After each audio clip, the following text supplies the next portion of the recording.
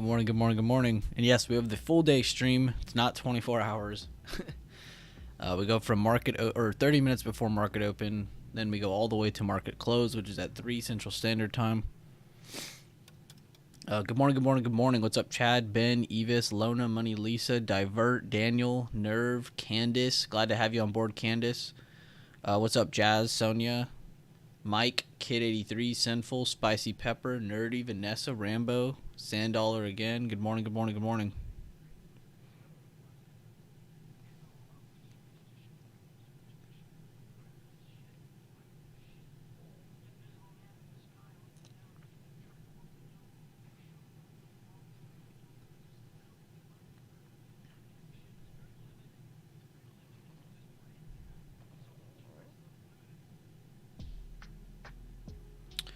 Good morning, good morning. What's up, Sonia, Romeo, Sing2, Alan, David, Mocha Lady,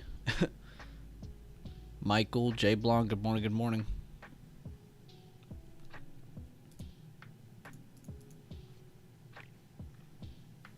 All right, well, let's jump right into things. As you guys can see at the top, we are opening at about 400 today. That's as of right now. We do still have 28 minutes, but we do have a couple things coming out right at open. I think 15 minutes after open, we have something coming out, and then like an hour later, we have something coming out. So that could bring some movement into the market, but we do have a bullish engulfing yesterday. We do have a higher open so far today, so we'll be opening just under this level. Essentially, we need to be watching over 400.35 and 400.60. These two levels will be key for us to reach 402. And above 402, we can maybe reach 405. So these are the two areas I'm going to be aiming at today if we do get some upside. If we get some rejection and we come back down, we have to assume that 397, 396.30s is where we most likely will retest if we do come back down from open or a little bit after open, whatever, whatever comes first. So that's what I'm focused on moving forward. Hopefully that makes sense to you guys. Let's go to the smaller time frame and see how much of that lines up.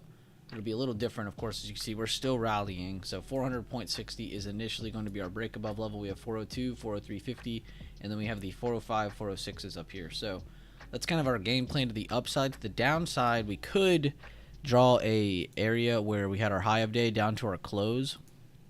And essentially what this would mean is under this area, we could see a pullback down to that 397.30s, like I was saying on the bigger time frame. So I'm going to color this yellow since it is kind of a median. I'm going to color this green because this is potentially a break above.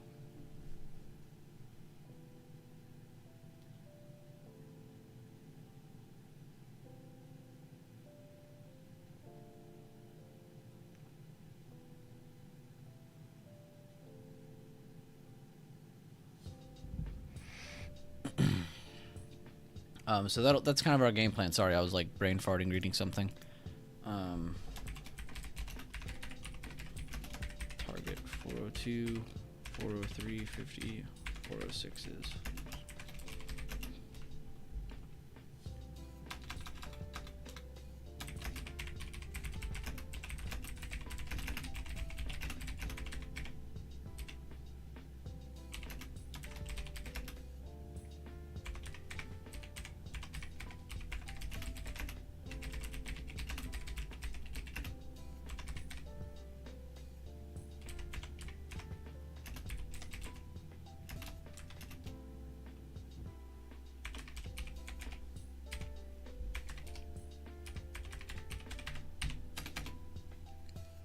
Alright, cool.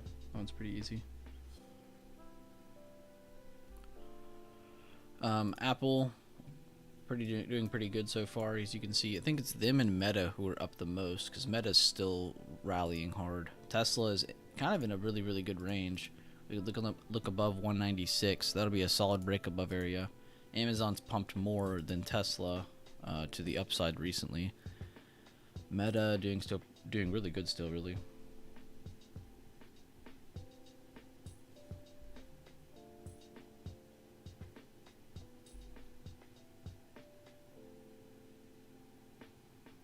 Microsoft's kind of flat. That could be a good one to look at.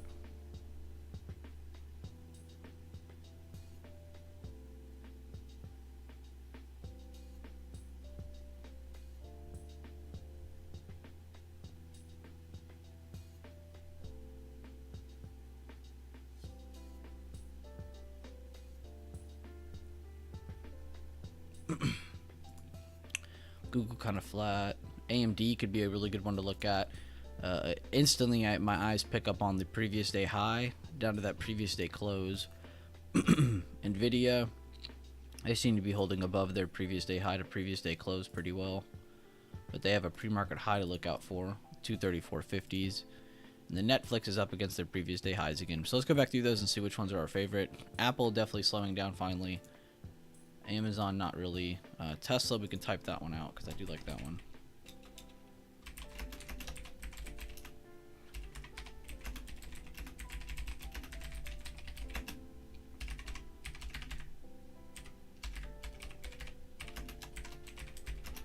Below 193.25. Target 191.30. 5/190.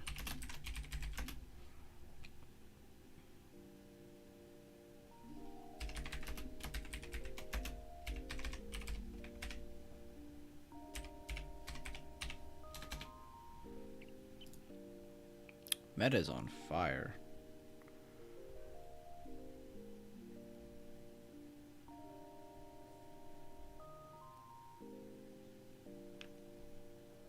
Google. Microsoft was another one that was kind of flat that I liked.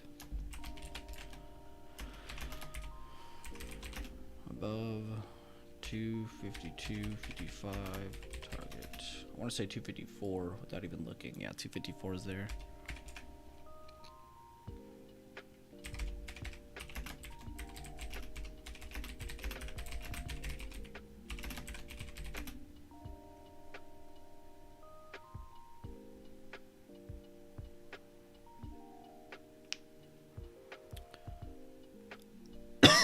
Below 250, 30s, target. Excuse me. I'm dying today. 249.55 slash 248.15 slash 247.50. Good morning, good morning. Be sure to go back to the beginning of the stream if you wanted to catch the updates and potential callouts on SPY. We have a game plan going. Now we're just kind of setting up a couple different charts now. Well, this one's pretty easy.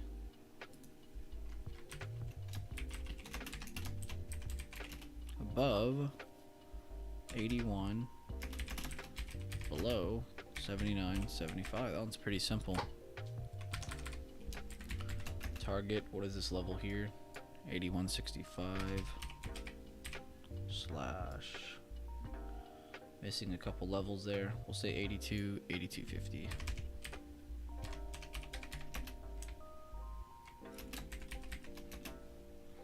Am I on the right chart? I am. I'm just missing a bunch of levels because there's normally levels in between here. Let's just draw a halfway point. 79, 10 slash 78.25. Nvidia. I don't like to do this, but I want to add both semis today. Above 234.55. Target 235. 80.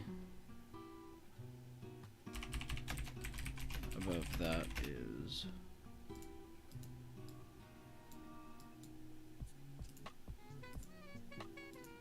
237.60. I'll just say 237.50. 239. Below. See, now we could do a couple things. We could say below this area. We could say below pre-market low, which is actually right here. 230.270.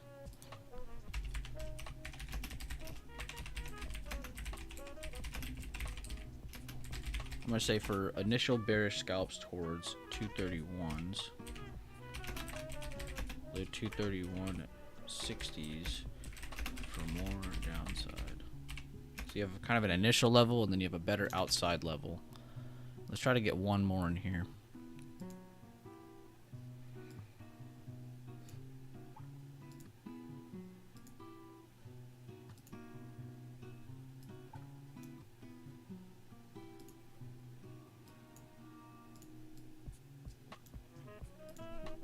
So here's previous day high. Pre-market lows right here. Alright, I guess we'll do Google then. Above 92.80s. Target 93.50. 94. Below 91.75. Target 91.25. Below 91.25. Target 91 slash 90.50 slash 90. And there we go. There's today's watch list. We can go back over SPY again one more time just so everybody's on the same page. Give me a thumbs up if you guys do understand what we're looking out for on SPY and a lot of these different tickers. My mic isn't low. I was just talking very quietly. I'm kind of thinking to myself while typing up the list, as you can see. But let me send out this watch list real quick. I need to get another screenshot of SPY.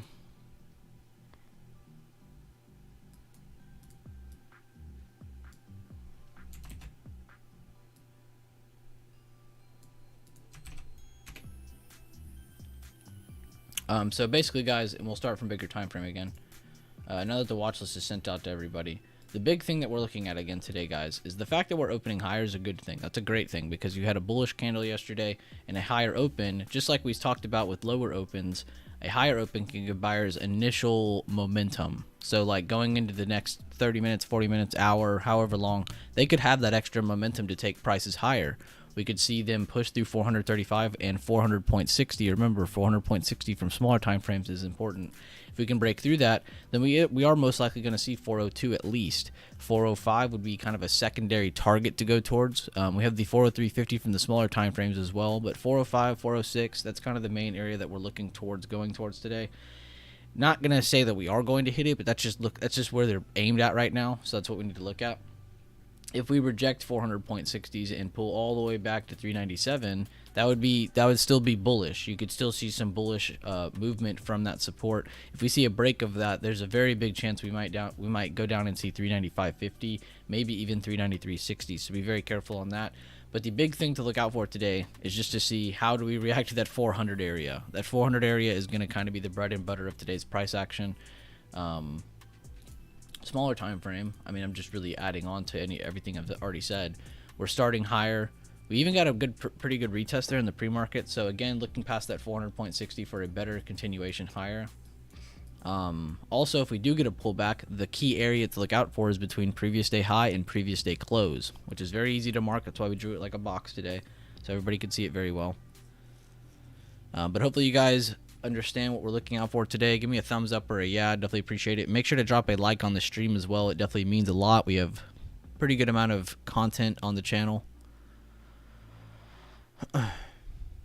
What's up, Jay? How you doing, man? Was also thinking about Microsoft this morning. Good job, Rambo. Yeah, and you guys should start noticing some of the better ones when you start seeing like the stock market up or down. Regardless, you know, you'll find some of those ones that are just kind of sideways or flat, which is actually good. Think of it as like building up a bunch of potential energy ready to explode.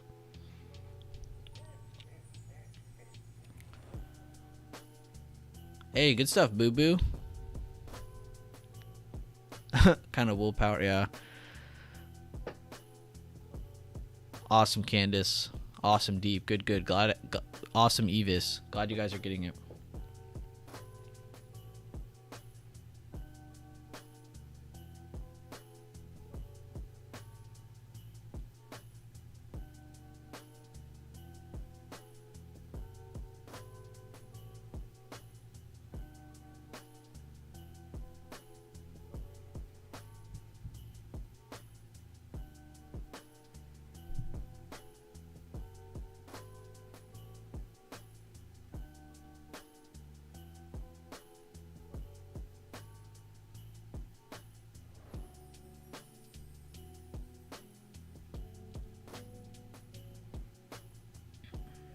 Sorry, just catching up to some messages on Discord.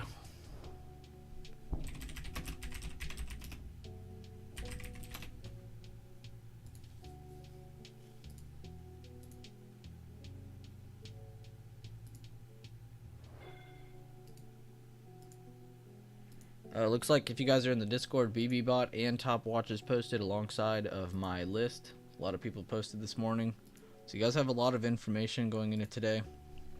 A PMI composite, 15 minutes after open, and then 15 minutes after that we have ISM services. Bostic speaks again today at 11 my time, so that'll be in like a little under 3 hours from now. The rig count, and then Barkin is 15 minutes after market close, so you don't even have to worry about him. But we do have Bostic at lunchtime.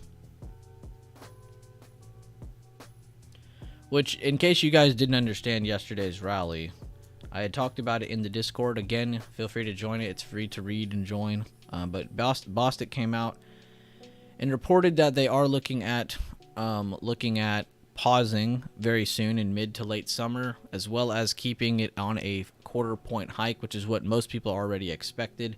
But the Fed kept the half-point hike door open just from a risk management point of view, and that's why we got a pump yesterday, because there's only been one other occurrence where they have said the word pause.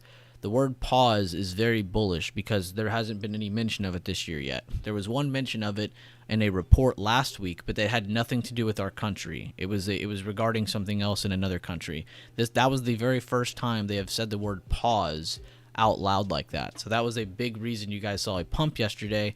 First 5 minutes pumped, next 10, 15, 20 minutes ended up getting a retest move, and then just kind of slowly ticked higher than that the rest of the day. Which, y'all seen me cover this weeks earlier. I said if they say pause, or if they if they shut the door on 50 points, you will get a pump. Now, the reason they haven't shut the door on the 50 points, though, is from a risk management point of view. They don't want to get caught back in the open, caught lacking again, so they're not going to do that to themselves. So we're going to have to pay attention to see, as more reports come out, as Powell comes out, as more of these Fed meetings happen, what kind of tone does the Fed have? But that was the big reason that was hit, because they haven't really said they're definitely doing 50, they're definitely doing 25. I mean, they have mostly been saying 25 points. Most of the Fed is doing 25-point hike. They just don't want to shut the door on the 50-point hike, if that makes sense. So that's kind of what they're going after. But that was very good reporting coming out of yesterday, so that was really, really good. But that was pretty much the entire reason we pumped yesterday, was because of him saying pause. We already knew about the 25-point hike. We already knew most of the Fed wants 25-point hike. We know they're looking at a period of time to slowly start pausing these rate hikes. They just don't know when. They don't know exactly when. They don't even have estimates for a year out from now. So, of course, they're focused on this year. But we've got about 10, 11 minutes till the market opens. I'm going to go grab a water real quick, actually, because I'm running low. I just realized. So I'll be right back. Y'all can listen to the music. Check out this beautiful SPY chart. I'll be right back. You get an insight and you know something, you know? But you don't want to say it out loud because you're kind of afraid that it's not going to be really true and they'll spoil the whole thing for you, you know? But when somebody makes you say it, then, and it's true, then it just makes it more beautiful of a thing. Do you want to go for the more beautiful and say it? Who are you?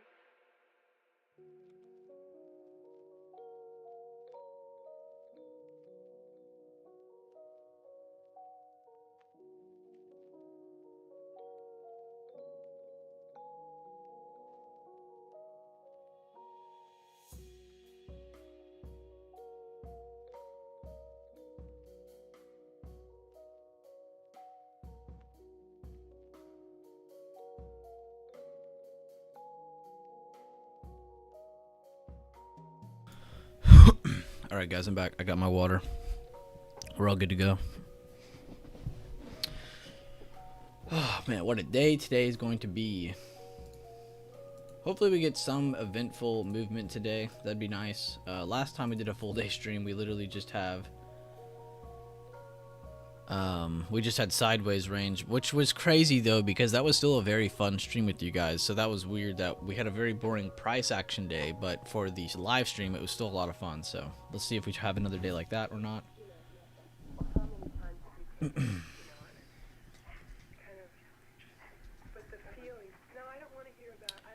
United States Emirate has privately pushed OPEC Plus to let it produce more oil. Duh. Like if so, well, if you take it this many times and you're flipped out, you can take it, you know. It's not that way at all. You can take it once and never have to take it again. What are y'all's top watches for today? What are y'all's favorite picks on the watch list? Are y'all watching something? Yeah, but a lot of info. It was a lot of info. That's true, Greg. You are correct. We did have a lot of info given out that day. I think that's what made it fun, was kind of me asking questions and us just kind of talking to y'all and just kind of doing some back and forth kind of action. That made that last stream a lot more fun, because it felt like it almost made the stock market seem like it was rallying or something, you know. But the market didn't do shit that day. Morning sunshine. What's up, Mickey?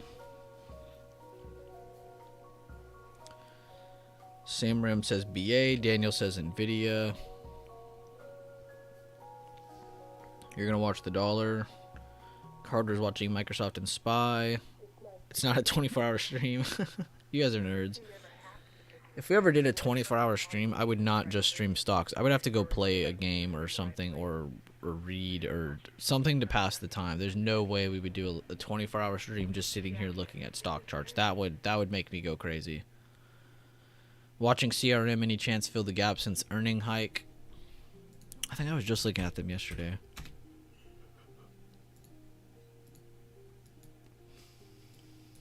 Yeah, I was, because I was looking at supply and demand. I drew this actually before that happened. I was looking at this because I like that CRM was kind of coming down and trying to hold this area as support. I was wanting them to go up to here, but they ended up doing that gap up after their earnings all the way to that next area of supply, which all I did was go from high of that move to the open of the last green candle. And then back here I just did from the low of the move to the top of the last red candle, and that gave me demand, supply. But it looks like as long as they maintain under the 194.50s, they should be coming back down. Overall, though, and I said this on Meta Gap Fill, don't aim for the gap fill. Aim for the resistance before the gap fill. So I wouldn't aim for 167.50. I would aim for 175, 176 area. Shit, might even need to aim for 178, 179. That would be a better passive area to aim for. But yeah, you definitely could look out for a potential CRM pullback. You need them to break this level here. God, that's a huge move. That is a potential huge move.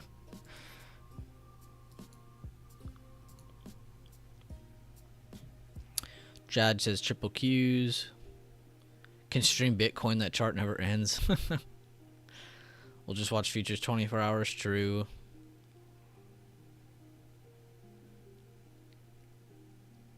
But yeah, good find, Mickey.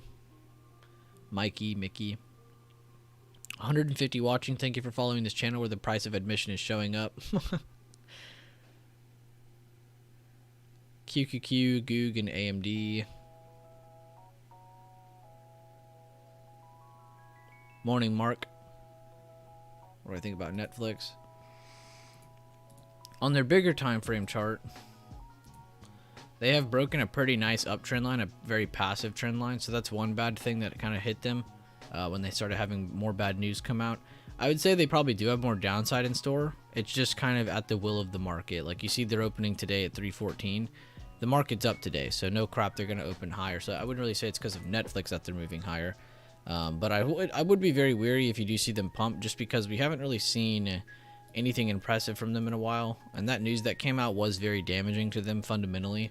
So that could have some longer term standing pullback on them. But the fact that they're opening at what I say 314s, let's hover over that. 314s doesn't really put them in any way, shape, or form in a good spot. They need to hold 312.50s, but overall they need to get back over that trend line. So that's one big thing you'll probably see them try to fight to do. And overall, what you want to see them do is fight back towards that 9 EMA, which is at 325 right now, a pretty good distance away. So you could still see some really good relief buyer moves back up to that 9 EMA / trend line from underneath. So I'd look out for a move kind of like that before any more pullback or before any more rally. I think they at least are going to do that. Just from the looks of the bigger time frame, you got this kind of like pullback, you got a retest, another pullback, and this looks more like a relief bounce so far, of course, with how the stock market's reacting this morning. But essentially, though, you could look past the wick high of yesterday to the meat of the last high, so you can look past this for a potential push to the upside. For a push to the downside, I probably would just wait. for the yesterday open. Kind of lines up with yesterday lows area here down at 310.90. So they got a pretty wide range for the day with a median area at about 312.50. That in between level you saw.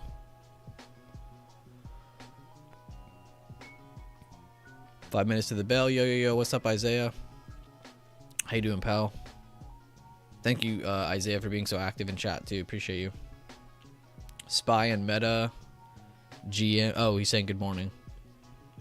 Flush it down Friday. Hell yeah, man. It was the inverted hammer that caught my eye from previous day or from yesterday. I didn't have a crazy amount of volume, but that is a higher amount of volume that candle deserves, so that isn't a bad candle find. But we got about 2 minutes, 40 seconds before market opens. Let's get Devin in here. Actually, I don't have to call Devin. I can just join the voice chat because that's where it is today. I forgot.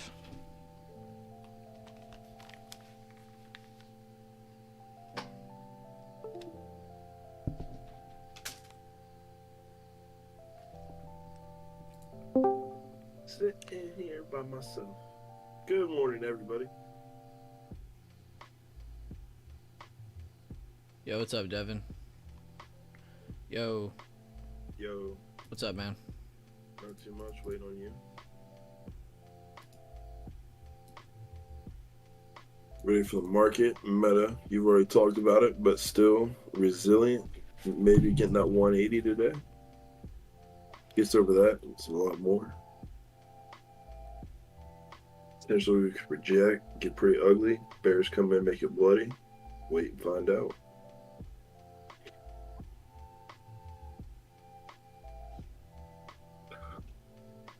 YouTube.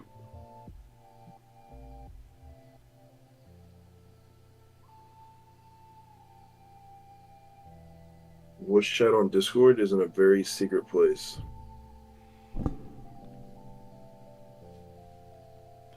Yeah, it's in a place where no one can see it. Because it's just for mods and all kinds of stuff to talk. I can't just give everyone perms because then everybody will want to talk. And then this will be very hard to listen to.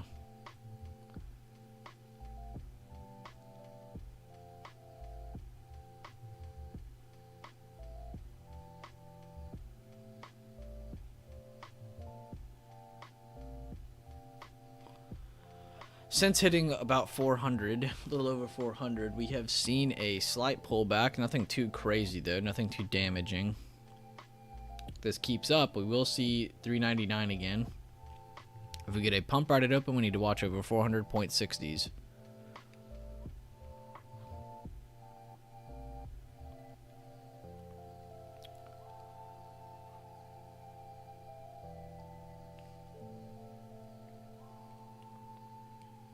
Yeah, it's about to be go time. We got 10 seconds, 9 seconds, 8 seconds. Look, such a long time.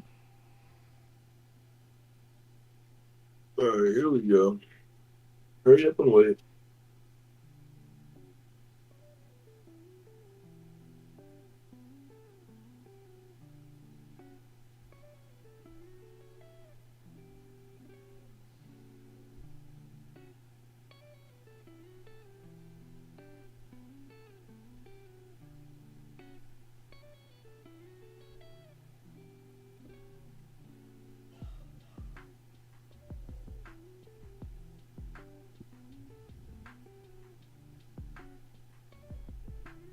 Daffy's out here assuming genders.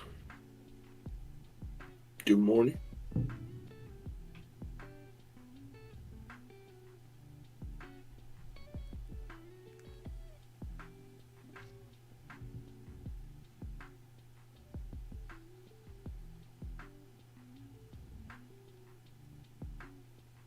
The video getting a little pop.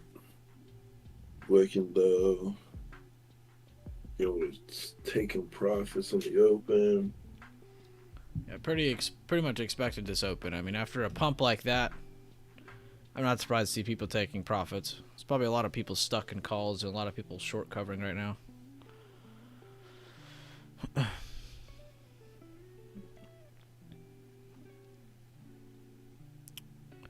Morning, Daffy. Good morning, Miggy. Good morning, Gary. Hope you have a great day. Another busy day for me at work. We'll be here all day, Gary. So you tune in when you can, man.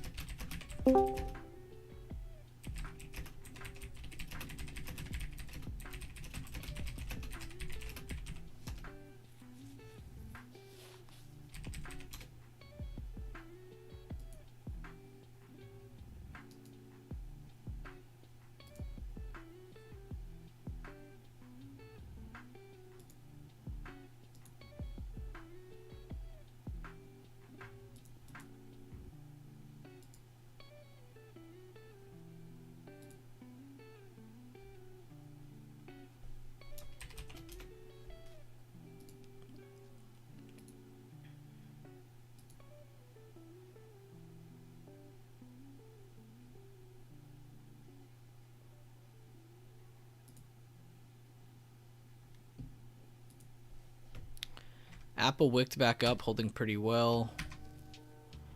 Tesla holding bottom of their initial range at 193.20s. Meta pulling back very harshly after a sharp rise in the pre-market. Microsoft also rejecting the break above. Google pushed up very well, rejecting the next area that they need to push to get higher, 92.80s. AMD's breaking to the downside the first 5 minutes. Nvidia's rejecting top of their range, kind of holding the bottom of their range right now. Netflix, very large pullback right at open as well. I'd keep eyes on AMD, guys, for a potential continuation to the downside.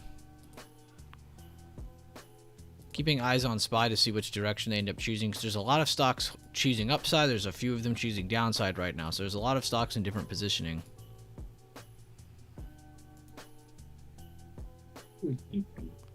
What's up, username? What's up, D-Touch? How y'all doing?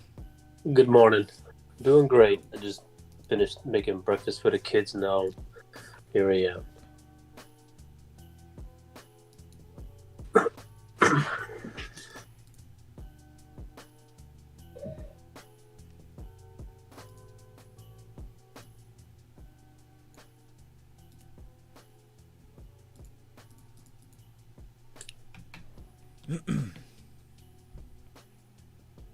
Dude, not anything going too crazy. I kind of like how Google and Amazon are holding up. Microsoft's coming up. Still some stuff coming down. Nvidia, Netflix. Yeah, Netflix, very large pullback. They're rejecting previous day highs and they're at previous day lows now. All in one 5-minute candle. IWM is about the same. Sold off from pre-market high. Pretty much right next to previous day close. I think my big thing today is I don't really care about how much we rally or drop today. I'm really just concerned to see if we hold 397.30s or not. Because if we end up holding that, we'll still have a very big chance going into next week, regardless of news.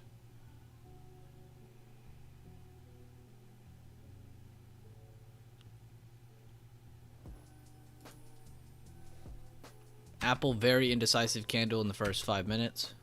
Keep eyes on the king for better direction. Keep eyes on Tesla above 196 or below 193.20s. Microsoft, you're still watching for a break of 250, 255 or 250.40s. Google still holding up fairly well. AMD holding down fairly well. Can also watch Nvidia for double confirmation on that move. Let's see if Netflix wants to take out that previous day low. SPY is basing at about 25 cents, so when it breaks, I think it's going to go.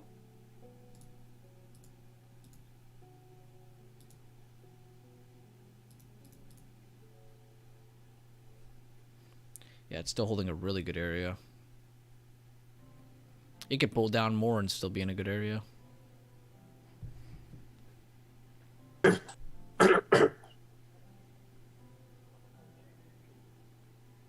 If you look at the 1 minute, it's just barcoding straight across.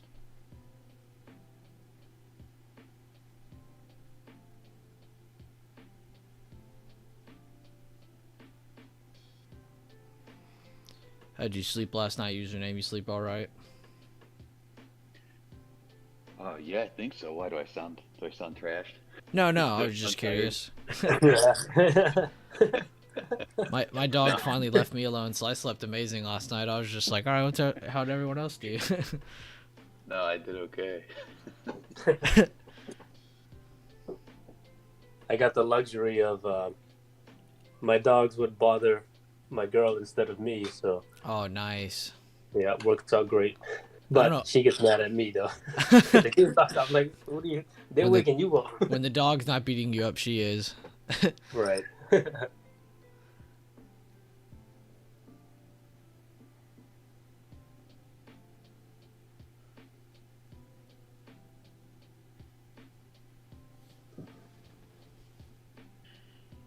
How's y'all's week been? Y'all been doing pretty good on trades? Y'all feel like it's just another reset week for you, or think next week will be better?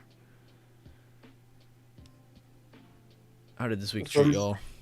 Yeah, for me personally, I've told you before, this past 2 weeks have been pretty rough for me. And I was talking to another member in DMs yesterday. He was experiencing something similar. When your self-awareness, me, myself, going through a lot of things on a personal scale, it affected my trading quite a bit. And then taking small increments losses back to back, it was mentally exhausting. But, just got to show up every day, review, do what you can, and just try to, like you just said, reset. So Just pushing through. Exactly.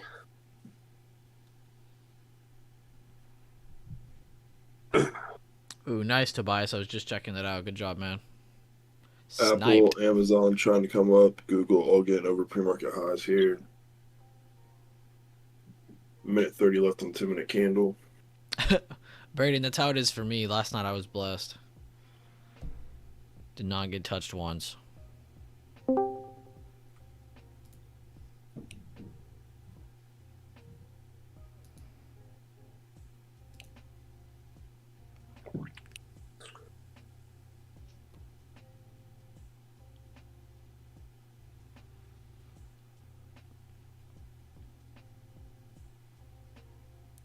Pretty indecisive candle on SPY second 5-minute candle. Just kind of holding to the right. Amazon pushing much more than Tesla. See if Tesla's going to hold this yesterday high. Apple holding pretty well too. Meta catching at whatever that level is, 178.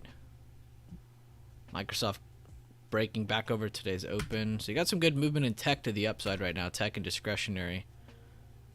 Tesla might be trying to get out of the bottom of their range and push higher. We'll see.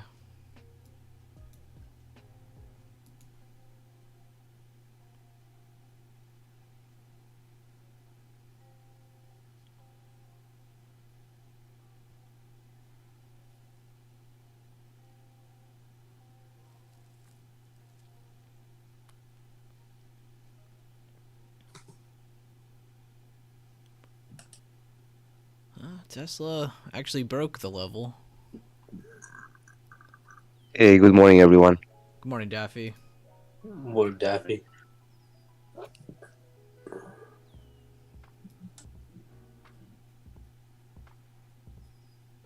I'm watching AMD as well today. B. Good, yeah, because that actually has a pretty sexy chart. It has a very nice range from the pre-market. If it breaks, it has potential for both sides, honestly.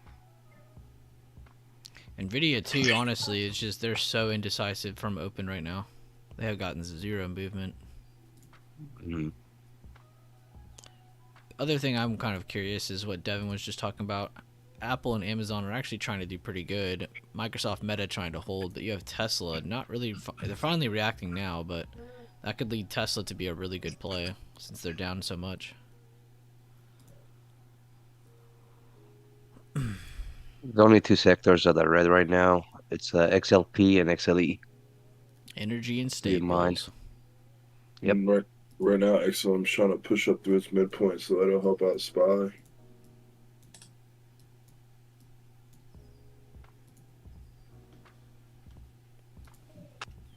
There's some buyers in here. Holding strong.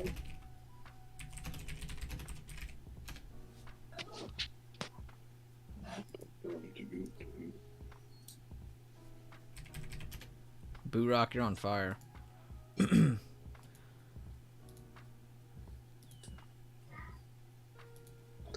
Apple new high a day. Beating too. Apple, Amazon, Microsoft coming up to previous high day. Hopefully, Apple's going to help pull the market up, be a leader for once, since it is the big dog.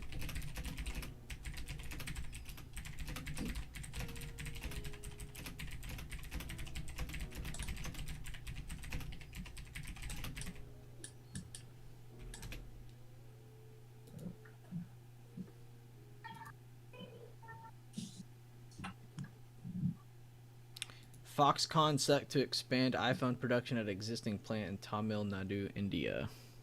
I don't know how to say that city name, but that was my best attempt. That's pretty good. Tamil Nadu.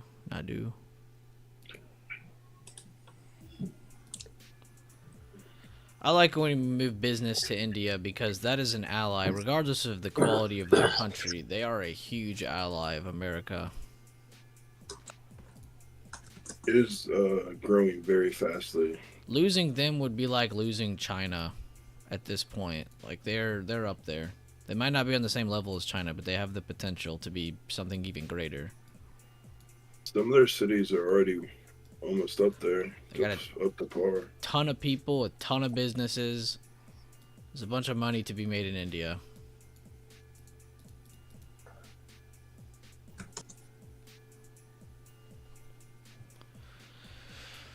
Them in Japan, those are probably our biggest allies right there in that little sea.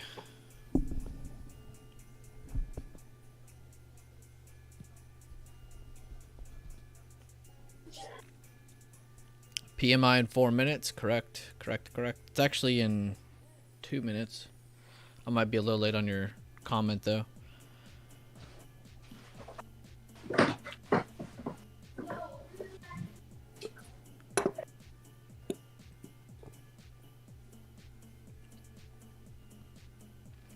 Spy struggling.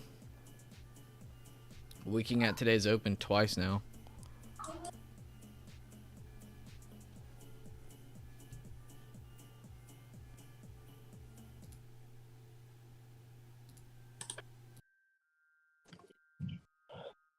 Meta getting up over his pre-market high.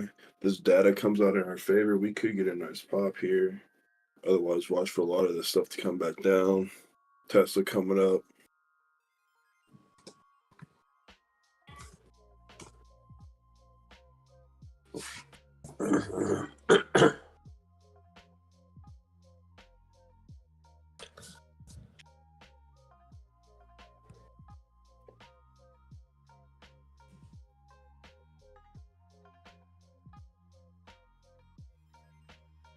Apple is trying to do something here, so she already break the pre-market highs. I want to see a follow through, honestly.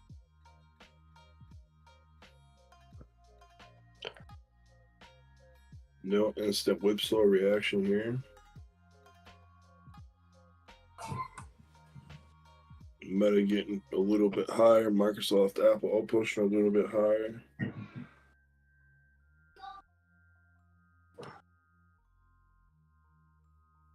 Yeah, I like SPY long here. As long as everything holds and keeps coming up, looking good to potentially come break that pre-market high. Stop loss would literally be at that previous intraday low of a day.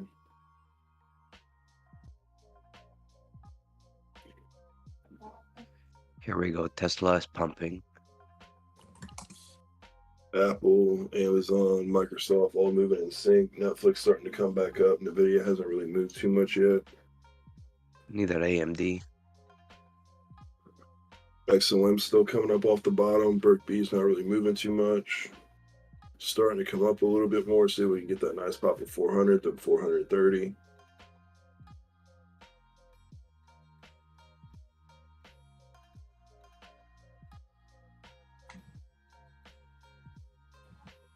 Yeah, 400 key level, guys.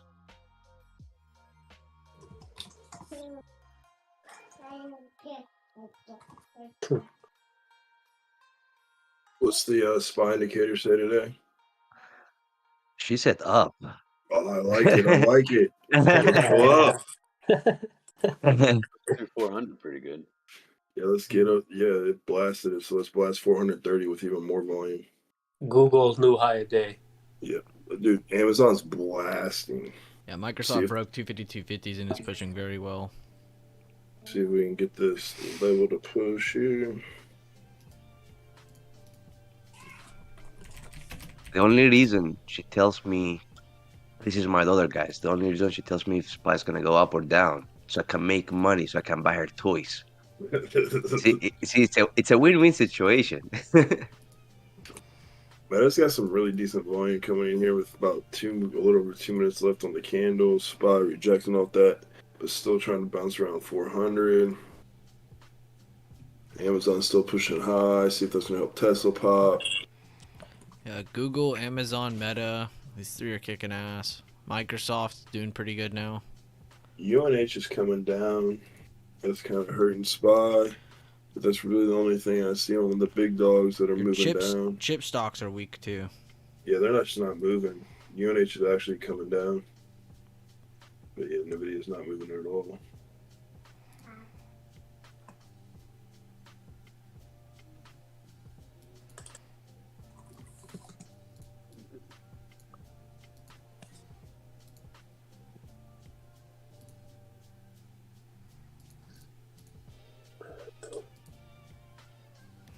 Welcome to the stream, everybody. We have over 200 people in here. Be sure to drop a like on the stream.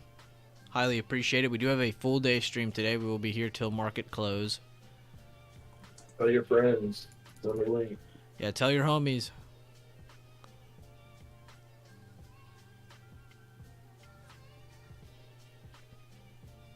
Good little dip and rip to start the day today. Not crazy volume to this upside. We'll see if they have enough fuel to get past that pre-market high and possibly 400.60s, which is a very important bigger time frame level from the daily to potentially push past to get us into 402, 403.50, 405. There's a lot of levels above.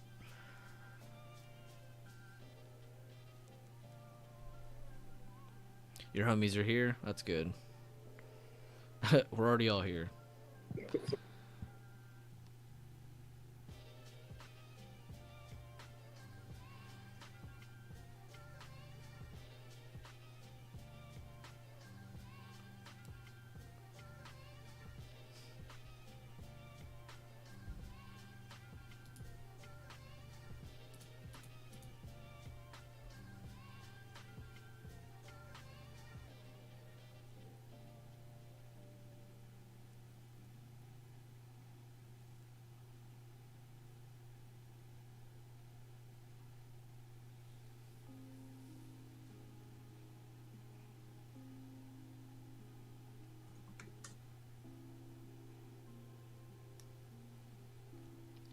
Pretty good volume on the second candles. We see people taking profits, wicking it down a little bit.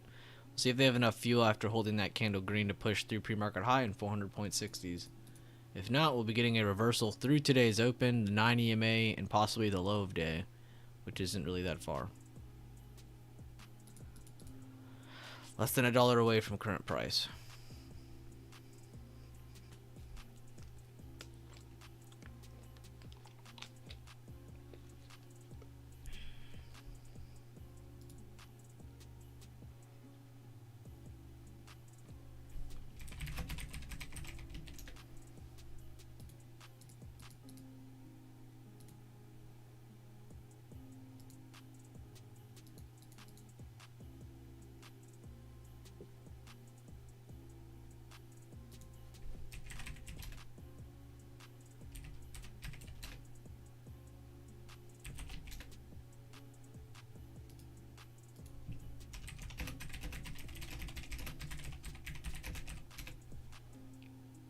Meta's still holding up really well. Google, Amazon, Microsoft, Apple just need the continuation through. NVIDIA's still not moving. Netflix actually went through yesterday high after that dip. Trying to play catch up, breaking through its previous intraday high. Netflix trying to break out.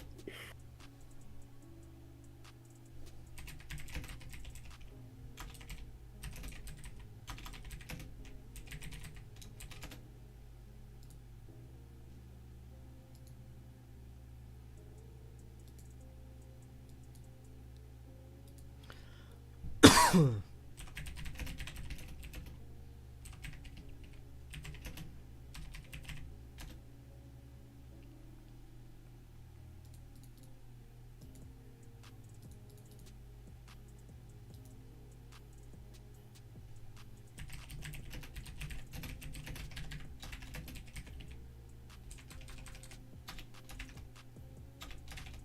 get a nice bounce off open. Meta pushing new intraday high. Tesla trying to get pre-market high. See if that's gonna pop. Netflix starting to get going pretty quick here. Actually, That is wild after seeing that first candle. I know. Yeah, it's pretty good steam. Spot's coming up towards our previous intraday high. What was Netflix's volume yesterday, dude? I gotta see this on the daily. Okay, it wasn't that much. Pre-market high on SPY. Yep, XOM still creeping up. Good call out by username, new high of day as we hit through pre-market high just now. See if we can pass this 400.60s, which 400.30s is actually a pretty strong level in the daily as well. So we really need to see past here as well. I'd love to see a push to 460 and then a retest to 430. Yeesh. Call it how you like it. That's Tesla coming up. Looking good. Microsoft, Google all looking good. Netflix flying. See if we're gonna get this pop here. Could also still see that test of open from here. 100%. We'll see what they do here into this candle. We're in the last minute and a half of it now on 5 minute.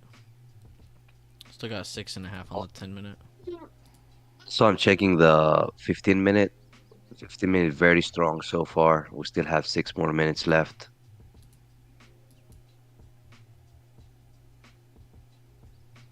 God, the 30 minute just. Oh, this is SPY, by the way. All right. Really nice push over pre-market. Yep, everything continuing up that we need to continue up so far. Now we're just looking to hold and pop this 460 with increasing volume would be ideal. A minute left on this candle on the 5 minute.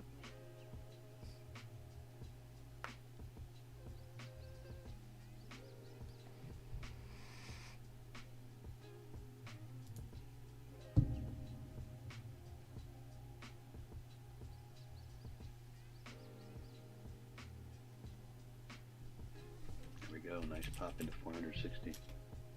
Are we going to continue on or are we going to retest?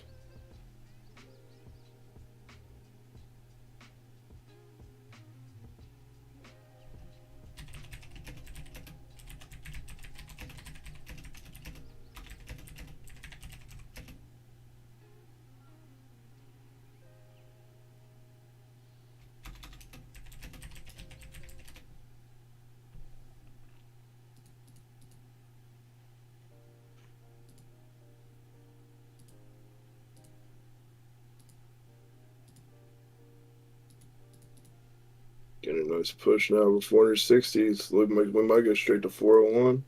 We can hold 401.60 now.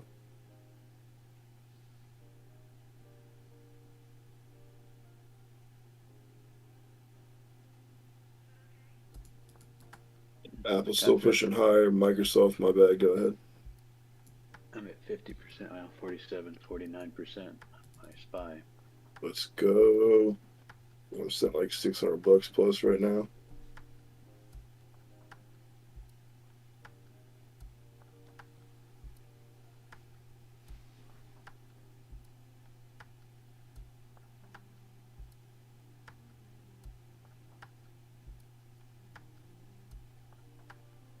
You have rising volume of the across the last 15 minutes. Yeah, it's a strong push.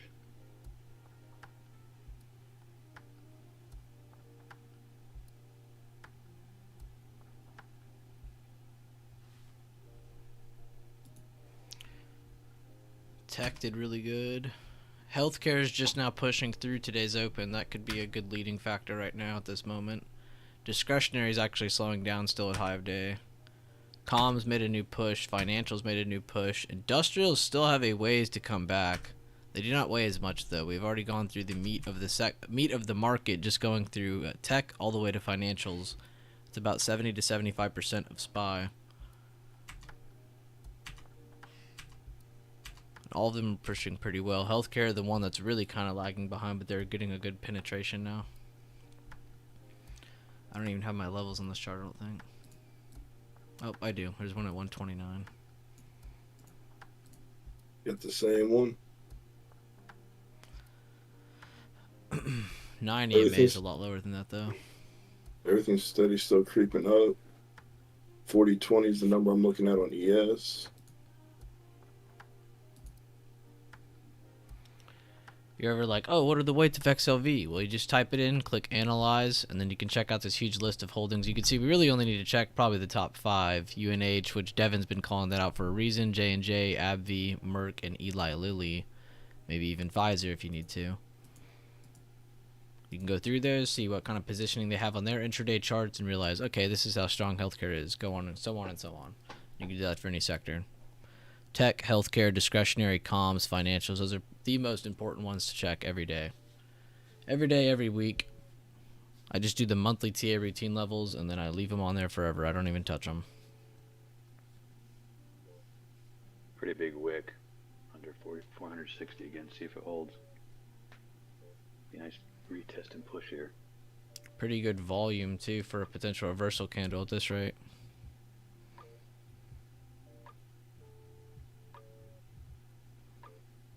Very strong wick to the downside. See if they pull it back up or not. Very good volume, though, in this candle. Yeah, we need a pretty big push off that.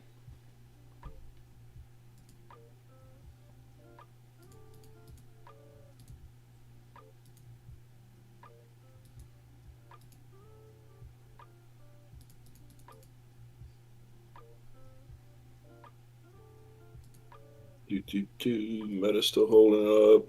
Apple making new high a day. Google making new high a day. Amazon retesting a little bit with Tesla. Nvidia still hasn't got going. Netflix slowing down. Berkby slowing down. Never really got going too much. XOM really needs to get over that yesterday high. See if SPY is going to hold this pre-market high now.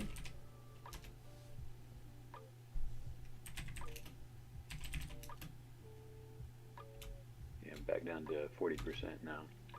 So if we don't get a good push here, I'll probably just get out. I exited towards 401 on the futures position I was in. Got like $700.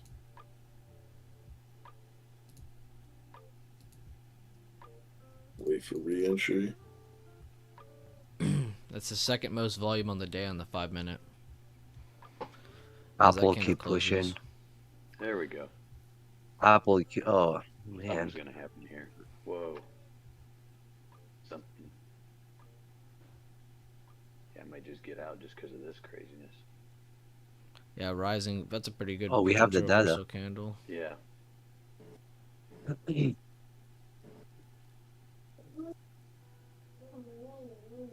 I set my stop pretty low.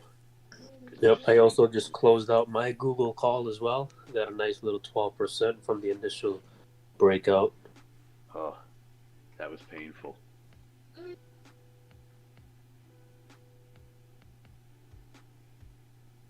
Wanted more, but that's the reason why I lose. So gotta stay disciplined, gotta maintain it, take what I can. Bouncing around on this number here, still no clear direction. Yeah, Apple's still holding a really good level. So is Tesla. So is Meta. So is Google. AMD's still in range. Nvidia is still in range. And Netflix is still holding over previous day high. Scandal just had really good short-term pullback. We'll see if they end up actually holding this with anything here. Still have today's open down here at 399.70.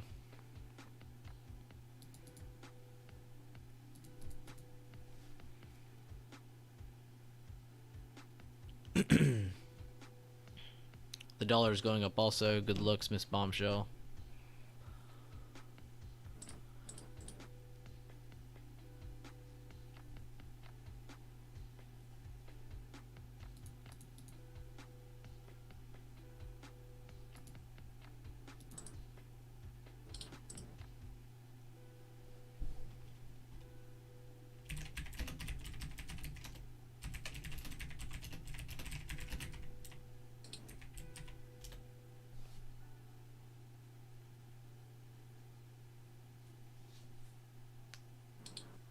See, Tesla, Microsoft pulling back the most. There's today's open retest on SPY. Yeah, it's a lot of volume coming into that though. IWM do lower day. Broke below previous day close. Let's see it hold. It does have rising volume.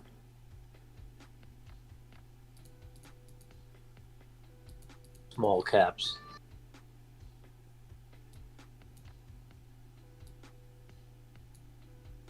All the bigger tech's starting to come down a little bit more now.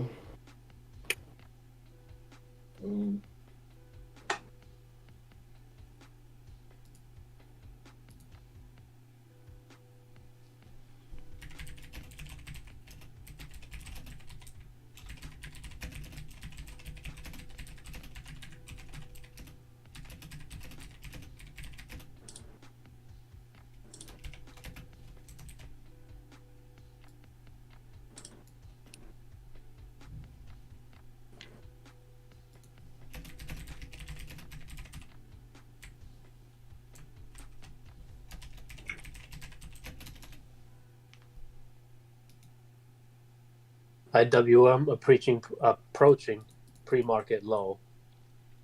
Single 5-minute candle just dropped solid $1. Mark Zuckerberg just announced Meta is lowering the price of its virtual reality headsets from $999 to $429 so more people can get into VR. That is a huge drop in price. They gotta be moving at some extent. Nope. Indecisive as ever. Holding up a little bit better than most stuff right now, though. Yeah, that's true.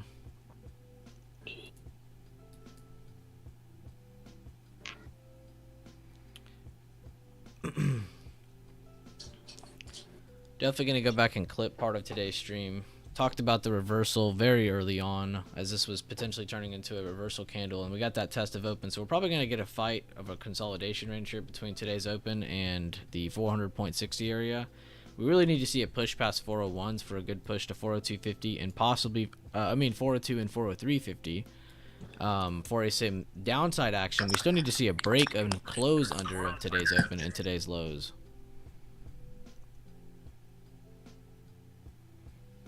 So we're still just kind of in the middle of nothing.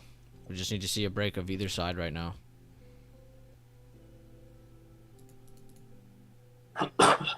Really good retest on both sides, though.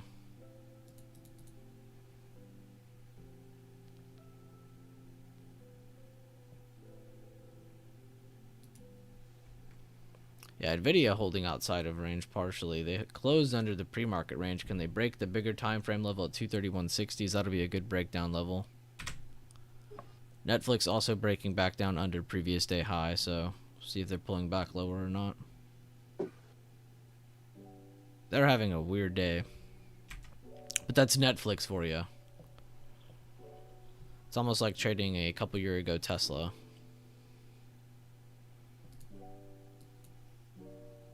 Still slowing down here. That last candle, by the way, was the most volume on the day on the 5-minute.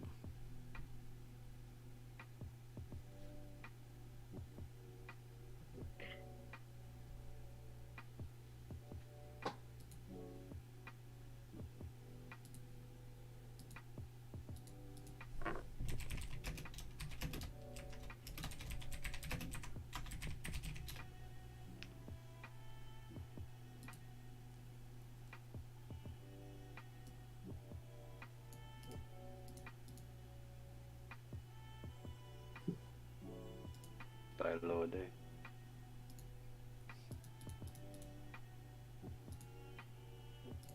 See if we can break through the midpoint now at 398.69.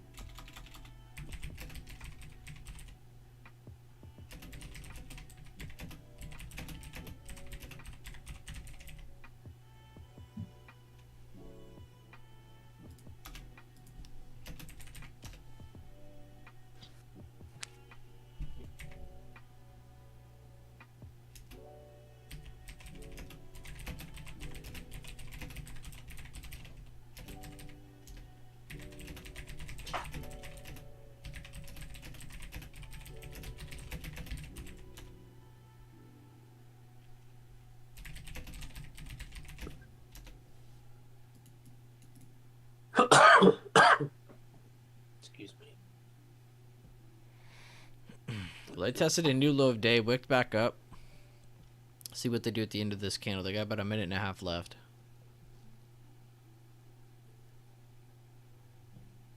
Morning, King Cabina. How you doing, man?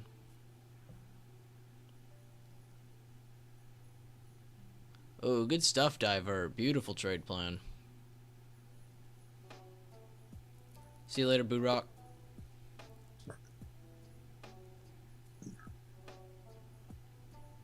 $3.99 is the key to the city. The video broke down pretty quick. Still holding down there. Netflix coming back.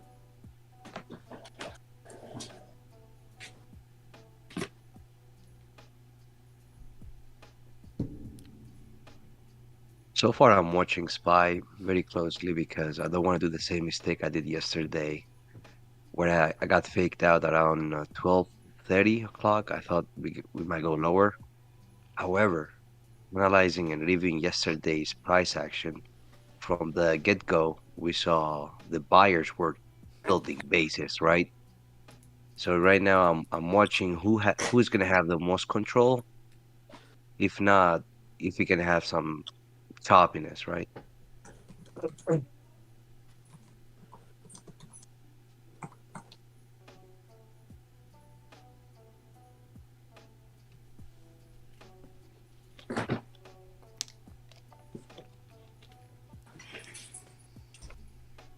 Sectors are still green.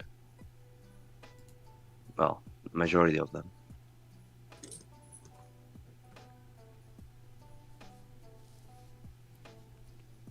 Yeah, it's really just smaller sectors that are down, which it's not bad to see staples down while tech and discretionary comms, financials doing not as bad as yesterday.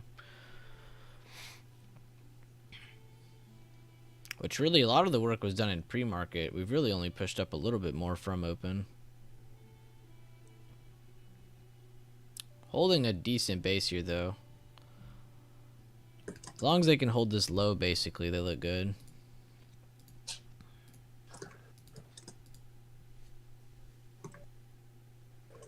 That can reinforce a potential second attempt at that 40, pretty much 401s. See if they get back above today's open, if they're going to reject and pull back down towards 399. Like I said, they could push lower and still maintain a pretty good spot. It just might take more time for basing to occur if you pull down lower.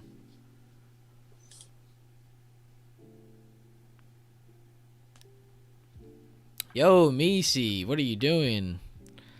Thank you, Josh and Devin, for all that you do and all that you are. Gratitude and appreciation. Love you, Misi. Nice. Thank you. The orange glow on the dono. So I'm really trying to hold here as Meta's moving higher. Apple's trying to come up. Tesla's trying to come back up. Oh, yeah, good mention, Terry.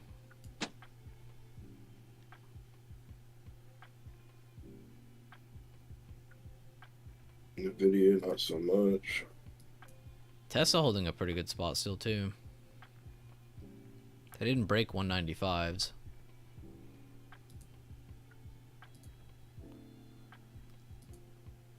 Microsoft and Google still in decent spots. AMD building a higher low. Nvidia did push lower, but they are holding a bigger time frame level still. 231.60s.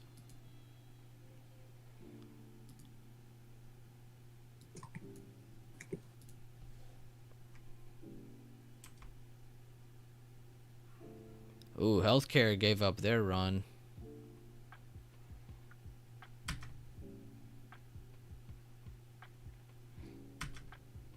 Discretionary, comms, tech all still holding.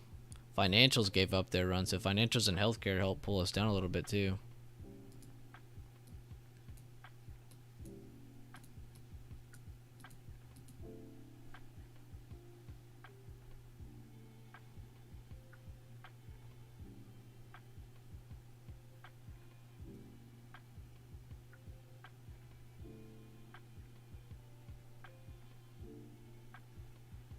Was trying to make a new high of the day. Let's see.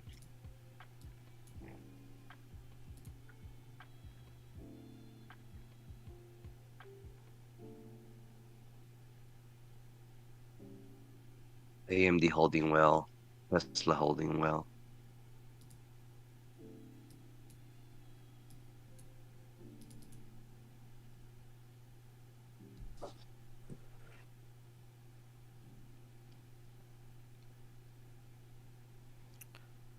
This one's still working. This one worked. Amazon trying to come up and make that new high. Meta, Apple all making new intraday highs. Still in play.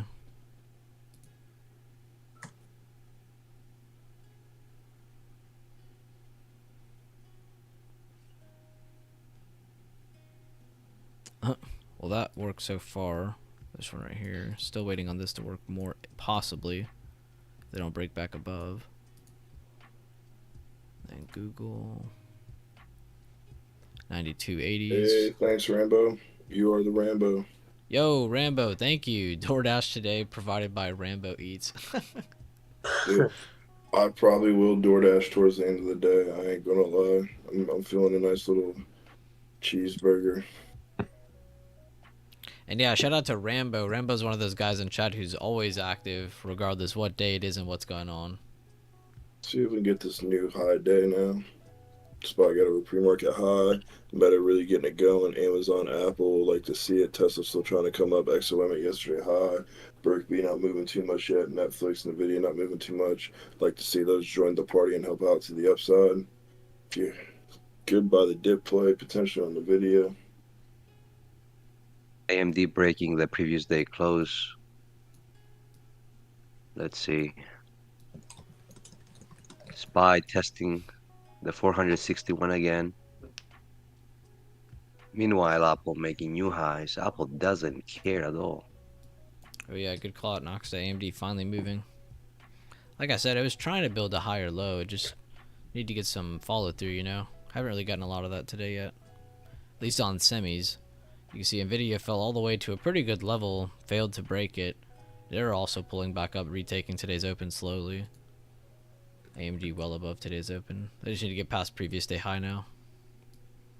Then it's like, alright, buyers are here. And then 81.65 might come in quick. SPY though, definitely tanking back up. If you go back to the sector charts, you can see tech back to making a new high. Healthcare finally catching some slowdown, but hasn't really moved much. Discretionary made a new high. Comms made a new high. These have been the three that have been holding up the best this morning. Financials just now retaking today's open. They also took a little dip with healthcare. But that's what's moving. And yeah, semi's not really participating as well. AMD is. I'll say AMD is just not any new ground, you could say. Nvidia definitely getting some reaction, but yeah, they're even worse off. SPY not making that new high day yet. Still 3 minutes and 30 seconds on this 10-minute candle. So far, wicked off with a lower high. No, Mike, you're right actually, because SMH, SOXX really not participating at all. SOXS. It's definitely pick and choose, I guess, because there's definitely some that are probably moving.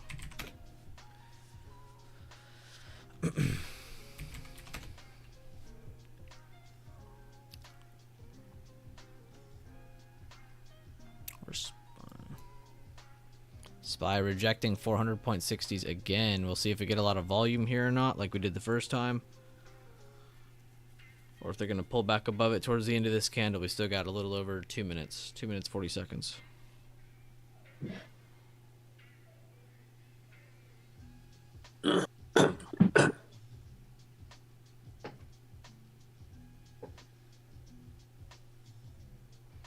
Yo, good stuff, Nox, though.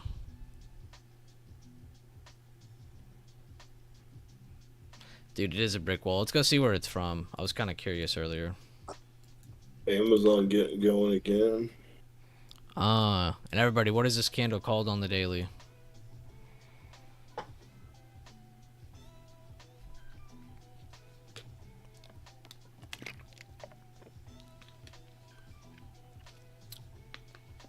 Maribuzo.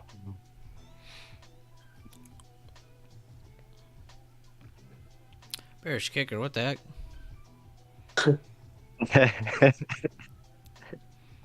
A for effort. Come on, it starts with an E. An emerging candle. Come on, I can't believe nobody typed that. Tickle pickle Cleveland. Netflix coming back up, Nvidia coming back up. I'd like to see if we're gonna keep moving higher.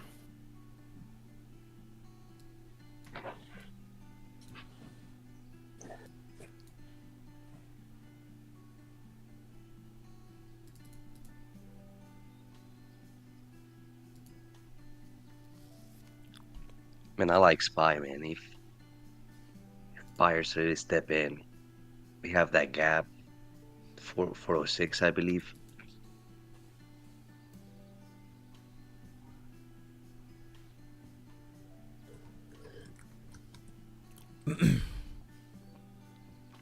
It's a weekly level too. Nice, nice, even better. Thank you, $10. Yo, thank you, Sandollar. Thank you for the fruit punch coffee.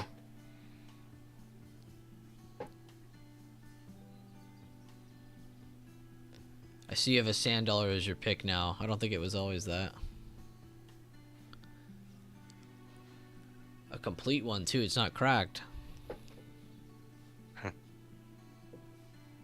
Tesla triangling. Wait, what?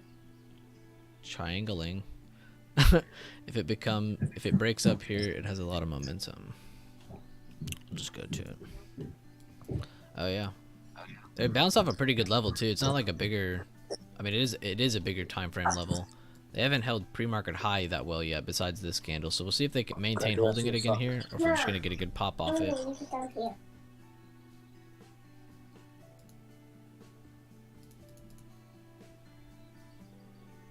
First 10-minute candle. Oh, you're good. First 10-minute candle's trying to open up on the above the pre-market high on SPY. See if it's going to open up and hold above and push these previous wicks.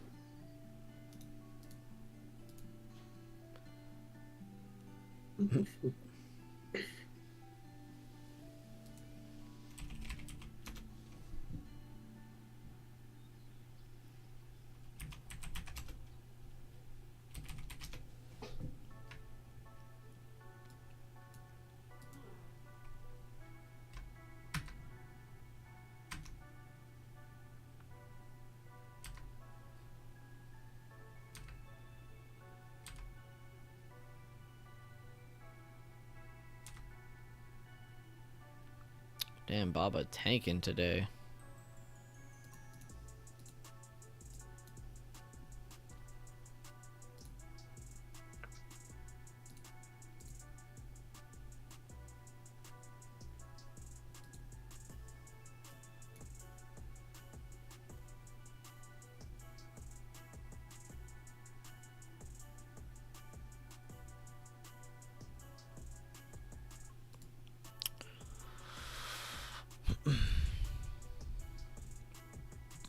Something I want to add.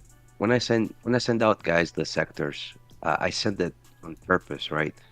The reason I like to look at sectors, I like to see which tickers inside that sector they have a potential for momentum to the upside or downside.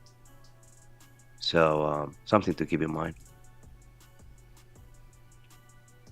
Netflix trying to get back over that yesterday high. Previous intraday high still above.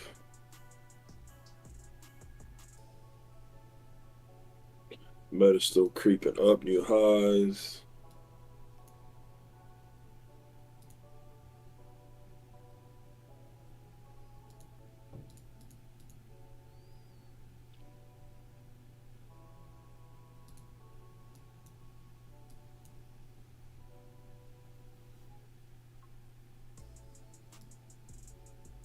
Yo, thank you, Mel. You didn't have to do that, man. Thank you so much for that. The chat celebrity. Yeah, Mel, he knows what he's doing. He knows the dollar is up. The Canadian has more value. So that's less money for him, technically. Stonks, to be honest, stonks. SPY popping that previous intraday high. Here we go. Oh, here we go. That was, yeah, SPY, man. I don't know. Show me 403. 403. I just want 401.30 first. Yeah, but you know, looking at the bigger picture. Oh yeah, get 403. go on the Outback.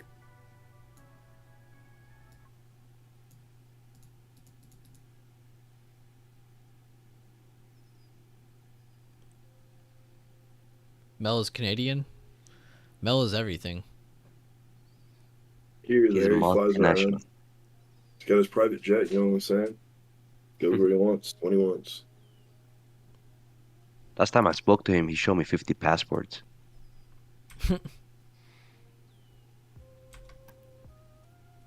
Discretionary new high of day. Comms new high of day. Tech not a new high of day yet, but they're very close. Still pretty much up there. Healthcare recovering a little bit. Remember, financials were down too. They're now also back up close to their high of day again. So financials and healthcare recovered as well. That's, guys, checking just through those first 5 are very important because that's 70 to 75% of SPY. So if these are all moving up, what do you think SPY's doing? Moving up. So it's just good to get a quick glance at them. I would learn at least the top 5. Go through their top 5 weights. At least top 5 weights.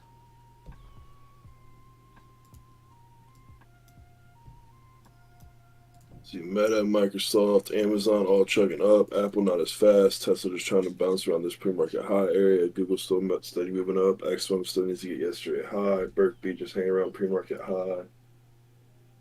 NVIDIA around opening price. Netflix still trying to come up over yesterday high, but below previous intraday high.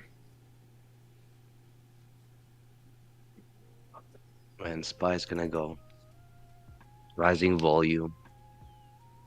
Like to see it, bud. Let's go. 4130 and blast. Rising volume. Don't look back. 403. Hitting 4130, 5 cents off. Blasting Here we go. 4132. Printing. Let's go. Hitting the freaking big. Let's go. Nice little push. Meta pushing, about to get increase in volume. Got quite a bit of time left on this 10-minute candle, so be careful for them to wake out.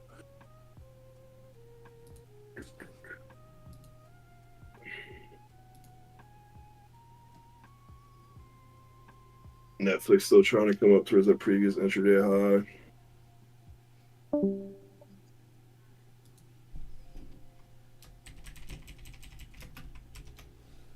We can just get really nice prints over 4130. Should get a nice continuer here.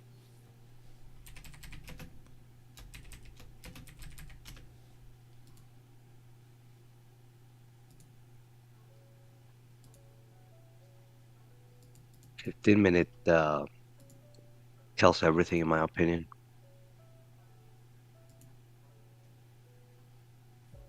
Pretty low volume on this push so far on the 5-minute. It's only the first minute and a half though. I can see XO and Berkby start to help out. The video would be nice to see if they would start helping out. Yeah, I'm not liking this wick on SPY. Yeah. If we don't hold previous high, I'm gonna get out.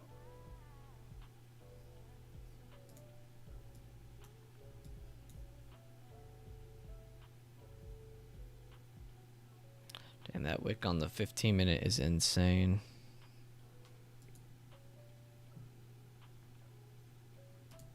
My stop's just below this 5-minute candle. I learn anything from B besides the levels. It's the when you're in doubt, zoom out. That's a great code, man. Dude, it totally is, because you look at the 15 and 30 minute, you're like, oh, hold up, never mind. Yeah, I mean, Those are holding up so well, actually. The hourly, too. we focus too much on 5 minutes, but when we zoom out, it might give us a different story.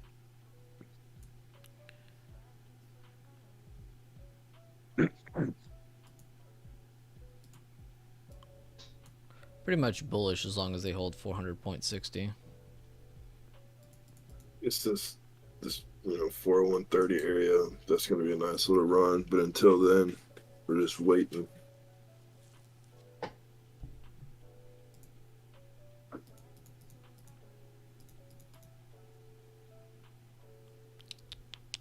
Yeah, we got to go on that 0.5 second time frame.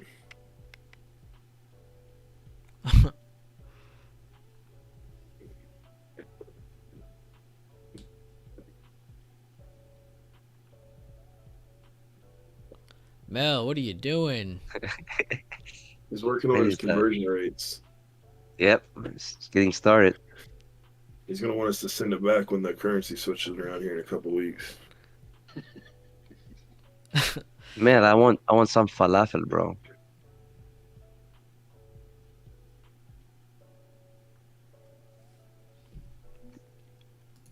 Could call out Boo Boo. Yeah, they're still holding a pretty good area though. But yeah, very ugly up to this point. No follow through. Money, Lisa. We got a minute to the next 30-minute and 10-minute candle. Meta though on fire. Yeah, increasing volume on the 10-minute with this whole minute left. Apple's almost at previous intraday high. Amazon pushing new high. Tesla creeping up. Watch that break over previous intraday high to 198. Nvidia still hasn't popped, so if they pop their pre-market high, that's obviously a play. That's if we continue up. If we reject, downside plays are available. But right now, we're waiting for this 4130 that you're battling right now in front of me. In seconds. 30-minute candle pop this level.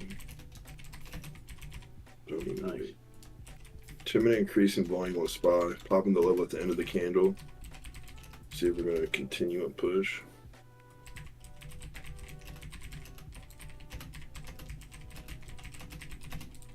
Boy, that rejection, though.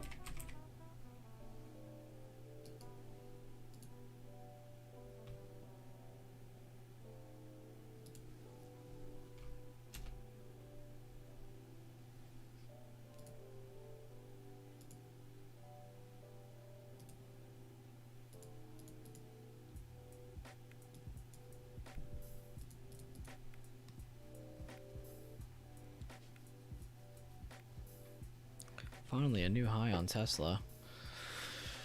Is Tesla finally going to get a late push towards 199? How's Amazon doing? Amazon's holding up pretty well too. 94.30s, key level. Is AMD going to go green again? Or will they pull back down? They're fighting today's open still. It's 25 minutes later. Yeah, Nvidia too still just can't get going. Those pivot directions should be a nice play on them still.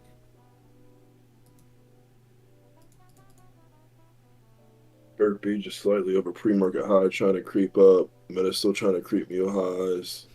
XWM holding up, but still over that, under that yesterday high. Needs to get over that level to continue up. UNH just slowly drifting down, not too much.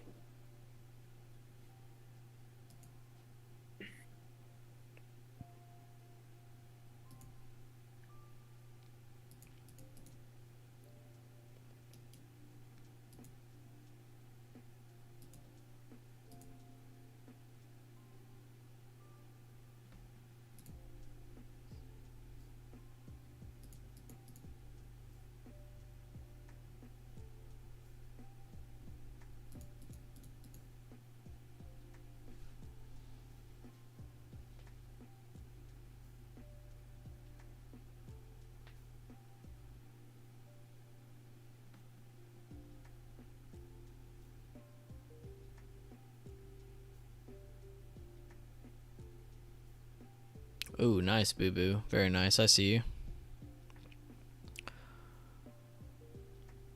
Alright, we'll see you Monday, Lisa. Be safe. Mel, thank you, Mel. Again, thank you again.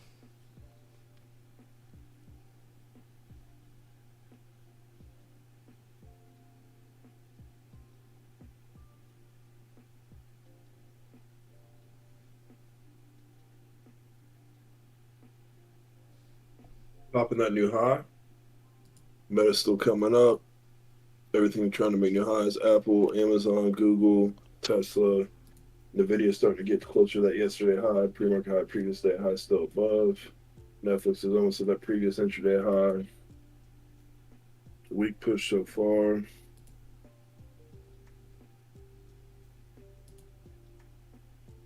Microsoft pulling back. Apple slowing down at 150s. It's so crazy to see them back up there so quick.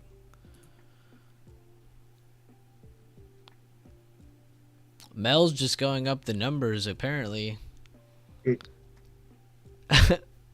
Mel, you're nuts, man. This for Devin Burger, too. He eats too much, so we'll buy him one.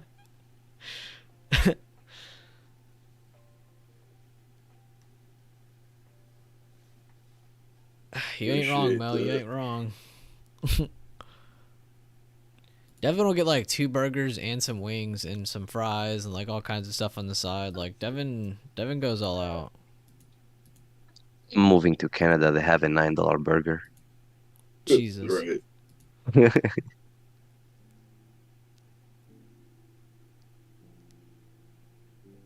Going down here still against the 4130. Still holding the 50% of the last 10-minute candle though, with decreasing seller volume, so potentially set up a 3-bar play on the 10-minute time frame one spot at a good level of interest, which I do like to see. So if we hold here with this decreasing volume, we could potentially see us push up through this level.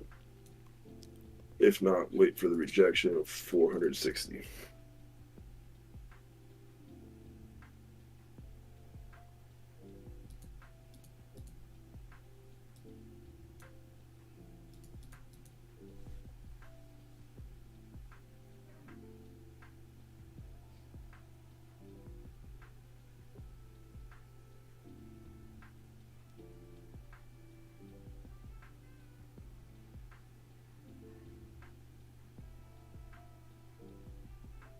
You guys stop making me, dude, for real. It's not even that. It's been an hour since open. Already thinking about burgers. I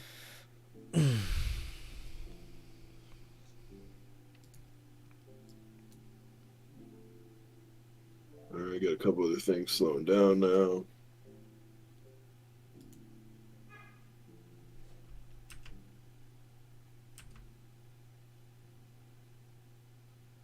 Calm's got a pretty good reversal candle on their XLC chart. That's Meta, Google, Netflix sector.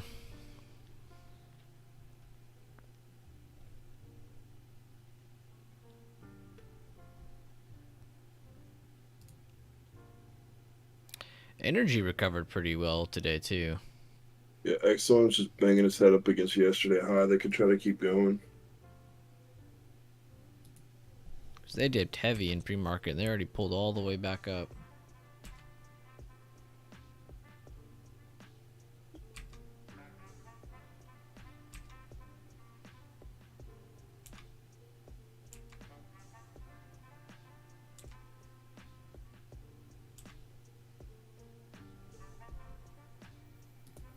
Oops, I just keep clicking the wrong button, don't I?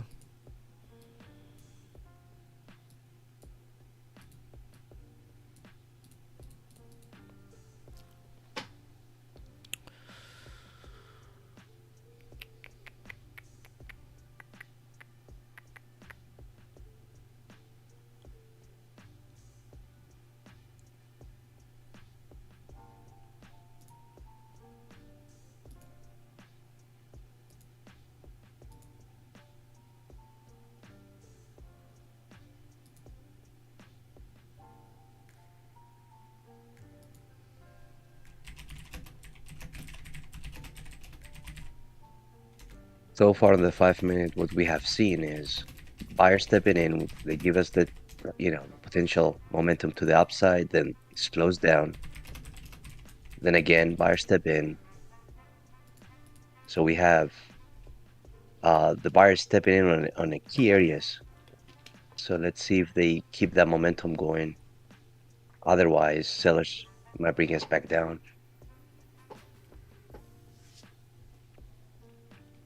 I hope that makes sense. Just this is how I analyze the market sometimes. Just I want to see where the strength is.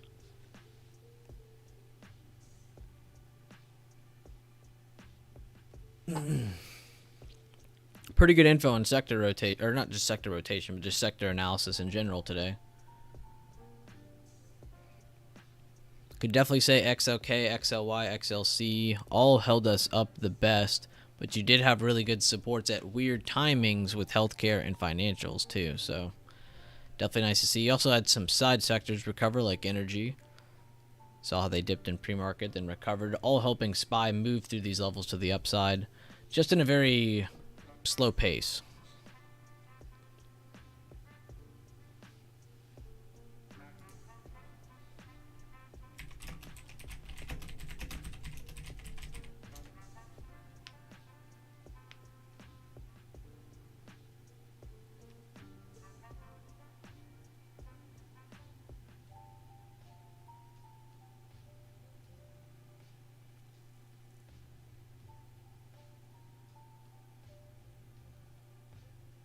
Meta's still making new Mel. highs with decent volume. Mel. He said, oh, sorry, I forgot the drinks, Devin, man. The drinks. I drink a majority of water. My weakness is lemonade, though. Stuff's so good. Who would have thought? I would have guessed spinach juice. Spinach is pretty good. Yeah, apple not moving too much right here.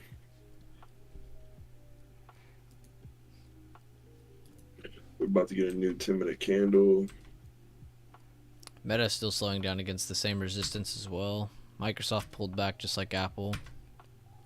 AMD and Nvidia also pulling back more. Netflix still holding pretty well.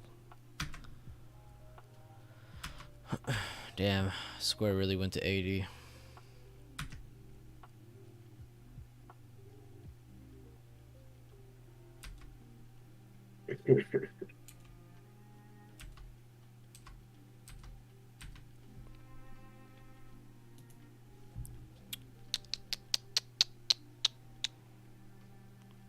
Devin does like his Christmas trees.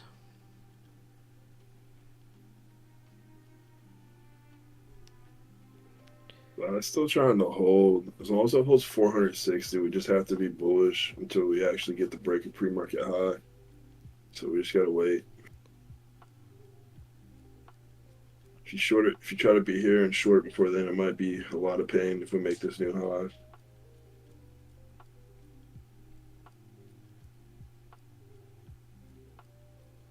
See you later, Tobias. Have a good day.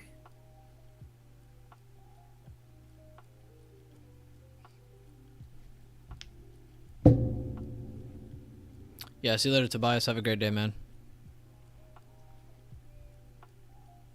He said we'll be back, though. We'll see him again. We shall see him again. Traveler, today's a full day stream. It's Friday. Starting now. Trying to start now. We're going to start doing every Friday as a full day. Mel, what are you doing? It's like 2, 3, 5, 6, 8, 9, 10, 20. Mel, calm down. Like he's at the club throwing money. Yeah, for real. I need to add some sound keys so I can just start spamming air horns after stuff like that. Boom, boom, boom. Yeah, there you go. It is.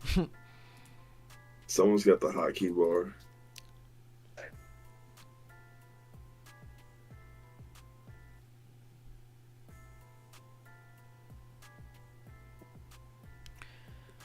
Just stay watching to see if SPY can hold 400.60s. That's again a pretty good bullish area. As long as that holds, you should see good bounces. They break under that, can bring some nice pullbacks down to 399.70 again, which is today's open. It's Friday, guys. If you Lucky don't Friday. trade, good. I mean, I don't like trading Fridays for some reason. I realize I have a lot of losing Fridays, so I just try to stay away from Fridays. I like to protect my capital for the next week, so something to keep in mind.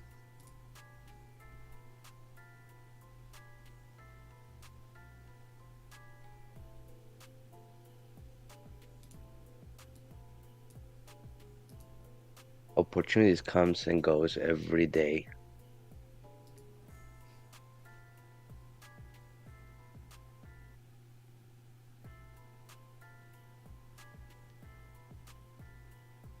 Got some stuff retesting the 9 EMAs on the 10-minute. Microsoft, Apple, Tesla, Google. See if they're going to push up off those for another push up.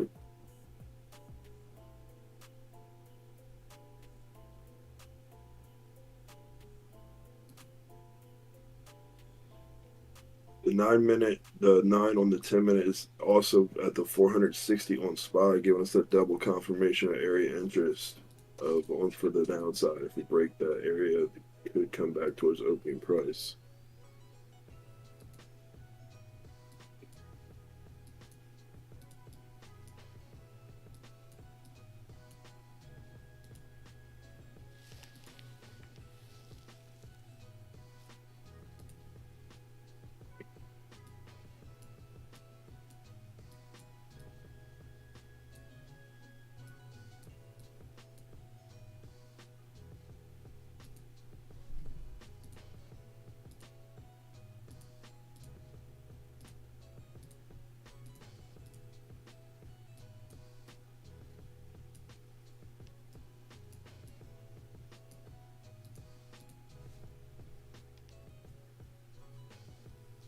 Yeah, we're going to do that here in a little bit too. Do what? I just need to pull that up on stream. Oh. I forgot about that. I was just pulling up your Twitter to promote it. Yeah, I'll probably do that around like 12. All right, guys. So about 2 hours and 15 minutes, Devin will announce his giveaway winners.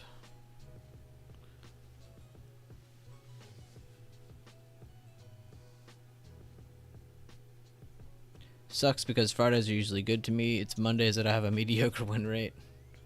I feel like everybody, and I don't want to put this in perspective as like this is definitely a thing. Like I actually don't believe in you guys ever having a true like, oh, I can't trade a Friday or I can't trade a Monday. It's different every week. It's different every month. But it seems like some people do believe in like, oh, I'm really bad on Mondays. I'm really bad on Fridays. Blah blah blah. You know, just try to think past that. That definitely can hold you back some. Every day is different. That's how you should see it. I agree with you, Josh, 100%. It just it's a mental thing, right? It is 100%. It's Friday. You wanna like if I had a green week so far, sometimes what kicks in is the greed. So let me push a little bit further with more money. We end up losing more. Yeah. It's all mental. Breaking Level said, I'm bad on weekdays. Oh, well, that's unfortunate. Oh, that was good. Days that end in Y, I really struggle with. Devin struggles with Saturdays and Sundays because he has to wait. Same.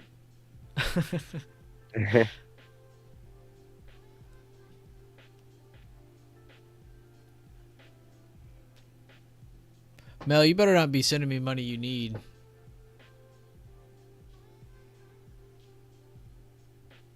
This is money from his SPX puts last what was it, last week?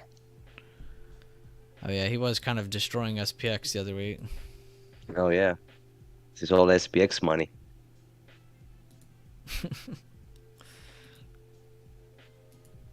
But still just hanging out.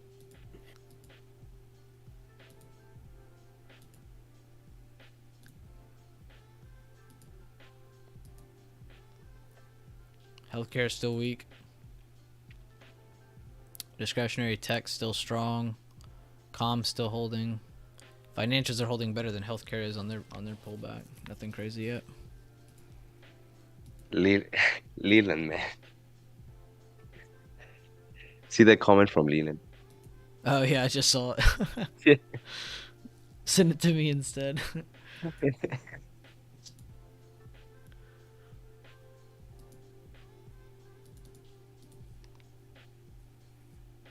Let's see.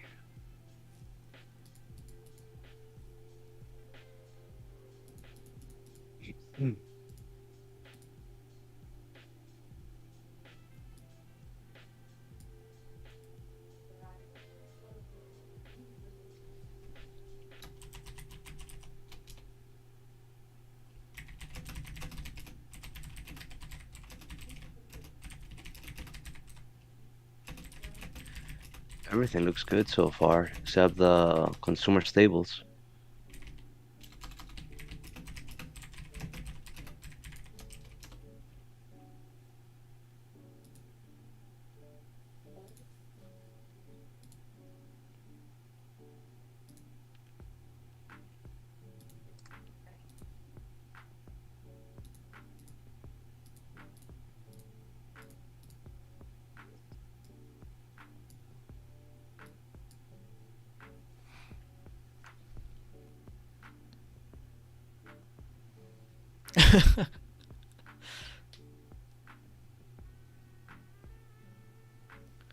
Mel is sending the trading commissions he's saving from not overtrading.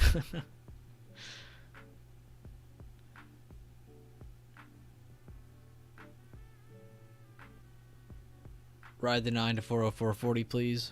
It's a very peculiar number. I respect it.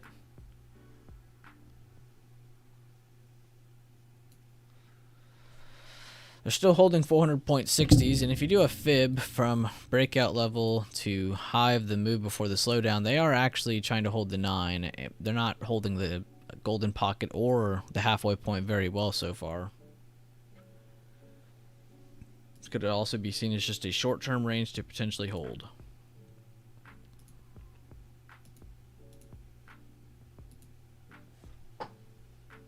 If they lose this short-term area, they most likely want to retest 400.60, and then you can see if they validate further, they can break 400.60. If it invalidates, it'll hold.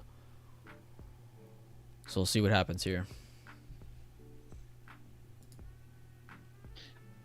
Volume is really not favoring anybody here, but we do have a lower high, so I would say it slightly favors a potential pullback down to the breakout level.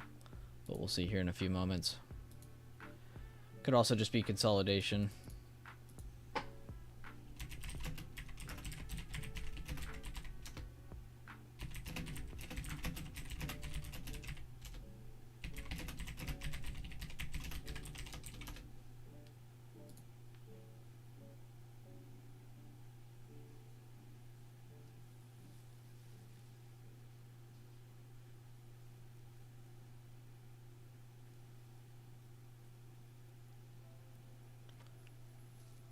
Oh, Sinful made another video. I'm scared to look.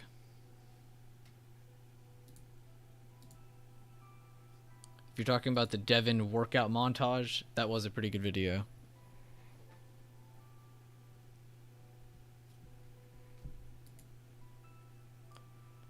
Boo Rock always sends like motivational links too.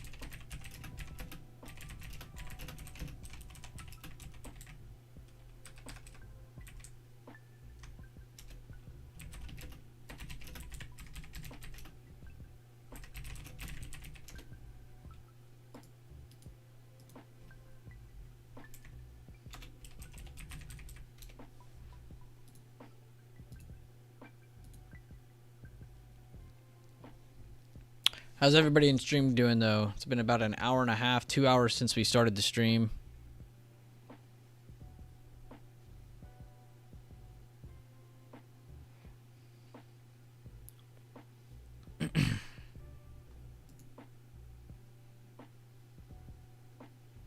We've seen a slight slow pull down. Still no confirmation for the break lower.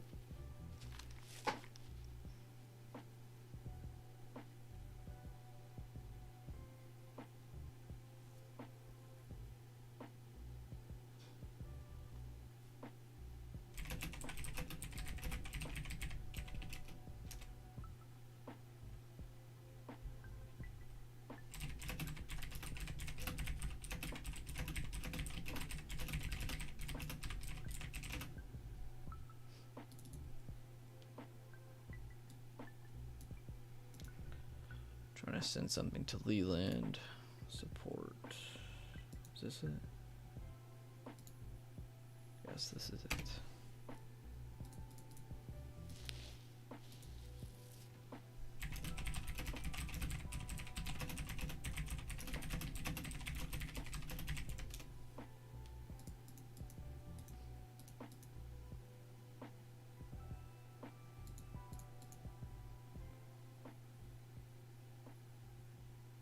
The 460 area and the 9 on the 10 minutes being tested. Most everything pulling back. Tesla cracking pre-market high. Meta creeping down a little more. Amazon. Not a big sell-off, but steady pulling back. Honestly, if you want my advice, Mel, and this is just coming from me, of course I have no actual say over anything you do with any of what you're doing here. You're trading, your account, any of that crap. Honestly, I'd take a break. I would wait. I would chill out this weekend, cool off. Really put your mind at ease just for today, tomorrow, and then going Sunday night, I would start putting yourself back to work, reviewing some levels, reviewing what you want to look for in the trades you want to take, where you want to risk your money to. Of course, you don't just want to risk it all on a swing overnight or anything crazy like that. You never want to put yourself in a position where you can be hurt. You do have that advantage. It's just hard to remember that advantage over time, so I would stick to doing that. Good 40% on small calls earlier. BAC swing still good. Good job, Candace. I see you. Stress-free Fridays. What's up, Chad? Doing pretty good, Green. How you doing, man? Hopefully you're doing great today. Yep, Fed speaker soon. Thank you, DX Mac. Hope you're doing great as well, brother. Oh, we got the hydrate alert. Hydrate, Powerade, Gatorade, water. No, just water.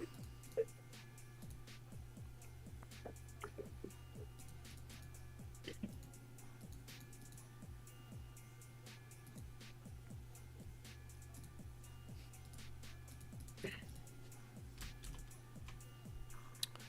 we're not listening to this song. So far, a slight push off of that 460 area and the 9.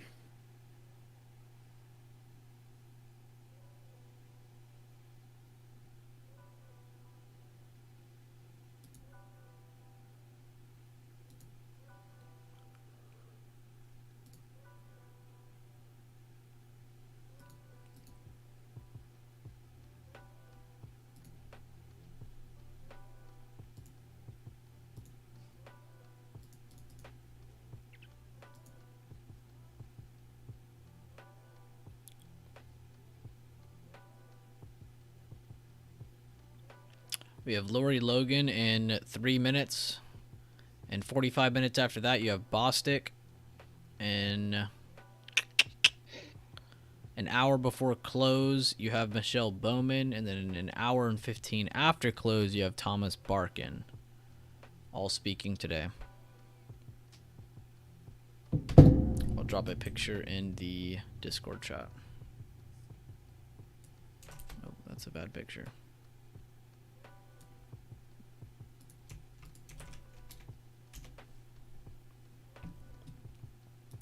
We got about 2 minutes and 10 seconds on our next set of candles.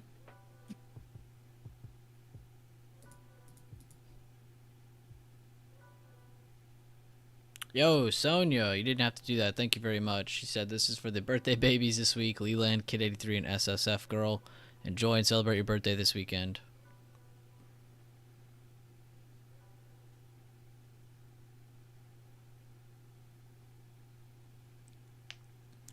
From that lower high on SPY, we have a pretty good retest lower on 400.60. Still looking for a clean break for a larger pullback.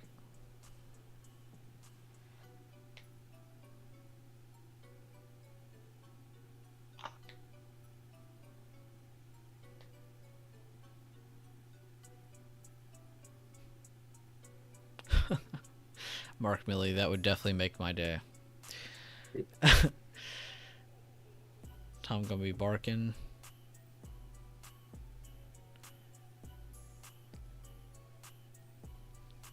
Uh-oh, Oh, Sinful posted a meme and off topic. Can't wait to not look. I struggle trading on weekdays. This dude gets it. Of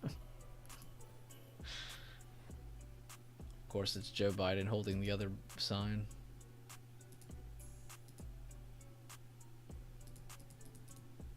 Amazon's still pulling back. Microsoft, Tesla, everything pretty much pulling back together.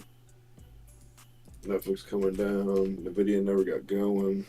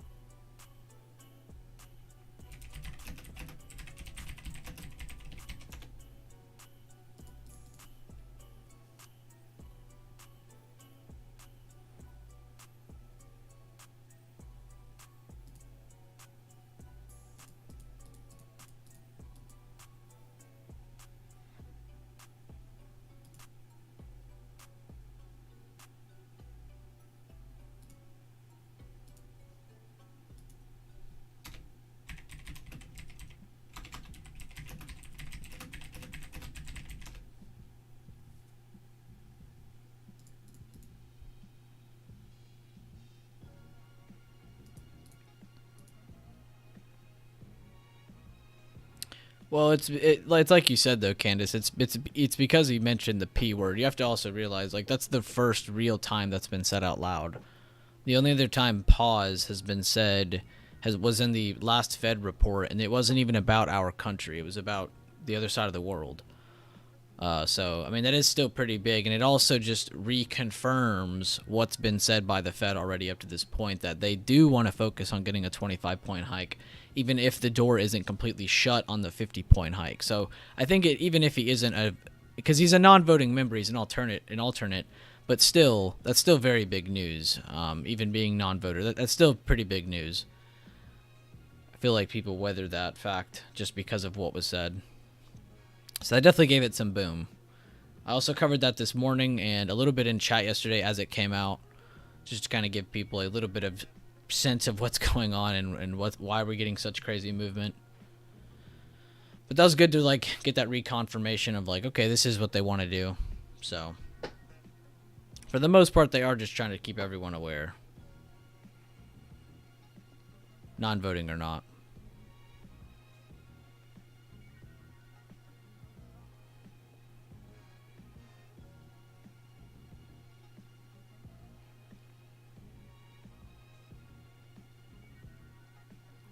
Candace, what was the P word? Pump calls. Pivot pause. It's actually 2 P words. Doesn't really matter if he has any pull or not. In my opinion, that still draws a lot of influence, like Mike just said right above. Non-voting or not. It's still very important to hear from them, because it reconfirms something that's already been said by people who are voting members.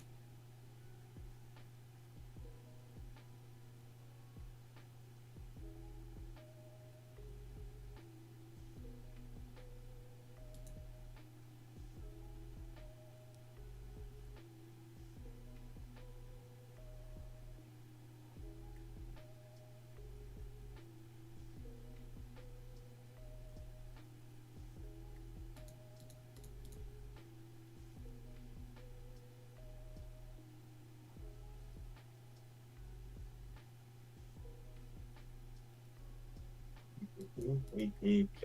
Waiting to see if we're gonna break down and break back up. Nice little consolidating.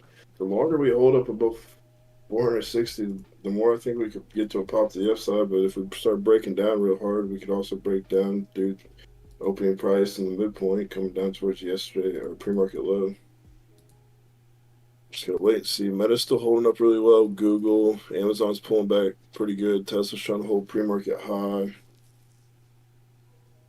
Netflix not doing too much. Nvidia not doing too much. B not doing too much. XM slightly getting over that yesterday high.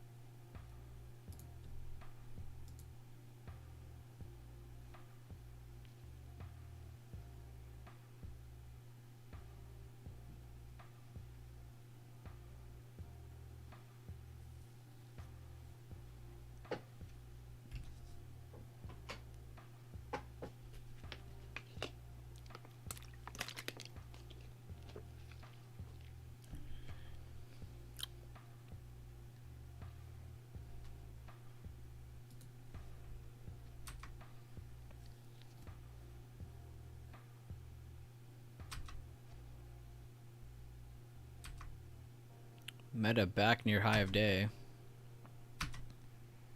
Google's still at the top of their chart. Comms are very strong today. Netflix probably the weaker one.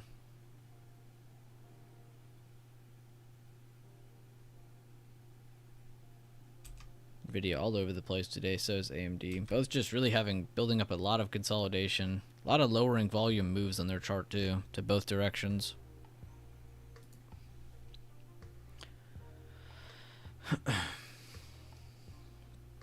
Apple holding relatively well.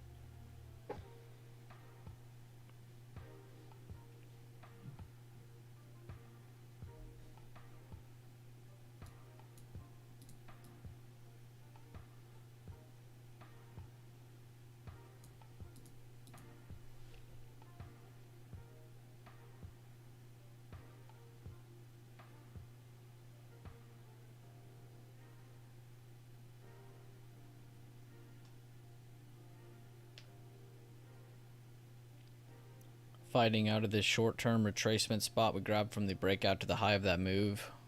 They pretty much did a 100% pullback though, all the way to the breakout spot. Now we're seeing the retracement from under on that. So they can push above the blue area. They have a chance at touching high of day.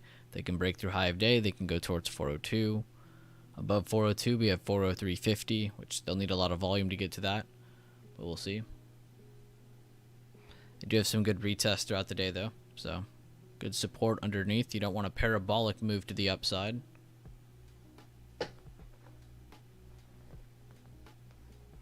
Be sure to drop a like on the stream if you guys are enjoying the stream or enjoying some of the updates, some of the charts we're going through today, some of the information. We covered a lot about sectors and SPY for the most part today.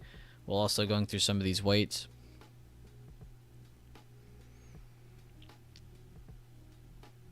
My calls went on parabolic. I bet they do.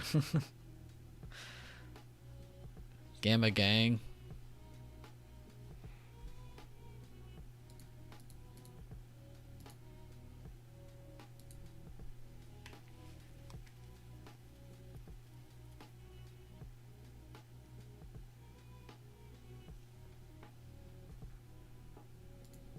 Gonna theta killer right here, boy.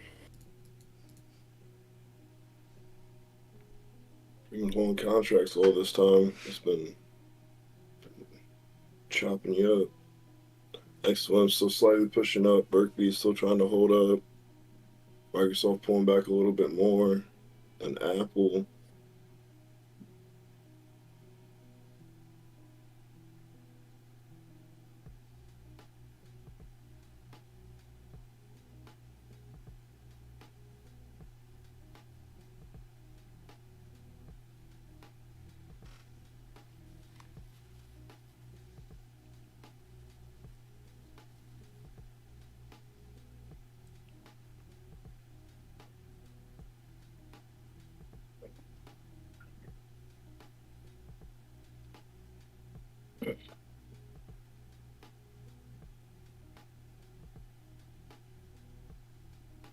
Uh, I'm just going to reply back to a comment here from Isaiah. Yes, I did say 403. It's another weekly level. I'm just looking at the bigger picture.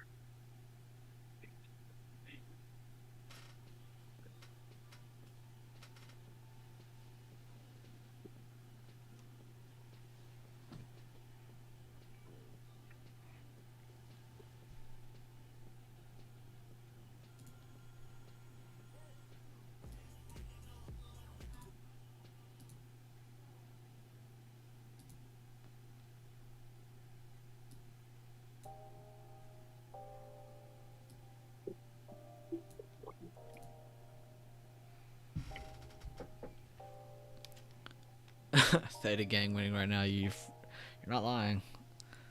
Interested to hear what Bostic has to say. Google dumping, huge volume. Anyone selling contracts are happy right now. Currently rejecting the retracement spot.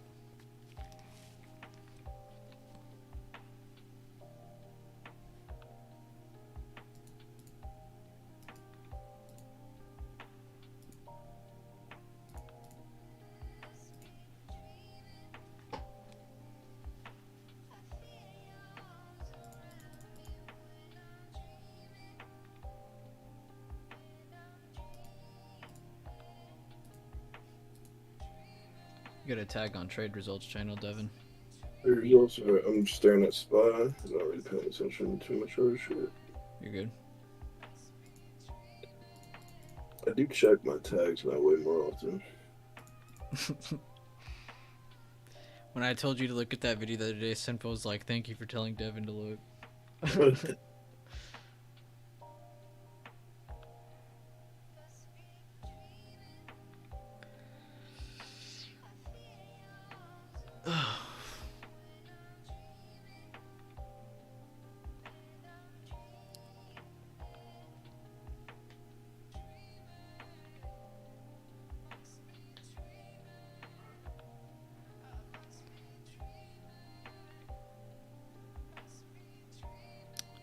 Another retest of that 400.60s area. Nice wick up to the upside. See if they can curl this back up to high of day or not. Retake out this retracement spot.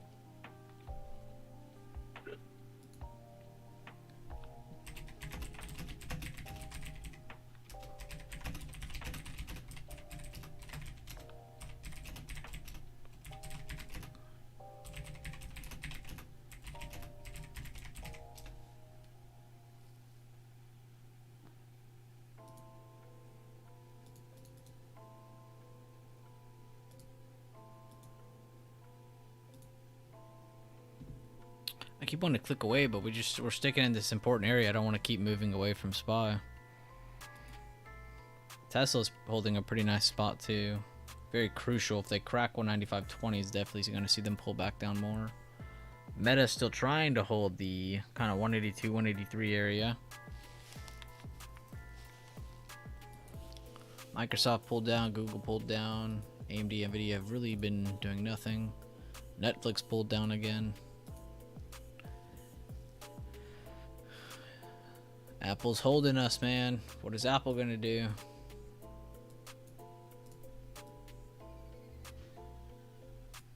Dude, get this song out of here.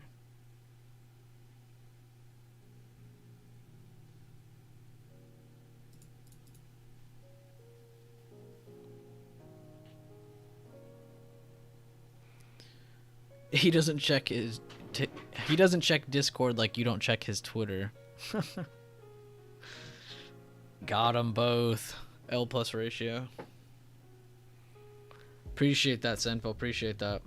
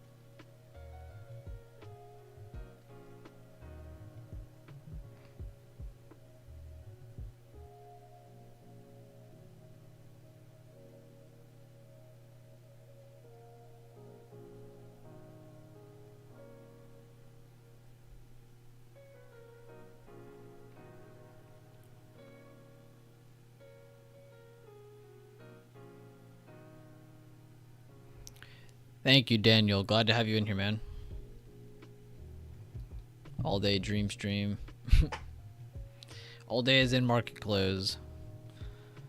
I need to apologize to Jesus today. I ordered a massive burger. Sinful eats like a king, let me tell y'all.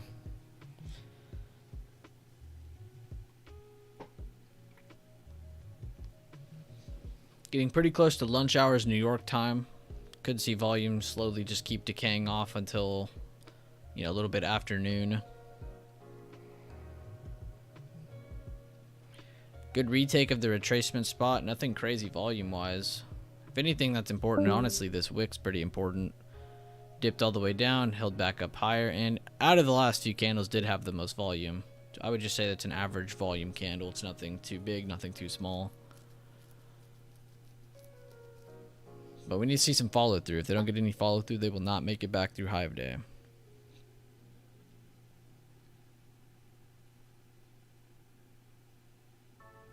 Excellent. I'm a steady mover. Energy's just bought the dip and kept moving. Meta's still trying to hold up. Tesla's still trying to hold pre-market high.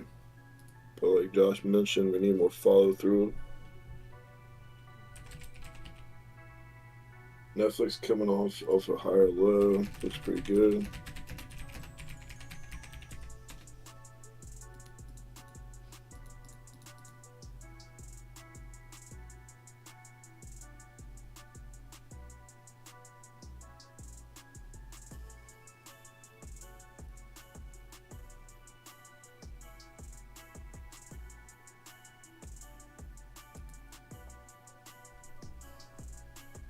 It's just me, Daffy, and Devin in here.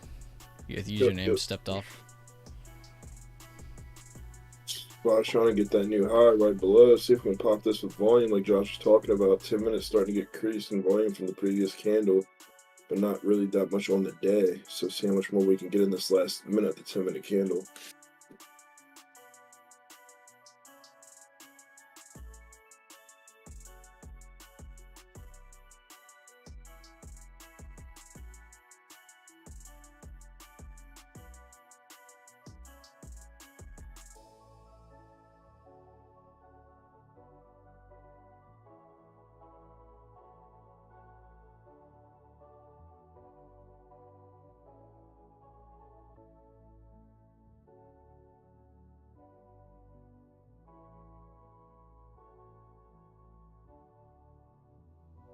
30 seconds on this 10-minute candle. So far hasn't confirmed over 4130 yet.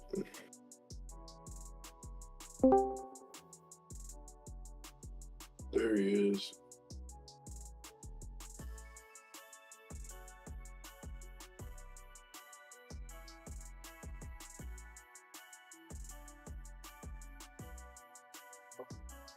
We're still inside that range that I posted on the chat earlier.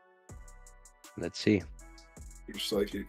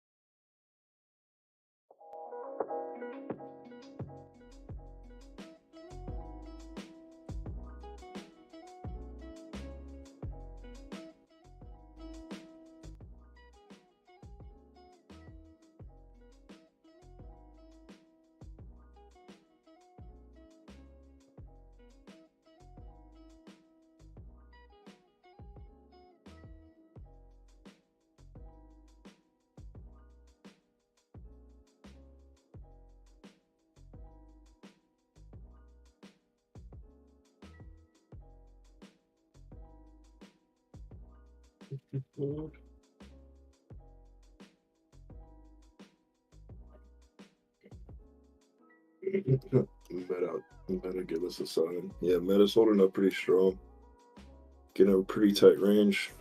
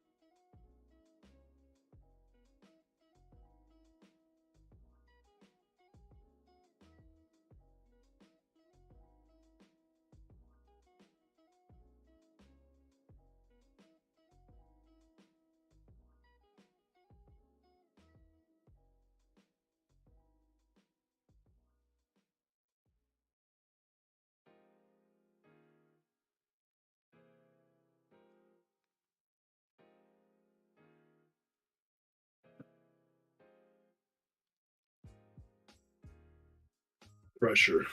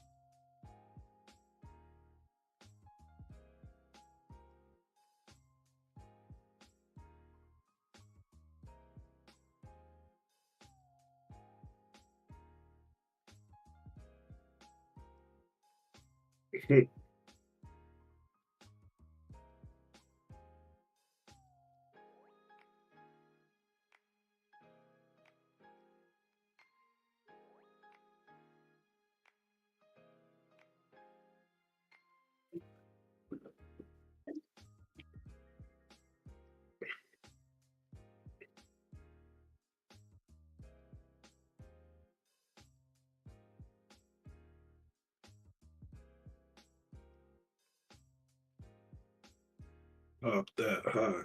Pop that high. A nice little pop that high chant going, get the market moving.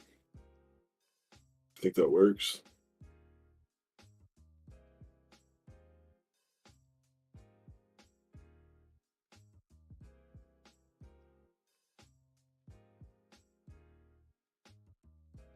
We could do a soundboard with all kinds of cool sounds. Do a pop that high sound.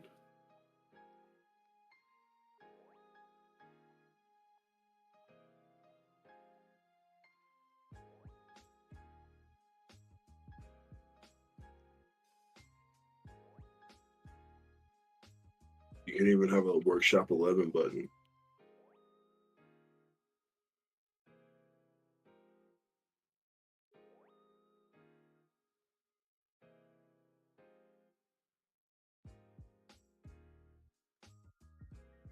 That's not the answer to my question. Watch the video.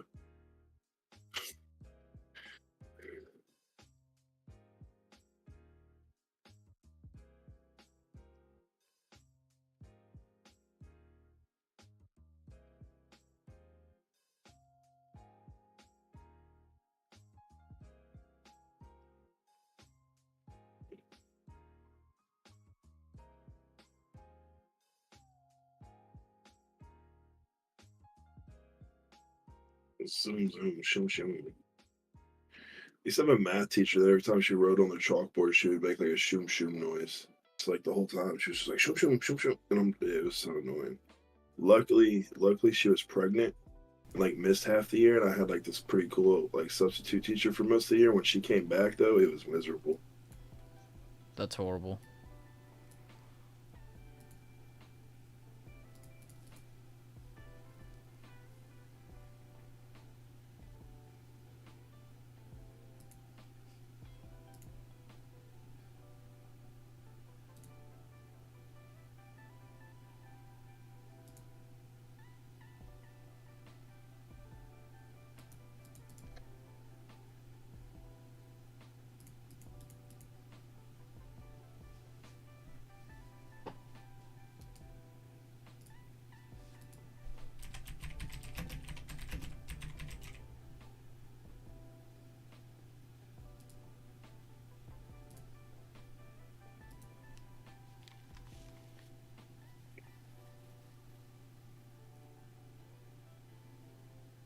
You say shoom shoe every time you add a line to the chart. That'd be cool if you could like add that into TOS every time you click a new level. It just like has a sound effect, like a lightsaber noise or something. Yeah, that'd be funny. The faster you click your line, zoom zoom zoom zoom zoom zoom. Alright, let's see what the sectors are doing. So tech has slowed down. Haven't really lost that much ground, but they have slowed down. Healthcare has pulled up again, slowed down again, fighting under today's open. They're having a lot of trouble with today's open level. Discretionary also pulled back up a little bit. They're making a lower high at the moment. Nothing crazy. Comms also kind of just still around their highs. And financials hit a new high. So financials are actually pulling up nice. Staples even pulled up some more. So everything's kind of trending up still. Everything's still trending up. Whoops. Just looks like a lot of our heavier sectors slowed down from their pushes. XLM's just steady going, pushing over 112. I guess it was 113. If Burke B can get going to the upside, a couple of these other tickers spot could get this next push. Versus same as if they would reject.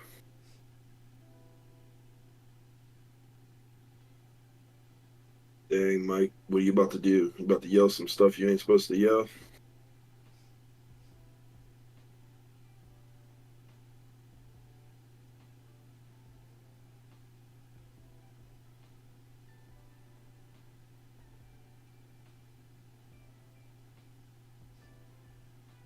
Pop that high. Pop that high. Come on, Leland, say it. Pop that high. You don't chant loud enough. I can't hear you. Should be able to hear you, a couple blocks over.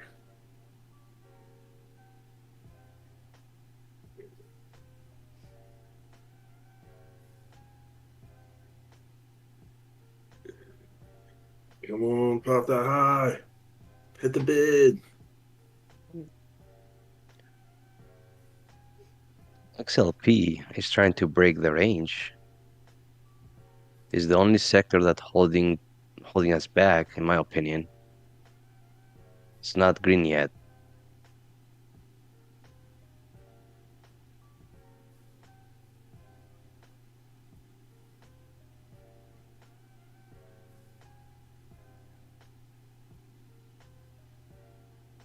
Apple has a nice hammer on the 5-minute with rising volume.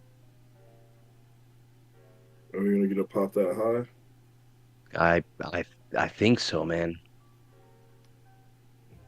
It It's looks more trying. promising. It It's is more trying. promising on the upside, yeah. We got XOM creeping up. Tesla coming near back high day. Nvidia's still holding up with Google. Nvidia still hasn't moved. Come on. Let's see spy here. Trying to We break the need, range. we need the Come on. flow of volume. Flood of volume. Big orders. Big orders only. I want to see 10,000s going through.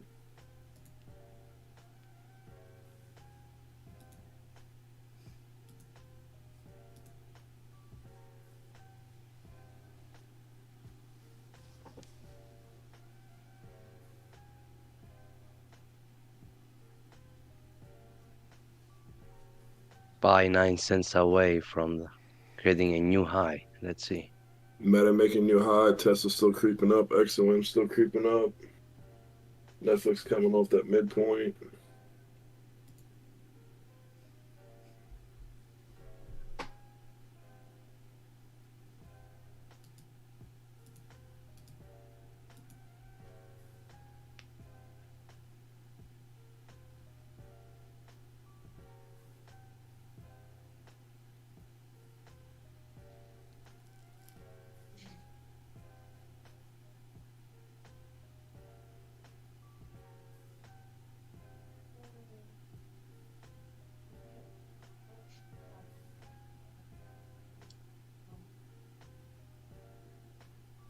XLP's trying, man. He's trying.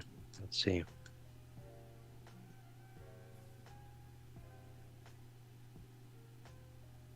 I like what I see so far for potential upside. Need more volume. 10 minutes decreasing pretty heavy, but we get some decent volume coming in here. We could definitely get the push. Oh, yeah. Get Tesla to pop that previous intraday high. Amazon, same Here we go. situation. There we go. Here we go. We need to follow through now. Come on.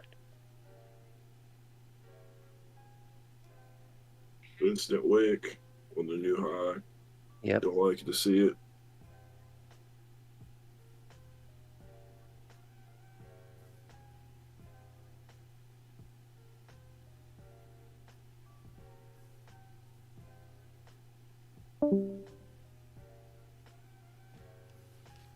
None of these tickers are making new highs besides Meta that I see. I have to have some other of these bigger tickers help out.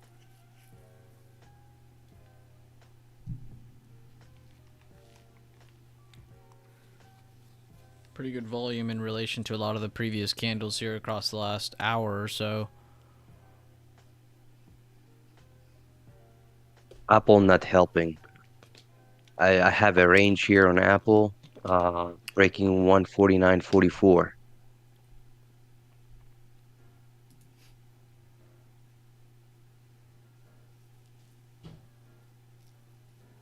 Apple dropping with increasing volume.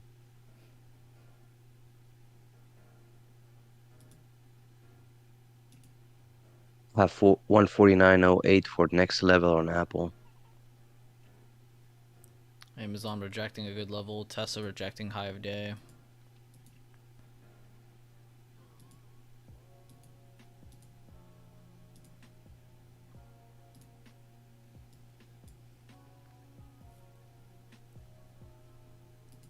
Yeah, Nvidia is pretty blood today, but it's definitely got a setup outside of the previous pre-market high than the previous intraday low there.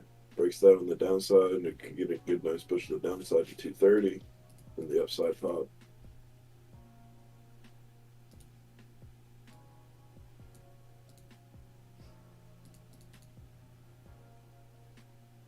SPY holding so far.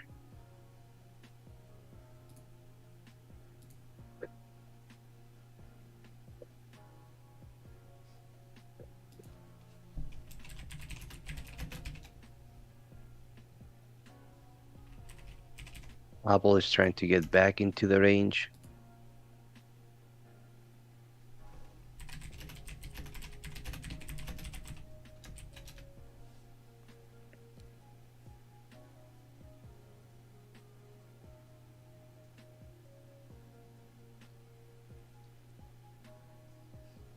And this price action reminds me exactly as yesterday.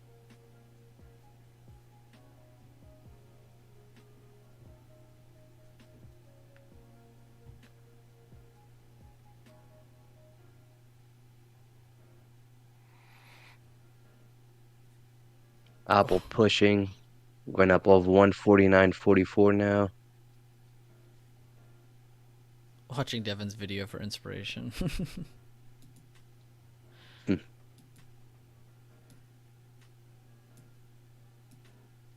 Sorry guys if you hear any background noises, my kids are awake.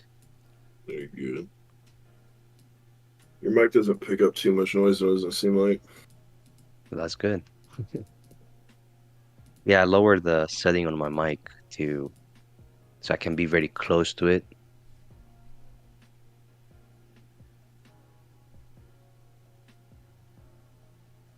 Bot's trying, Meta's trying, XLM still holding, Brick B still holding, UNH starting to creep up, Netflix still trying to creep up. Come on, the Bulls gonna pop this or what? 10 minutes starting to get more volume than the previous candle.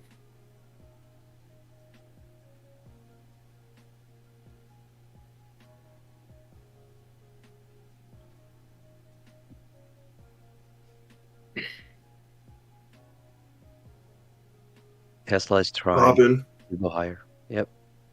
My bad. Oh, you're good. I seen the freaking size come through in the print. 40150s came in heavy. We skipped from straight like 138 straight to 40150s.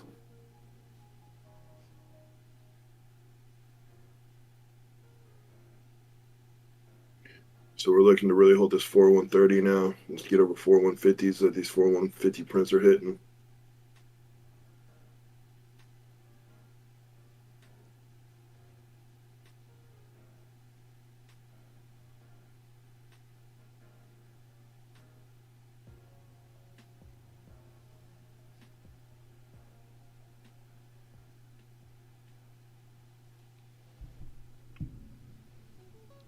The Apple's still struggling to come up. XLM's getting increasing volume as it's pushing them here.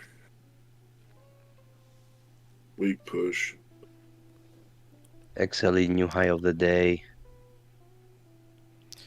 Just want to thank you fellows, putting aside what I have learned from being here. It's just a real pleasure to listen to intelligent conversation. I work alone, so it's really nice to me. I appreciate you thinking that's what it is. I appreciate you, Alan. Glad to have you here, man.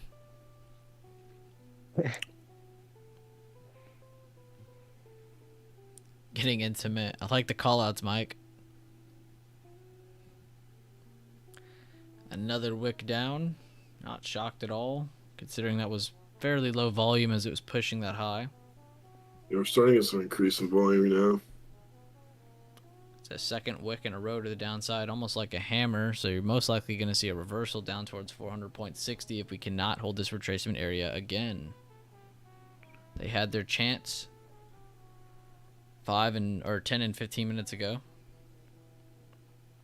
Damn, Leland, quick 20% on that pop. Good stuff.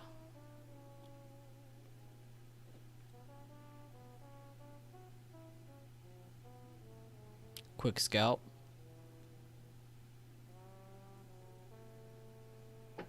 Microsoft creeping down some more. Google. Nvidia's still having a really hard time.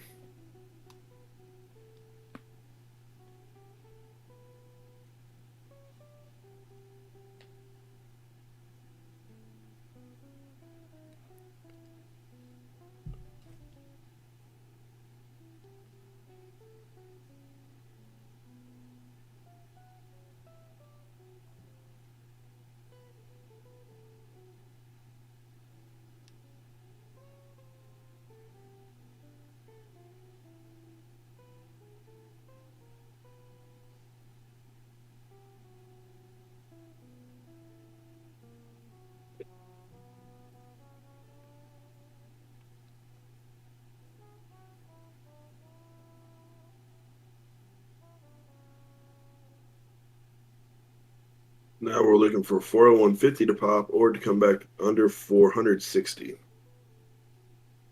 Tesla's pushing. Tesla doesn't care.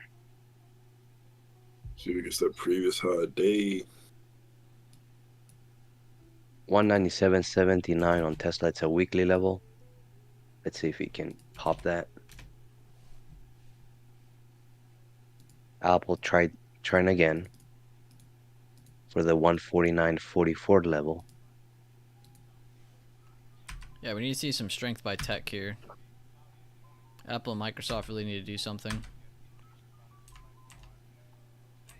Comms, discretionary. Honestly, healthcare could do another pop too. Healthcare gets a pop. We're looking good. Financials getting weak. Berkby has not moved much at all. Stuck in a super tight range over pre-market high. Right at pre-market high.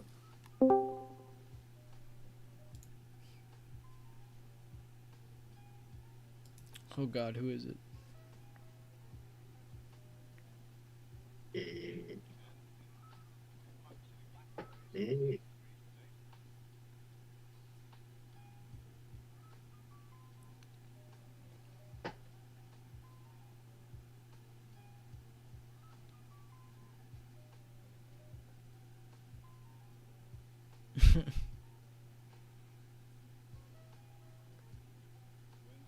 Oh, nice, Sherman. Can't wait to see it.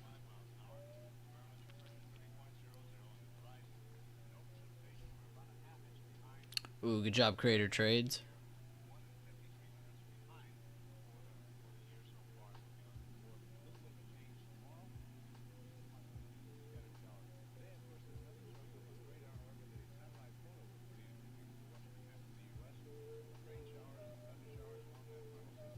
Oh, he closed it out, Logan.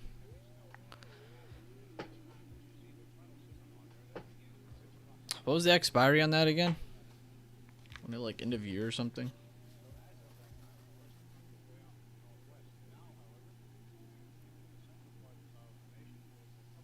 Oh, it didn't close me up.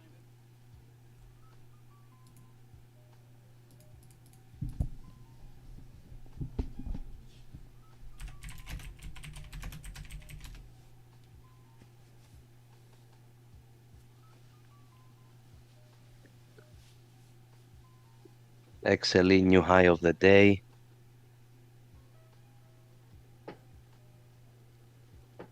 Man, energy is pumping. Yeah, XLM's just been nothing but up today. Let me see who's pushing XLE.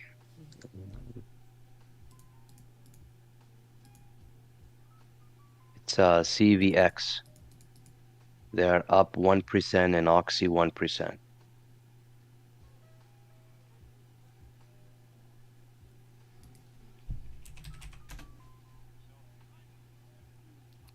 Exxon's almost up 1% too.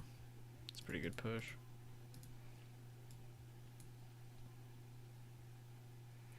Bostic incoming. Everybody find Bostic, shelter. pump it again. Somebody earlier said he repositioned into puts. Isn't Bostic always bearish? Typically. The guy, we may have the best economy ever, and he still will be bearish.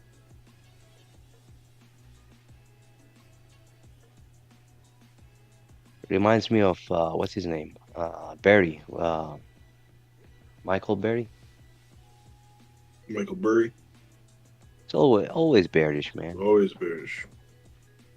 Perma bear. See, the problem is people following what they say.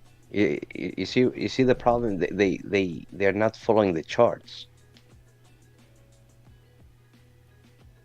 I mean, I get it. We have the macro is bad, right? But are we gonna see the drop today or tomorrow? I don't know. I'm just Years from now. Yeah. I mean, I'm just playing what I see. And I see a range that means broke fast. So we can scout this shit to the upside. So far, buyers building a base. This is how I see it. The XOM's still chugging up. Burpee's crying to start up. Netflix held the retest again, coming back up towards that previous intraday high. 4150 prints was more what we want to see.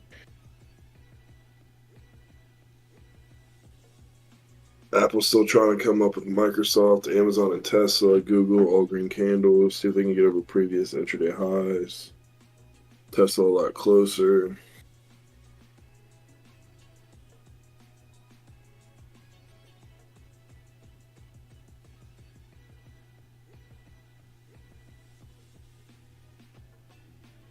Yeah, bring in the volume, Max. Send it. Well, you got it over at your house, don't you?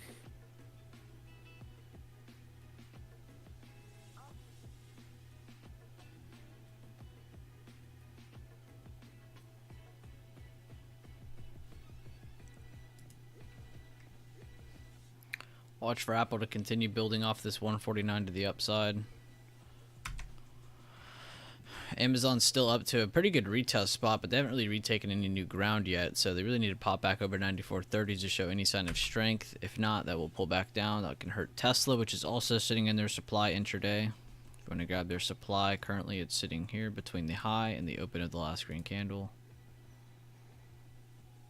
Gives you a good resistance there, so if they can pass that, buyers can step back in. If not, they'll be reversing from there.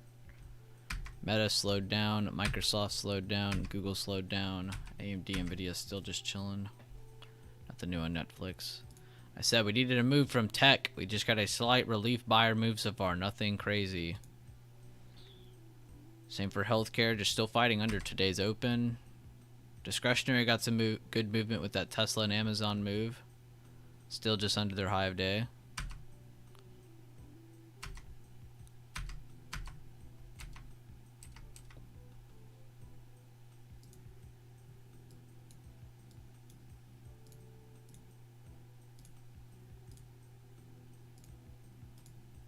Minutes to the next 10-minute candle.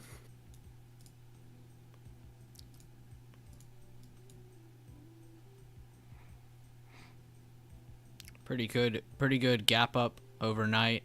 Got the higher open today. We pushed over 400 and we've made it just a little bit past that. Haven't really made it much farther. Looks like we're stuck on this candle here. Got a gap fill that starts at about 403, can reach up to 405, possibly even 406.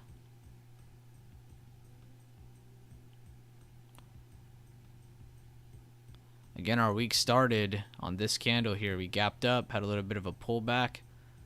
Held the low of this move so far. Started outside of that move yesterday, finished higher, back into the middle of that range, and we're pretty much just ending the week just slightly green. Very slightly, inside candle of the previous candle. Pretty good volume on the weekly too. Could mean a good short-term sign to go up and maybe fill this gap, maybe retest this high, give us a lower high.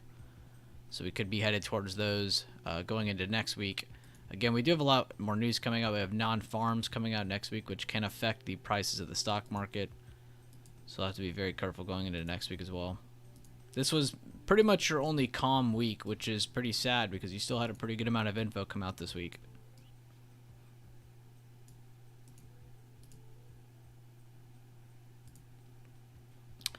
Next week you have non-farms. PAL speech is the next week. CPI is the week after that, and followed by that is the Fed week.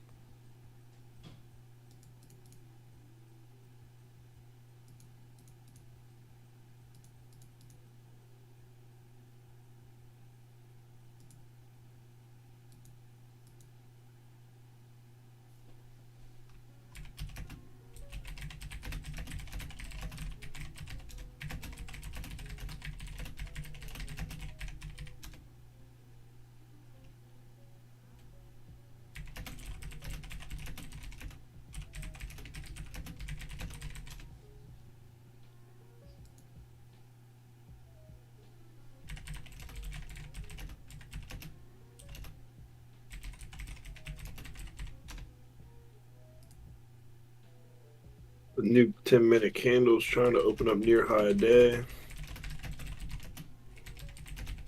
Seen this before.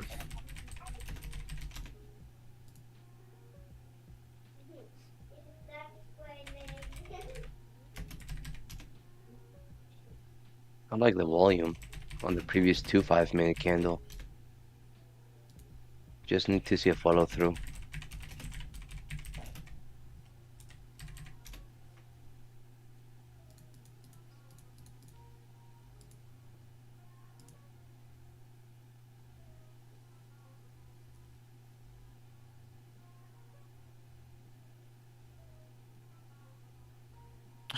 Noxta. At first I was confused by the message. Tesla 197.80 gets broke. We can shoot right at 200. Bore you out, then blow you out. Exactly. We are in lunchtime in New York, so probably gonna see a lot lower volume, and a lot of candles for the next hour or so.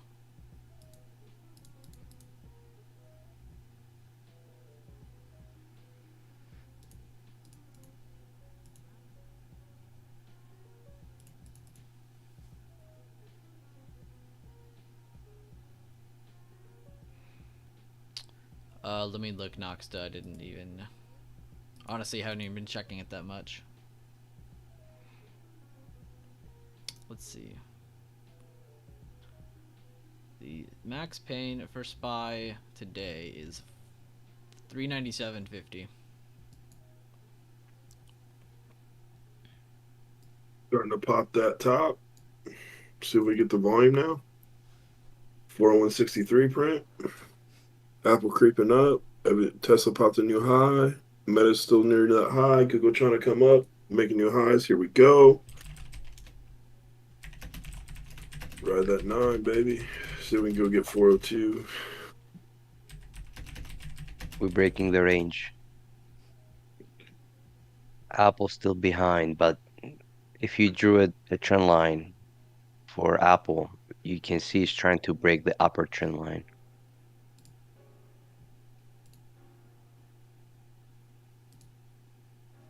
Tesla breaking. AMD nothing. Netflix coming back up to yesterday high. Berk B is pushing now. Berk B has not moved all day, so if he gets a nice run, this could be helping SPY. About the time SPY popped is when Berk B popped. So financials could be helping us out finally.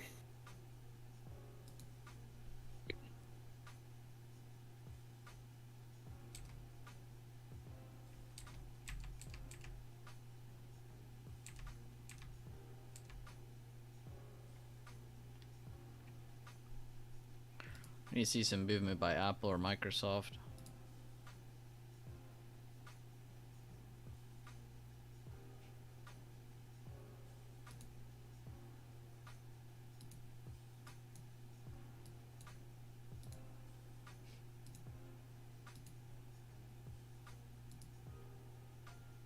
A little bit of profits off right there. They don't like how slow we're moving. A little another quick scalp. A couple $100 at a time adds up.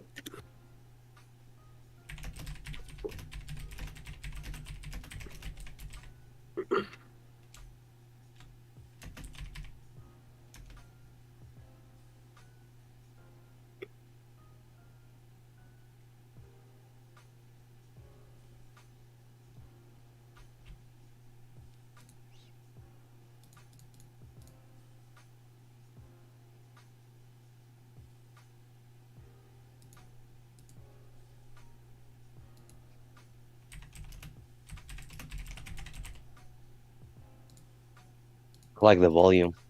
Yeah, short-term time frames got some good volume coming in. But like Josh said, Microsoft and Apple need to pick it up. So does Amazon. That's right. NVIDIA would be nice to see if they get them back over this pre-market low.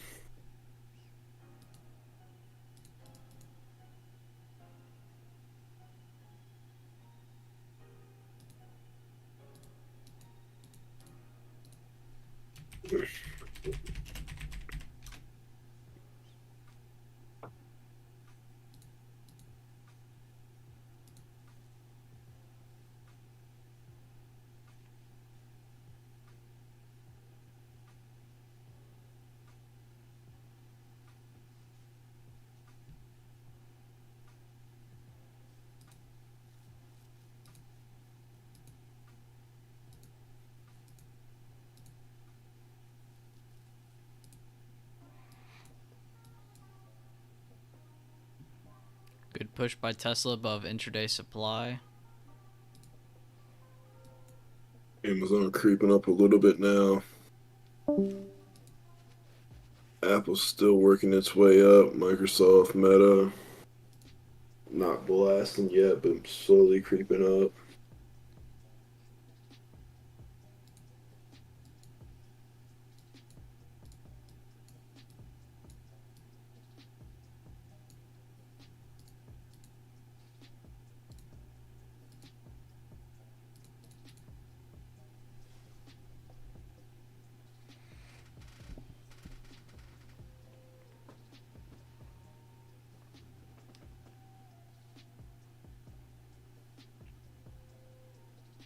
Almost went up and touched 402. It was 8 cents off. 4192 prints came through.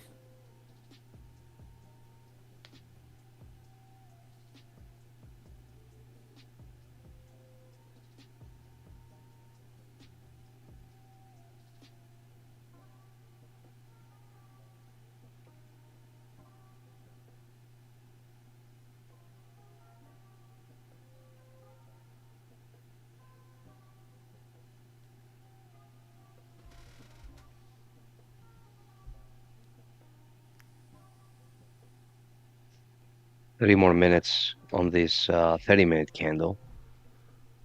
Looks promising.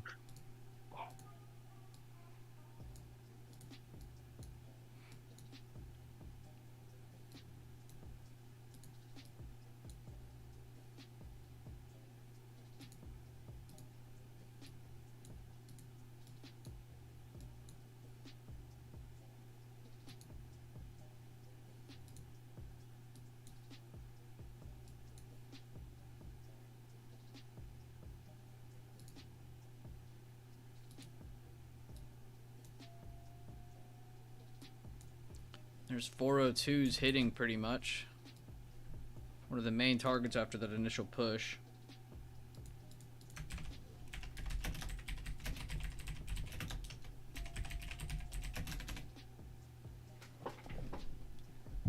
Like I said, you should remain bullish as long as 400.60s hold. We had pretty good retest on it once, twice, and ever since then we got a higher low and a continuation up into 402.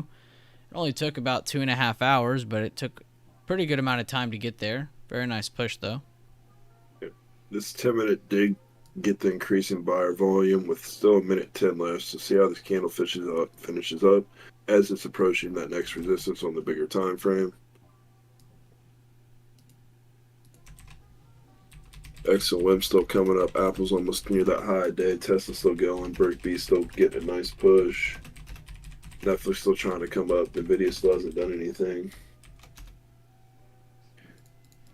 It knocks the think about it like this, man. You know, the past 2 or 3 weeks, how easy has it been to short up against levels like that? You know, when SPY comes up to a resistance, hits some wicks, comes up against resistance, hits some wicks. A lot of people have been going pretty heavy short. Well, they tried to set that up today, and then look what's happened.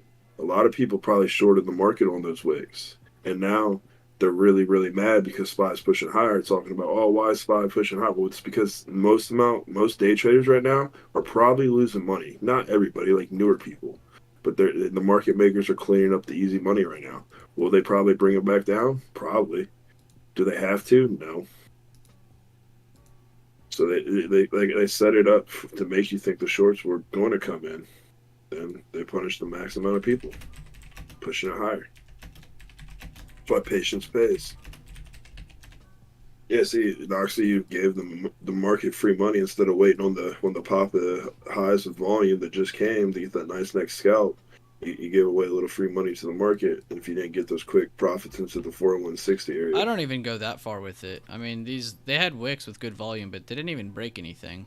Yeah, they didn't break anything. They held the first retracement from the first time we drew that fib, and then two, they didn't even break 9 EMA, and it didn't take 5 minutes or 10 minutes. It took 15 minutes to pass those candles, so it's not like they didn't invalidate them with nothing. They definitely invalidated them with 15 minutes of buyer volume.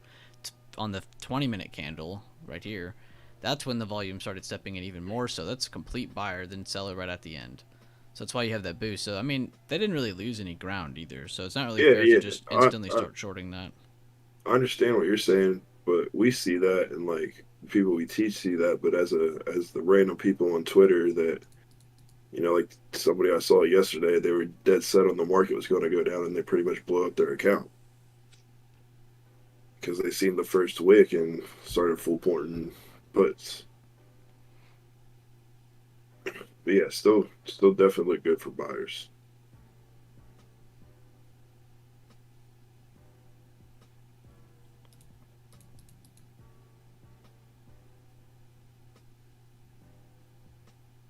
All I have a right. rule. I like to see a range, right? This is how I trade. I like to trade the ranges. I like to see a breakouts. So everybody has to have a system, not by whatever a random guy on Twitter says something.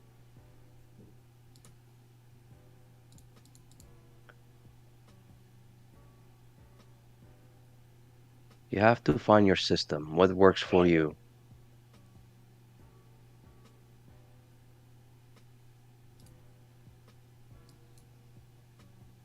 Like right now, I would say full port puts. I'm joking. I'm joking. You sounded so serious.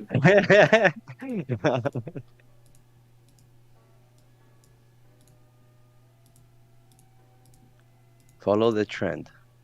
Never go against it.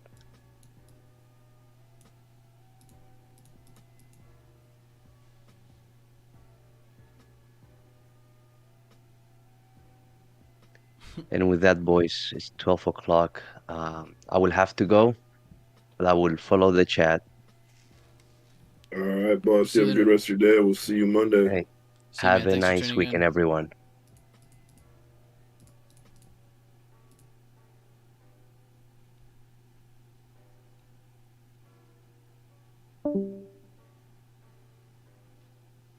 Back to the dynamic duo. What's up, Tobias? You're back. Yay.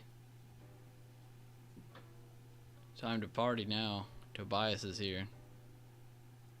Yeah, party time. Just in time.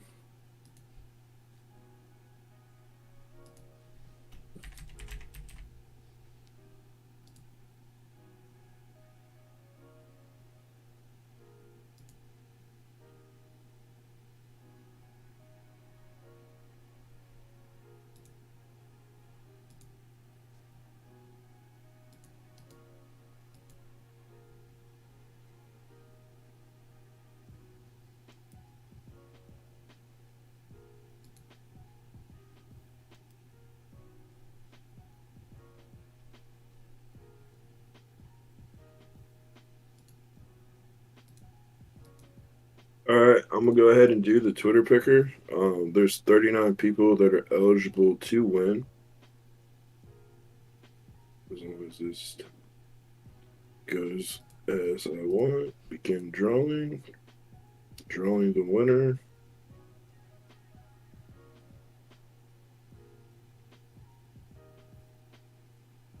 And it said air.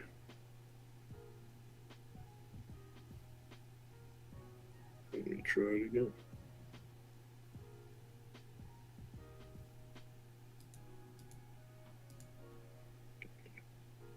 Following and continue. Entries. Continue.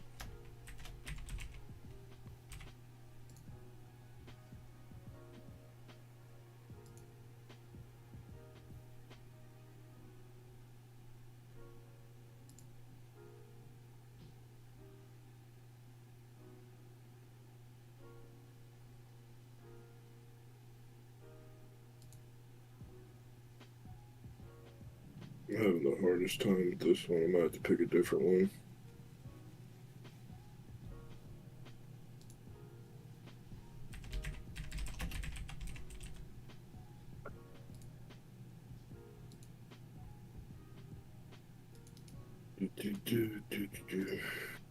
Just use this one. Yeah, make me, because this one keeps telling me that saying some dumb stuff that don't make no sense.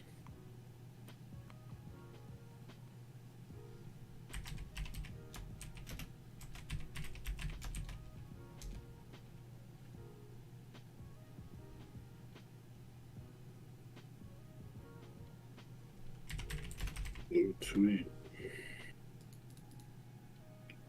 Then donor count 1. Let's follow.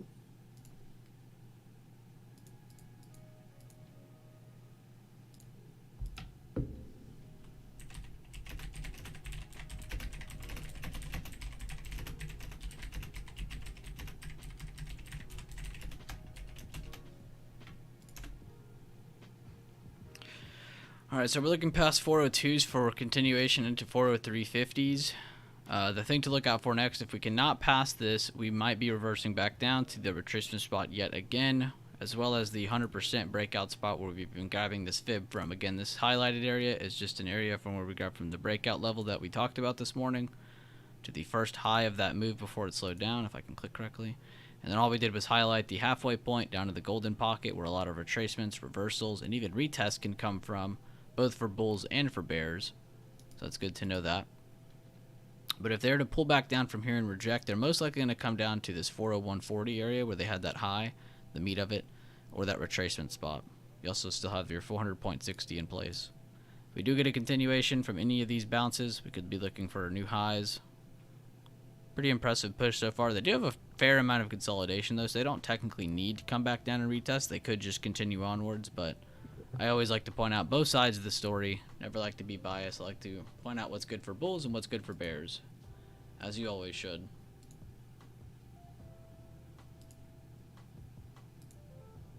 I'm gonna try on my PC actually.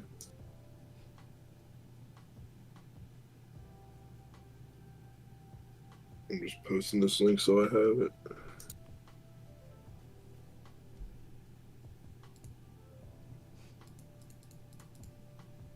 Discord.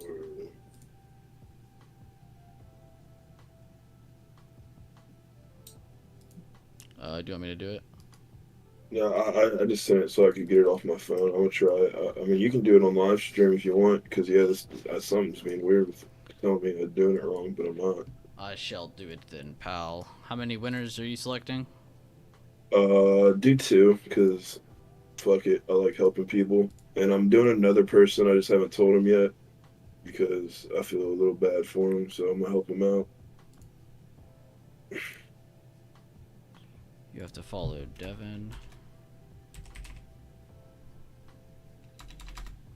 The elimination wheel. Sheesh. Really trying to What's my app? Bueller trading, I believe.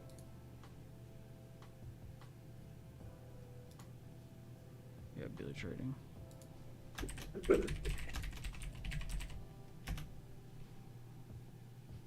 The video's starting to get over that pre-market low here.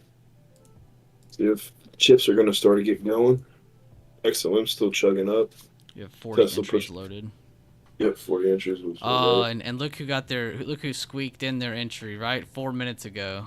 Who? Noxta. Ah, there you go. I hope he gets it now just because of that. That's pretty funny. Gotta check Twitter, man.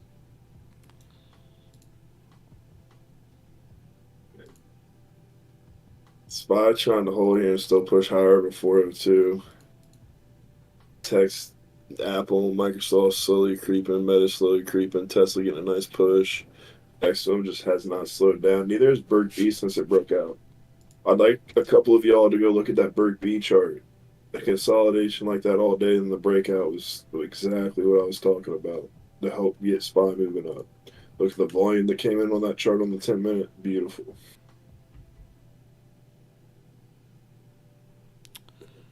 I'll go through the giveaway picks again. I didn't click forward yet. I can still technically go back and refresh it. Last chance to go do it. I'm giving everybody a fair chance. The last chance on the giveaway. You have to go to Twitter. Here, let me just click this. You have to go to Twitter. To be entered, you make sure to follow Devin and Bueller. Like and retweet this post. You have to like it and retweet it. And you have to follow me and Devin. Then after this, if you want a mentorship, I'm going to start a waiting list. Because I only add people as people have progressed and their mentoring calls are less time. So when it starts out, typically they're between 30 minutes and an hour. Then as you get better and it's more just trader views, they get closer to 10 to 15 minutes. But I will be doing a waiting list. So if it gets 30, 40 people deep, that's on you. I have no control over it.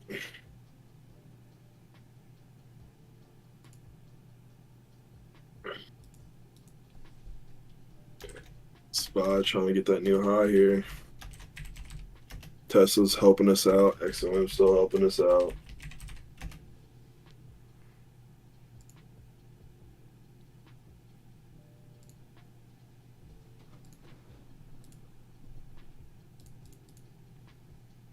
Got that pop on SPY. See how much we get here.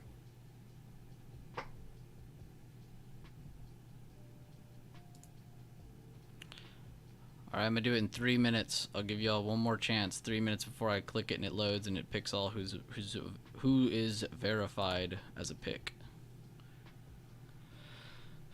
3 minutes. 2 minutes 45 seconds. SPY with that nice little new high day push. Apple getting close to the high day. Microsoft needs to catch up. And Microsoft, Amazon needs to catch up. Netflix needs to catch up. Nvidia needs to play a lot of catch up.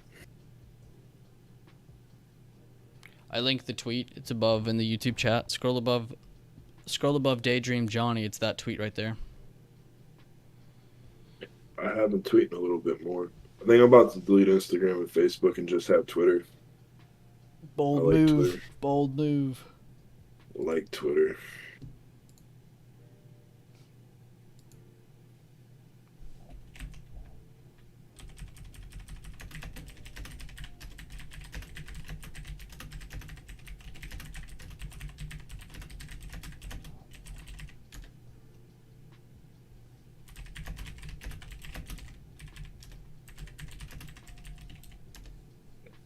.403, you were right, Daffy. We could see the 403. You said it this morning. D-Touch just posted an IWM update on Top Watch's channel for anybody who has access to that.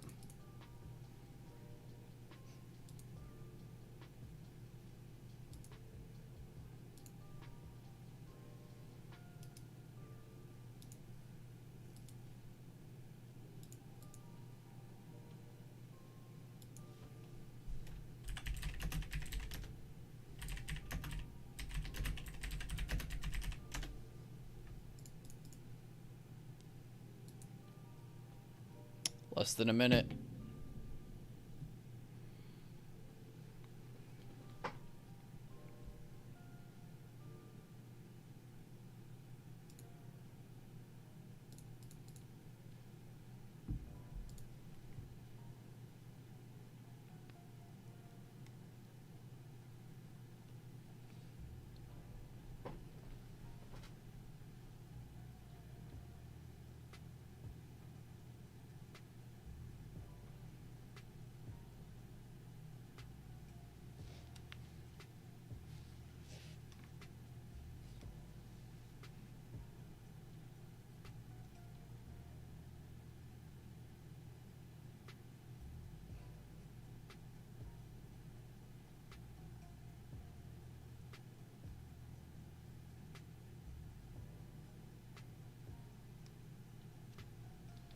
All right, it's time. All right. It's time. 47 entries. Okay, so 7 of you got in there. Good stuff. Rambo, I see you. I'll go through the list again so you can see who's all in.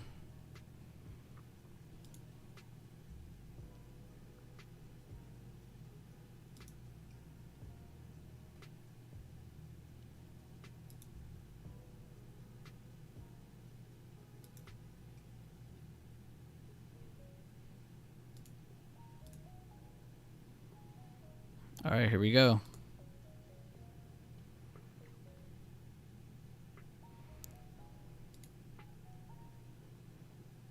Ooh, Dodge and Chris Fallman got it.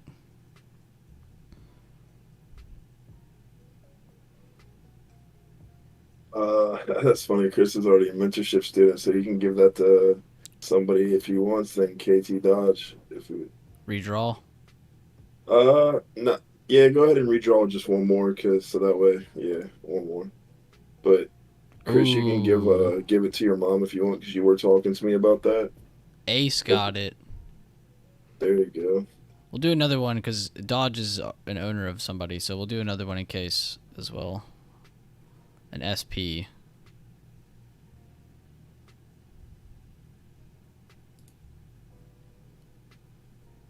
I can go through the entries again and show you. Ace and SP, then I'll hit up Dodge and I'll hit up Chris if he's not in here. I didn't see yours, J Lamp. Ace, JP, JP RBB.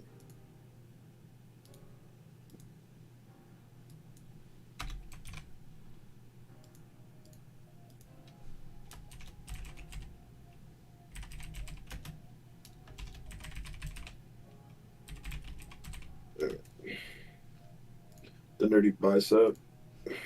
Yeah, always dabs first Ace. Oh, hold up. What's It up? didn't load everything. It didn't? Nah. What did it do? It went from 47 to 57. It just loaded 10 more after it loaded Shit. a few Fuck. more. We'll have to redo it then. I would still keep Ace on your list. Well, Ace, Ace, I was gonna do yours for free anyways because I seen your screenshots. I was gonna tell you afterwards, but yeah, I was gonna do you anyways. So it's kind of weird how the universe works. Continue. Okay, now it should have everybody. Oh my god, Yeah. Nox's lucky ass.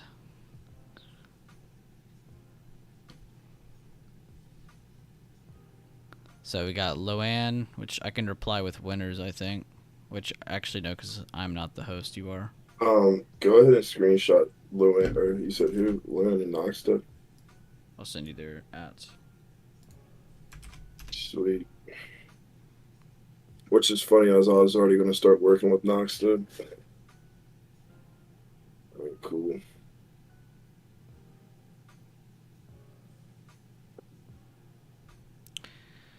Yeah, sorry about that, guys. I guess it still didn't load everybody's, but gotta do it sooner or later. Can't just keep waiting.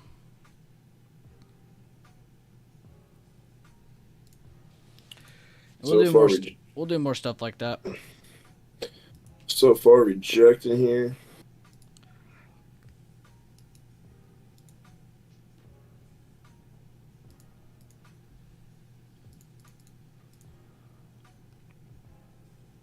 And if you're in here, I already DM Noxta. Ace, if you want, DM me on Discord, so I have you on Discord.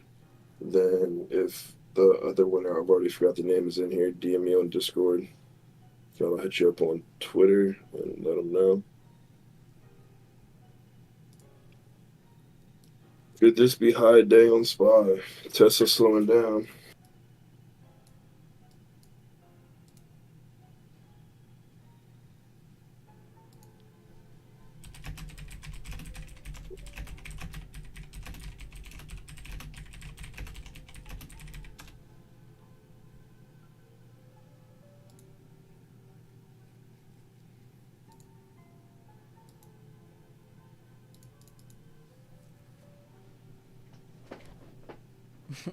Chris in chat tagged you and said I can give it to my mom. Yeah, I did. Yeah, Chris is already a mentorship student with me, so. Changing my Discord name into messaging this guy 24/7. Change your name to Nox and be like, yo, man, I'm here for the one-on-one.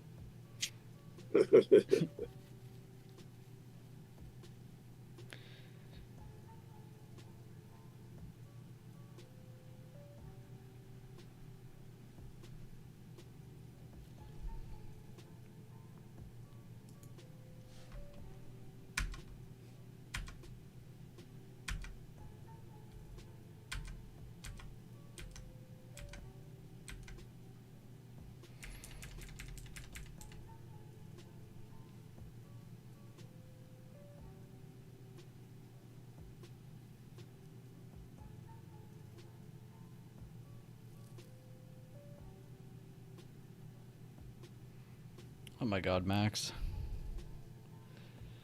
You just sent a period, that was it. Yo, Max, you ready to load up or what?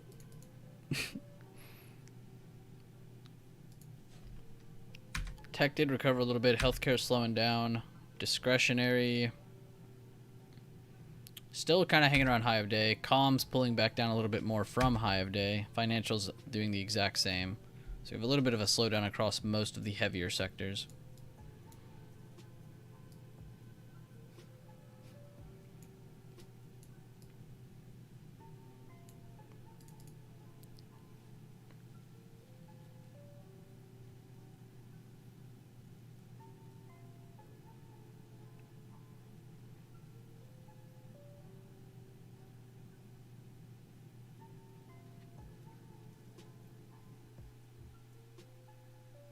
A double take on Discord, Jesus.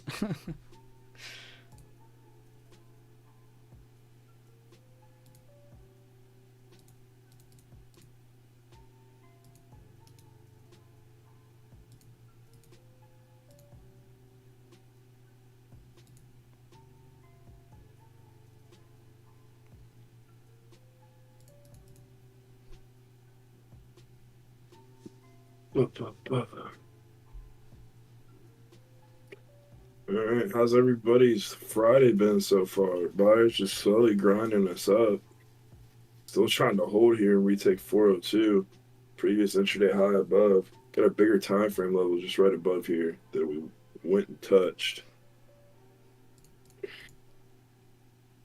Yeah, I used to do almost all my mentorships for free, but you start 5 people, and then after a couple weeks, 3 of them would fall off. So I try to keep like a healthy balance of like free mentorships and paid mentorships, because at least with a paid mentorship, if they fuck off after 3 or 4 weeks, that's on them. You know what I mean? And I get a little bit of money, so I don't feel as my time is wasted.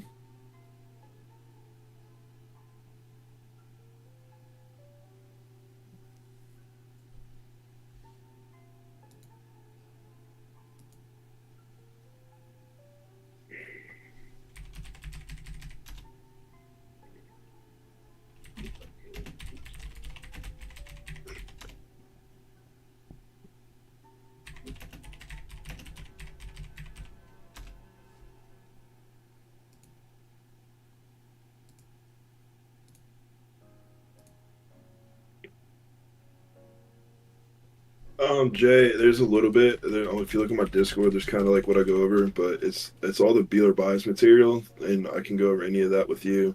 Then it's trade reviews, really breaking down your trading, the psychology behind it, all that stuff. Teach it more like a coaching scenario than a mentorship. I just call it mentorships because that's more professional, but it's more like coaching. Imagine, your high school football coach yelling at you because you keep, not following your rules. I'm that guy. Because I will tell you, tell you what you need to be following if you're not following it.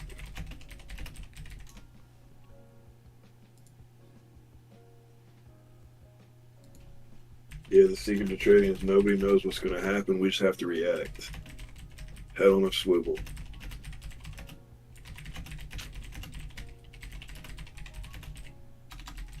You talk about why do they stop, Mel? Well, it's just like anything. People have like ADHD. They start with the stock market and they think that's what they want to do. Then just like anything, the diet that they started, the gym routine, the book, the thousands other things in their life that they start and quit after a couple days or weeks.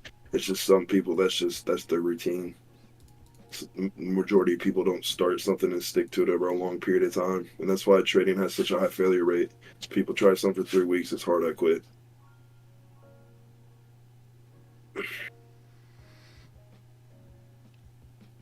Some people don't even make it that long.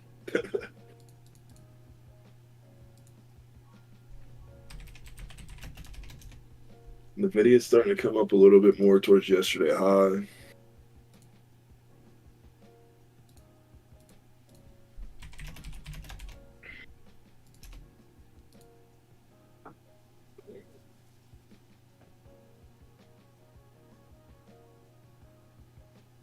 Yeah, people definitely have soft hands. Yeah, like Tobias said, some people only last 3 days. Like it's just they see that it's work. They don't see that there's this magical like secret to the market. Like you just said, there is no secret. You actually just have to do hard work, like anything in life. My uncle always used to say, if you put yourself the 100% effort in one direction, you can't ever fail. So if you 100% apply yourself, no matter what direction you're going, like it's impossible for you to fail. And like you see it everywhere. Anyone that 100% goes into anything, they don't fail. They might have setbacks. They might, get hit in the mouth and have to get back up, but they don't fail. And don't ever compare yourself either. As soon as you Yeah. compare yourself, you've already failed. Because you compare yourself to your friend, you're like, oh, I'm not growing as fast as him. It's like, well, yeah, you're two different people. You're going to learn at different rates. You're going to look at different things at different times. And it's always terrible to compare yourself to other people because that guy you're comparing yourself to might be doing 4 times the amount of work as you are. Sometimes instead of comparing yourself, you just got to do more work.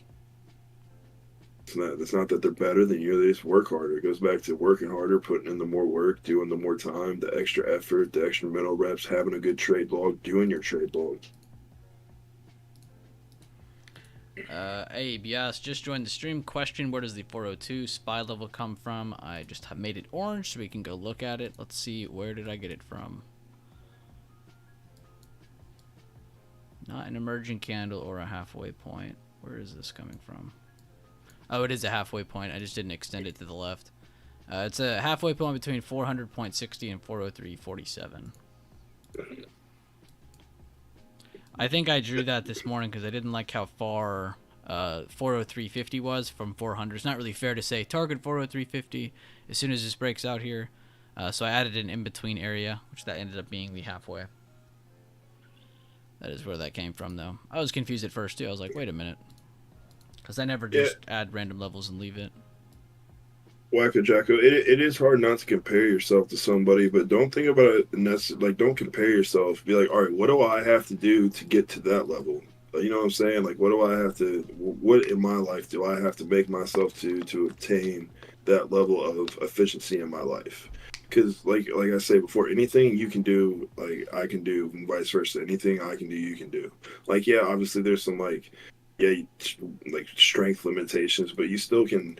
Like if you could still train and go max like 3 times your body weight. Like yeah, it's not going to be the same number as me lifting the weight, but you could still do 3 times your body weight, which is just equally as impressive.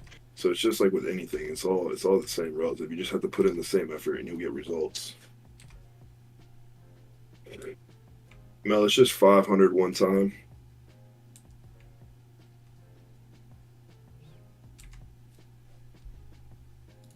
And I even let people break up into payments if that's what they need. Like if someone's on like a low budget, but like I said, I'm gonna be doing a waiting list or a waiting list here now that I did the giveaway.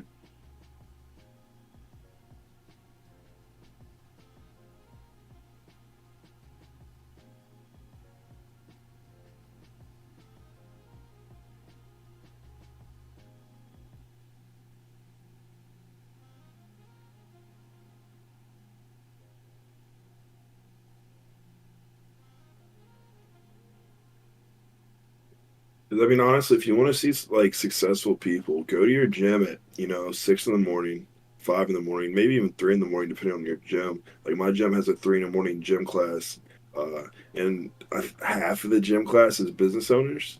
So sometimes just putting yourself in other situations can also level up your standards for yourself. Just putting yourself around other people that are doing well. How long it takes, Mel? That's all. I don't put a time limit on it because everybody learns at a different speed. So I'm not really. As long as you're putting in effort and learning, and we can get weekly calls in, and I'll answer your stuff. Like I'm committing to trading for the rest of my life, man. So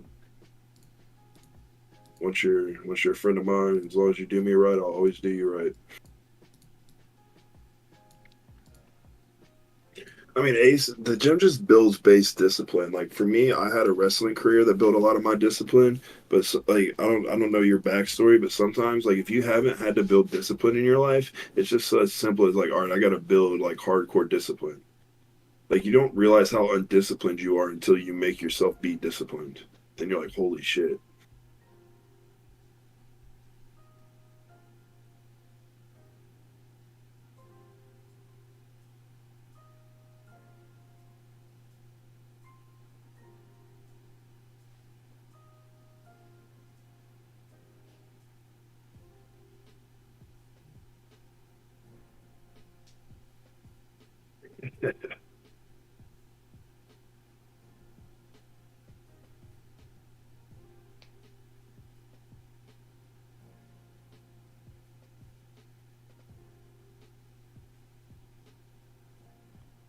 Yeah, man, I don't think I'm spending that much on lunch, but that'd be nice one day, I guess. I might splurge once or twice, but I can't even justify it. I could have all the money. I can't justify it, man.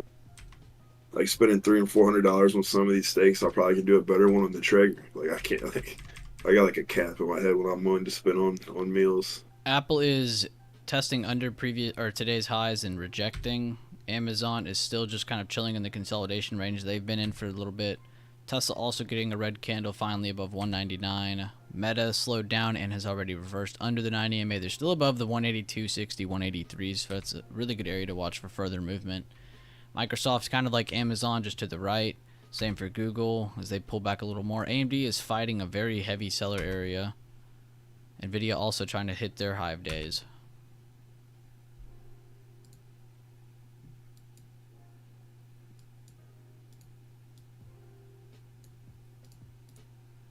Tesla is late to the party, but they're steady climbing.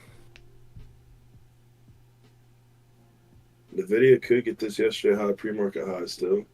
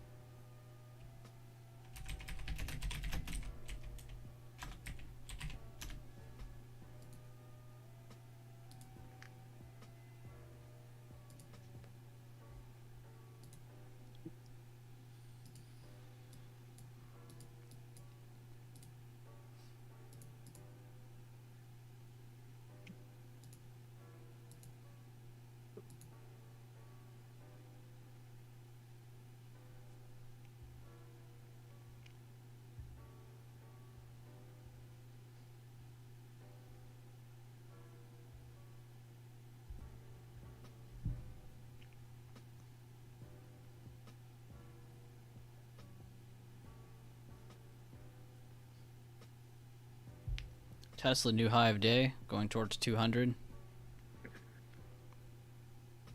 Which, if you look at the watch list, that's the second target on that watch. After a retest of the 9 on the 10-minute, too, a nice little push off that.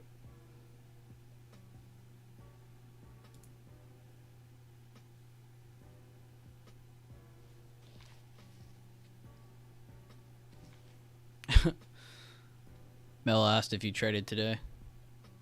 Yeah, a couple times. I'm up like 700, just chilling to see if I see anything else, but probably nothing else past my time.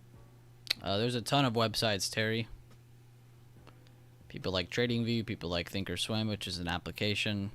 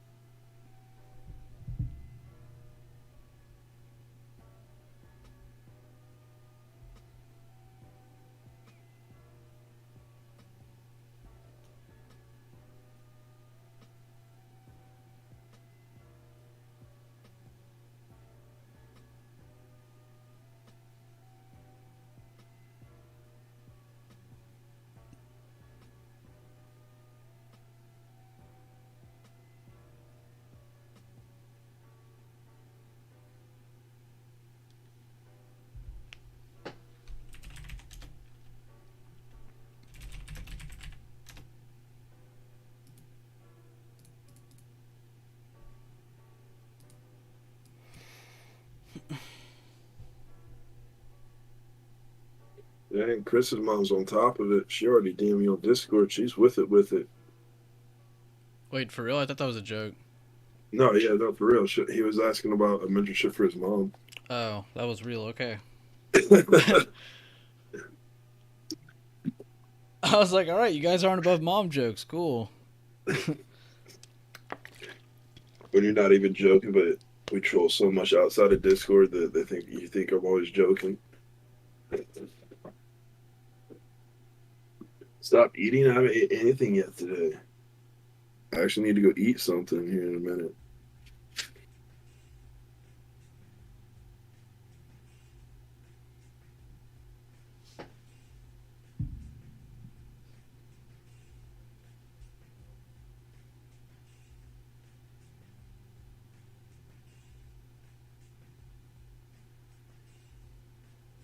Yeah, I traded the 4 a.m. open this morning. Then I traded the pop of pre-market high.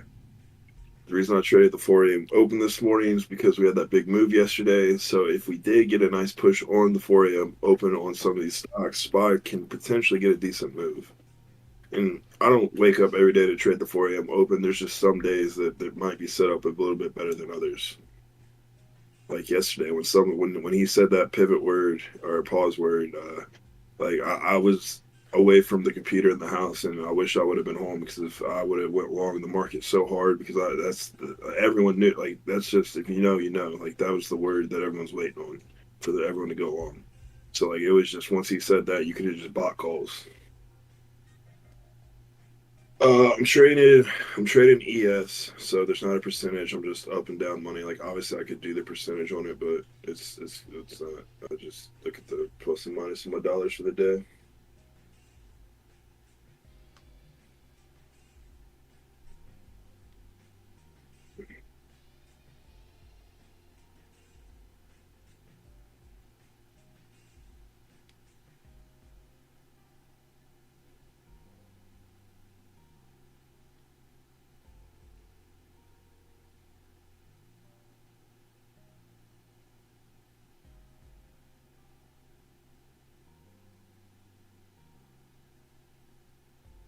The break of pre-market high. After we broke pre-market high there, took a little scalp. It wasn't anything crazy. It was just like another $350. I didn't like the volume. Today's one of those days, like the market is going up. It's just there's no confidence. Like we could have one big red candle, then you're down a bunch of money. So it's just not worth staying in trades for that long. So just quick scalps. Look for the momentum. Look for the follow through. And if you don't get it, take that profit. Move on.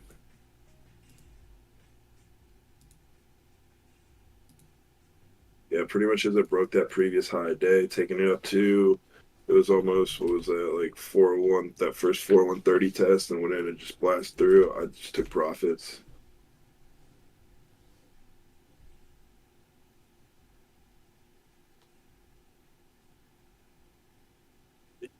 Yeah, I sleep. I take naps. It's more like I take a lot of naps. Like I'll sleep for like 3, 4 hours, get up, sleep for like 3, 4 hours, get up. Like when I get done, like usually when I get done with the stream, I might take a couple hour nap and get back up.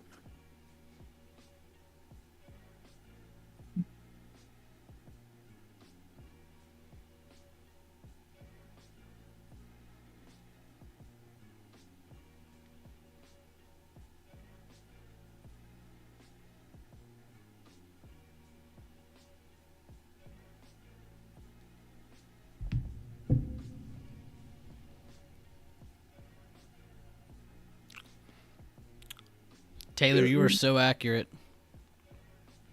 Oh, you weren't up when I got up this morning, were you? No, it was Max, Ty, and everybody else. Oh yeah, I wasn't.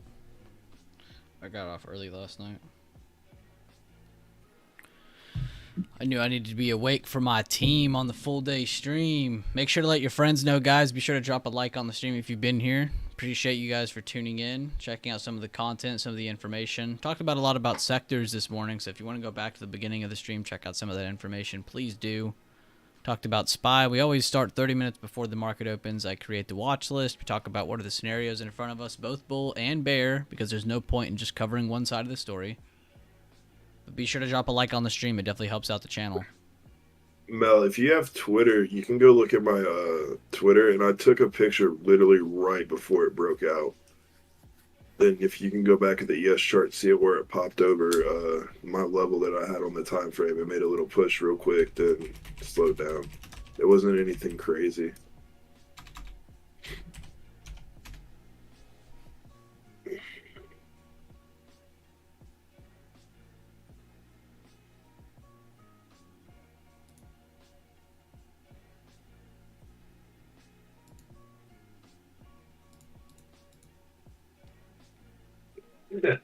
Green candlestick, you ain't wrong.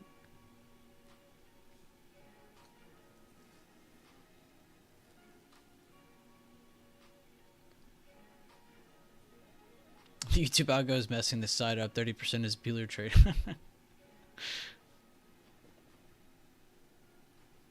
Dude, the YouTube algo is kind of strong. If you watch like one video, like let's say you never watched like a certain sector of videos, like you normally watch just music videos, but then you click on this random type of video, right? Just by clicking that one, you've now reopened your algo to start flooding you with those types of videos over the music videos until you go back to only watching music videos again. The YouTube algo is very strong. Yeah, it doesn't want. You could just type something and it'll mess up your algo. It's crazy. But it does hone in on what you watch more though. Mine's messed up right now and I've been trying to get it fixed. And sometimes it just walks into the same songs over and over, and I was like, bro, I know there's more songs I listen to than this. That's the nerdy bicep. It's just nerdy bicep, no space.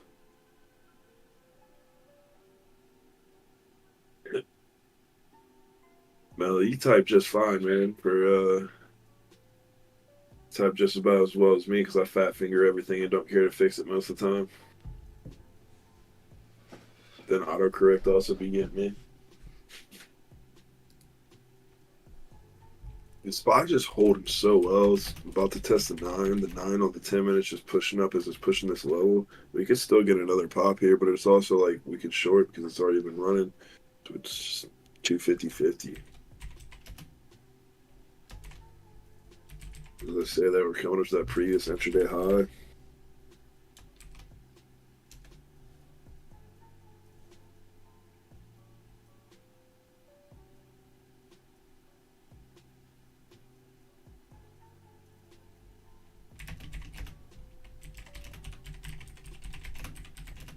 I do both actually. If you can just watch SPY and do just fine, but there is a little bit of difference in like the pre-market high and pre-market low between ES and SPY, and they do respect each other separately. So like ES pre-market high and SPY pre-market high or yesterday low or whatever, they'll respect themselves. And you'll see like SPY break pre-market low, then go hold on to ES pre-market low, then go retest. So I do pay attention to it a little bit. Nvidia getting pre-market high, helping SPY push new high a day. Tesla's still holding up. Nvidia buy the dip finally happening. See if it can get going.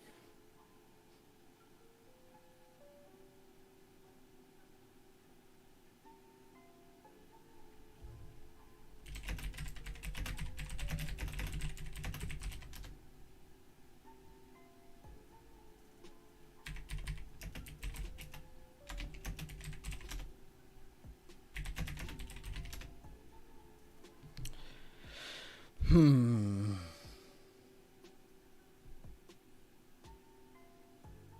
right, I'm gonna go grab a sandwich. I'll be right back.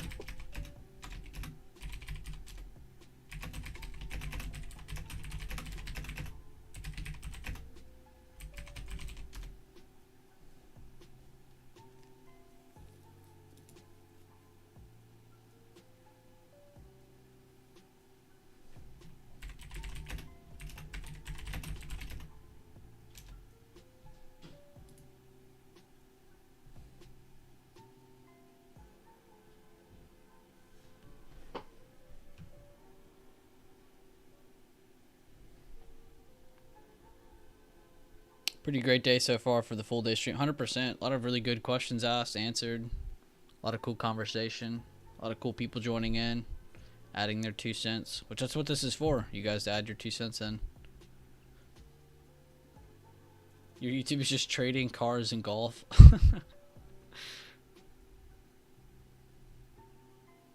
Since it's Friday night, I'm going to eat some food and probably get some blank in me. I am done trading on my normal account. Maybe I will come and YOLO some on the $400 account. I actually have no snacks next to me. I had some corn nuts, but I had those last night. Slow but beautiful price action today. Yeah, very slow. I'd say slow is key word, but definitely beautiful price action. I mean, pretty much, and like I said earlier, I'm not sitting here ever to say, oh, I called this out.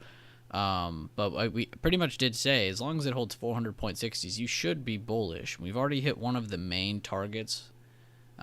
Looking to see if we have enough strength to make it to the farther target at 403.50.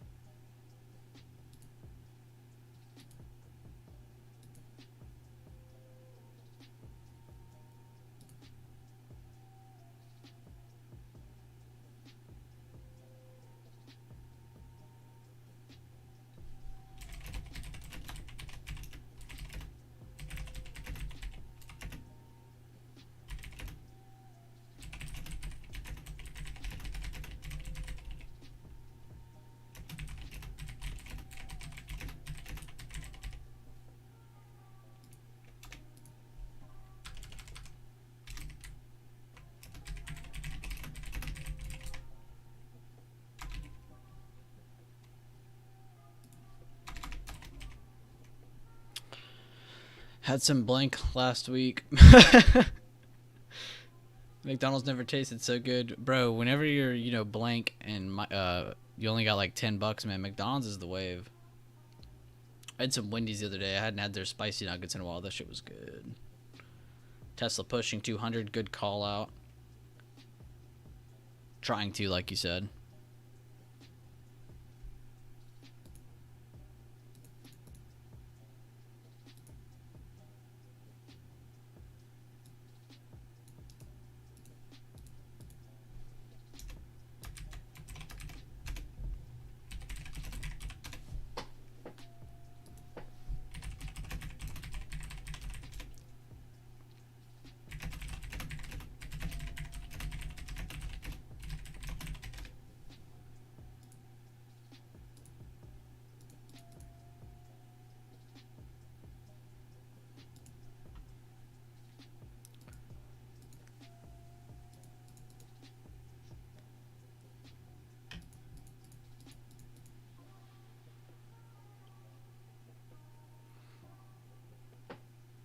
You're having some blank right now. See, big brain. YouTube can't get onto us if we censor ourselves. How have you guys been though? How has y'all's Friday full stream been so far? We're up to about noon my time, which means we have about 3 hours left in the stream before the market closes. A couple websites I would completely take advantage of is Intraday. I talk about this one all the time with you guys. You can view the full calendar. You can catch it, and it updates on Sundays, so I would just wait till then to get the next update on it. But you can always check out who's speaking for the most part. You can always see the biggest economic events. They've even started adding these cute little stars and little whatever you want to call them to kind of highlight what's the most important, what's the big focus of each week. You can also click certain ones, and you can read what is it, when does it come out, why is it important to investors. I'd also check out this briefing website. This briefing website's pretty cool. It tells you what's moving the market. It kind of updates during the day. You always get that free sign to pop up. You don't even have to log in to see this information either. You can see what's moving the market, what sectors are strong and weak, which, you know, you pretty much get that being in here anyway, but still nice to just go to this website and just kind of check on it here and there. You can see different pieces of news events, breakdowns of the news, all that good stuff. It's a really cool free website.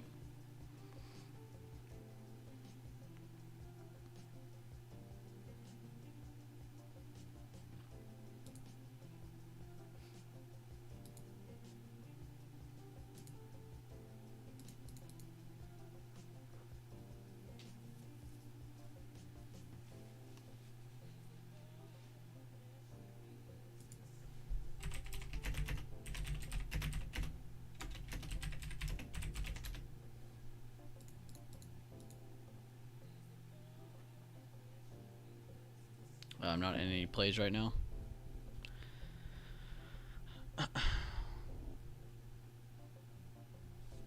Same. Excellent. Almost 1 hour candle close. Good looks. It is always fun with you all every day, and long streams makes Fridays even more exciting. Start the weekend on a good note. 100%.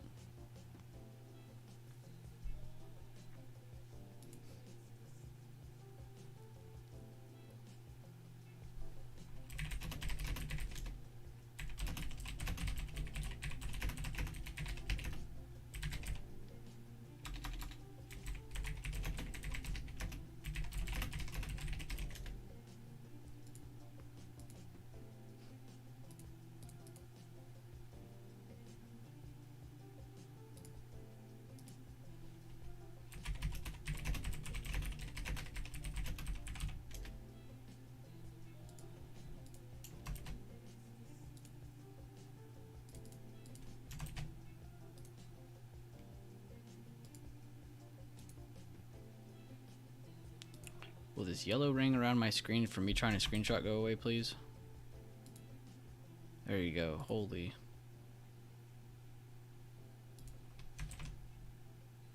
Oh, that's funny. When I screenshot full capture, it does all three of my screens in one picture. That looks very weird. It's like impossible to read.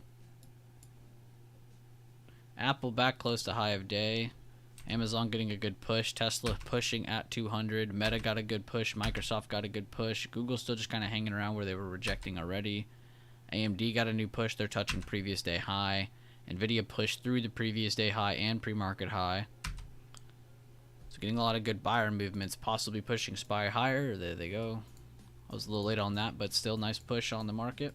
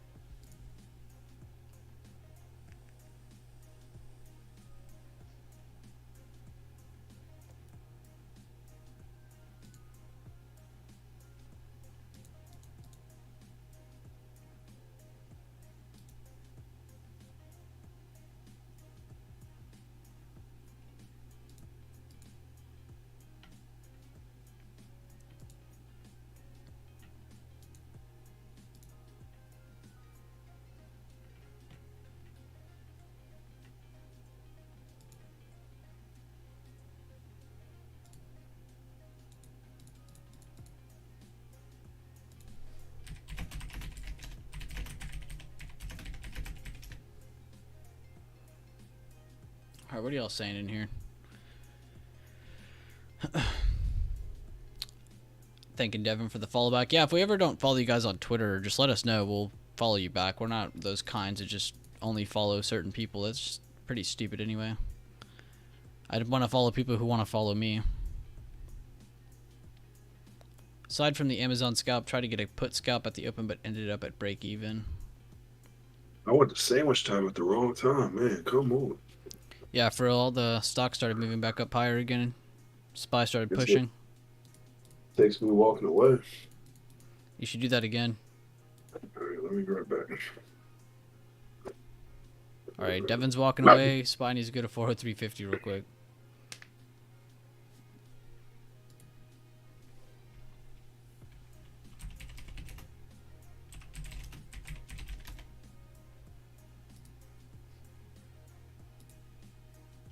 Daffy's 403 target is 10 cents off.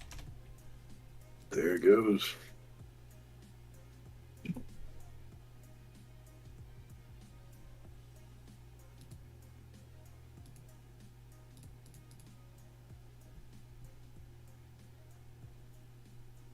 Make another sandwich. It's the sandwich indicator.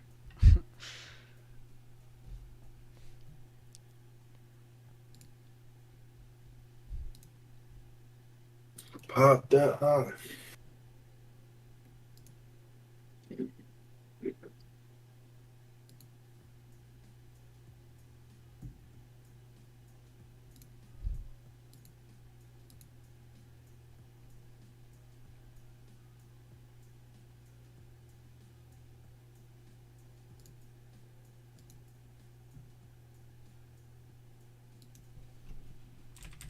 Apple making that new intraday high. Microsoft closer. Amazon's kind of far. Google's getting there. It's not as close. XOM getting over 113. That's impressive today. XOM just nonstop. Opened up at 109.44 and just 113. Like, sheesh.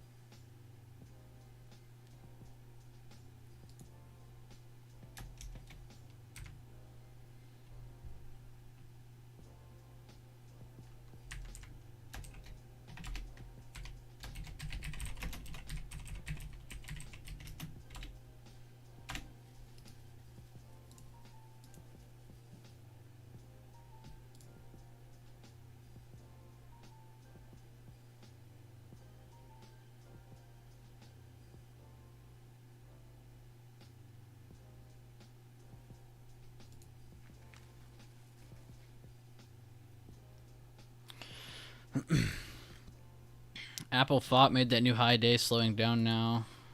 Amazon slowed down. Tesla's still up there at that high. So is Meta. Microsoft's very close. AMD's still holding that new high. So is Nvidia. XLK came back with a very strong push. So did healthcare, discretionary, comms, and financials. All 5 top sectors moved higher very well. So we saw a combined effort today. Wasn't just one sector. Pretty much every sector is up and holding well. And the worst one that's off is staples, and you can see they recovered most of their dip. So the market as a whole has moved up today. Does that require large volume? No, because if everything is moving together, then the market as a conglomerate is going to move higher.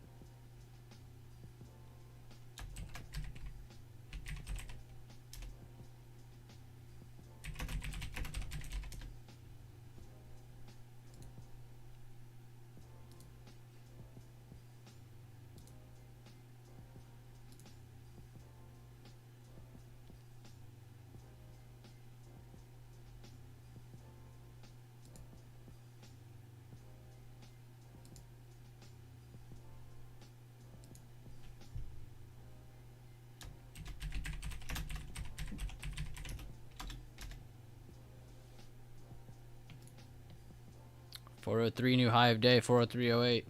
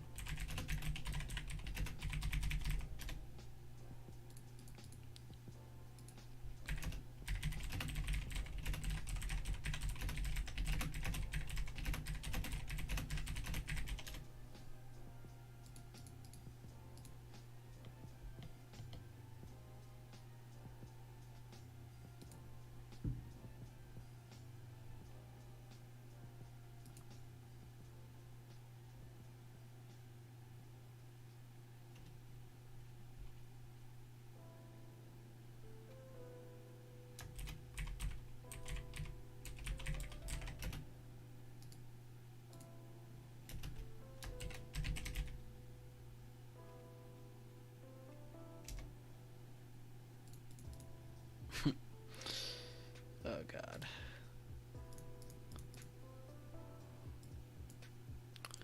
What's up, Leland? How you doing, man? Close enough. Just closed my last SPX call. 120%. If you care about RSI, that shit is up crazy.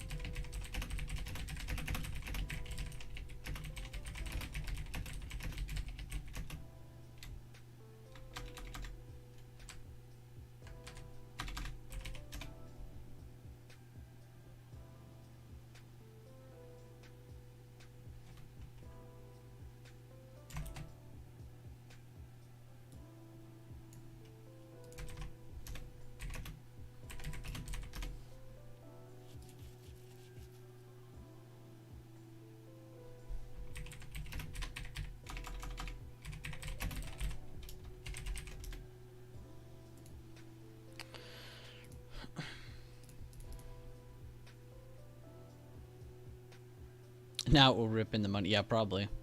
Still though, 120%. Hard to kind of step away from that, man. It's a huge gain.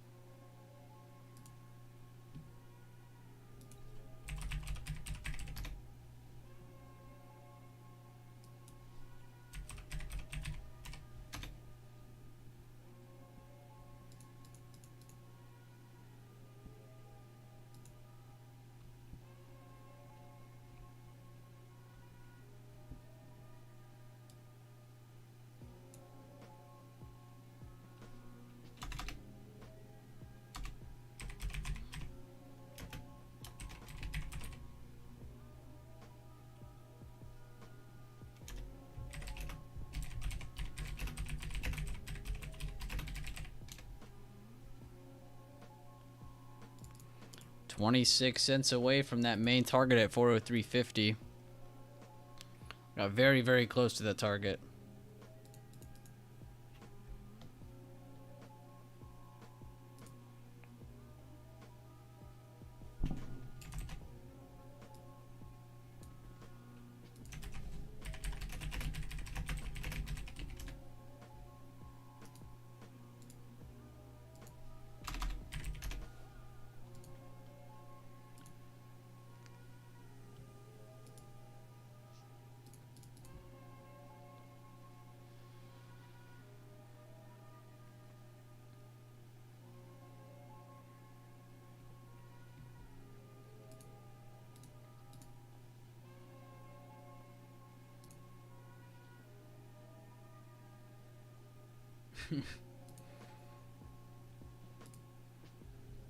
Has anybody here tried typing with Chat GPT yet? I just started doing it. It's actually pretty crazy.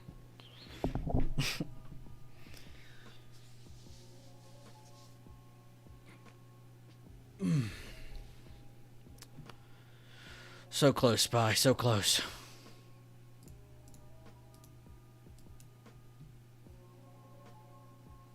You use it for your essays? What, you just say, type an essay about this and it does that for you?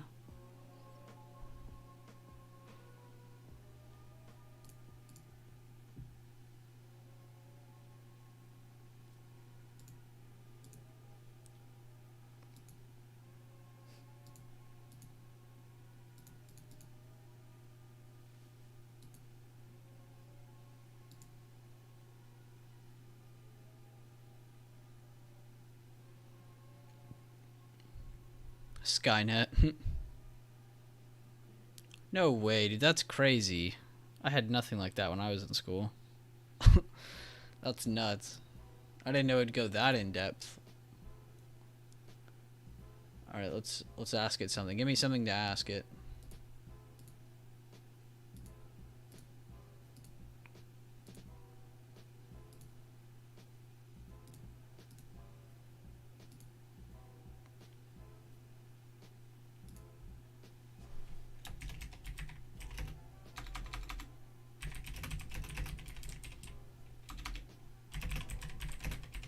Write me a story about trading. Oh my god, this is wild.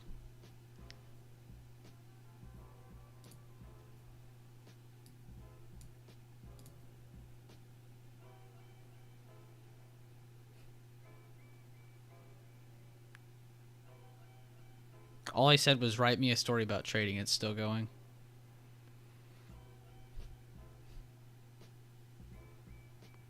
Once upon a time, there was a small village nestled deep in the forest. The villagers lived simple lives, hunting, fishing, and farming to provide for themselves. But they had one unique talent that made them famous in the surrounding regions. They were expert traders. The village had developed a reputation for trading goods that were difficult to find elsewhere. They would find rare herbs, exotic spices, and even precious stones, all of which they had managed to find in the dense forest that surrounded their village. One day, a wealthy merchant from a nearby city came to visit the village. He had heard of the village's trading prowess and wanted to see if he could strike a deal with them. He brought with him a large caravan filled with gold, silver, and other valuable items that he hoped to use to purchase some of the village's rare goods. When the merchant arrived at the village, he was greeted warmly by the villagers. They were happy to trade with him, but they wanted to make sure that they had received fair value for their goods. The two sides spent many hours negotiating, haggling, and bartering, trying to reach a fair deal. Finally, after much discussion, they settled on a deal that satisfied both parties. The merchant was able to purchase some of the village's rarest goods, while the villagers received a generous amount of gold and silver in return. Over the years, the village's reputation as expert traders continued to grow. Traders and merchants from far and wide would travel to the village to trade with the villagers, and the village became a hub of commerce and exchange. As the village prospered, the villagers continued to trade with honesty, integrity, and fairness, always striving to ensure that both parties received equal value in every transaction, and so the village's reputation as expert traders endured for generations to come. Jesus. Village blank herbs.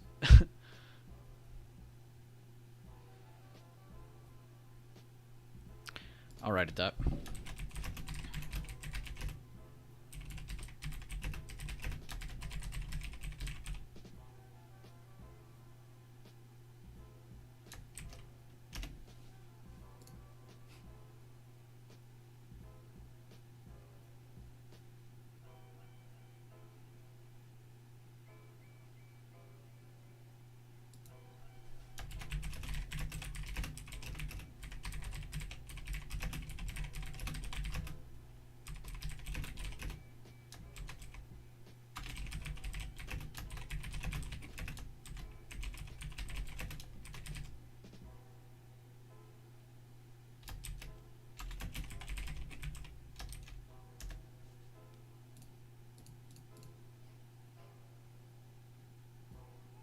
Oh my god.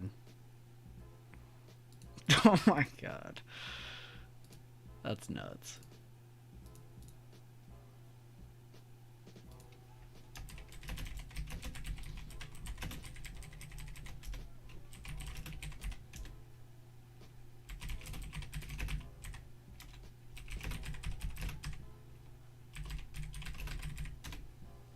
Yeah, that's kind of nuts. I'll give it that. That's kind of insane. It even tells you how to do it all.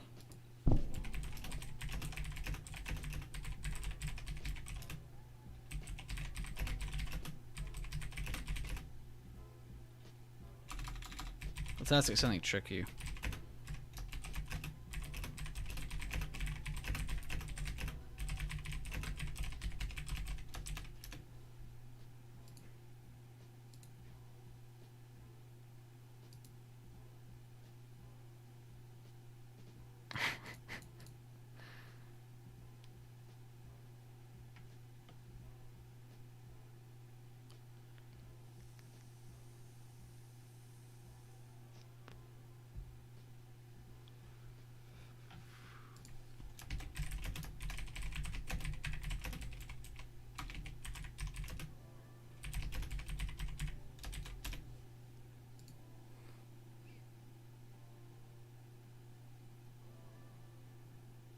Wow, busted. Doesn't even know Leland. What a joke.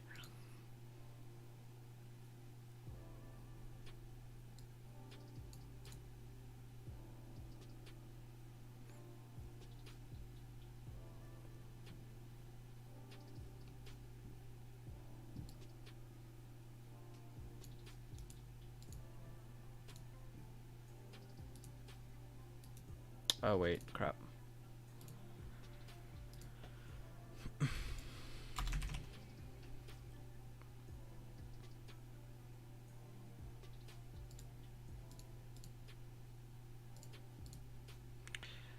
There's a wrong part in it, Leland. Let's fix it.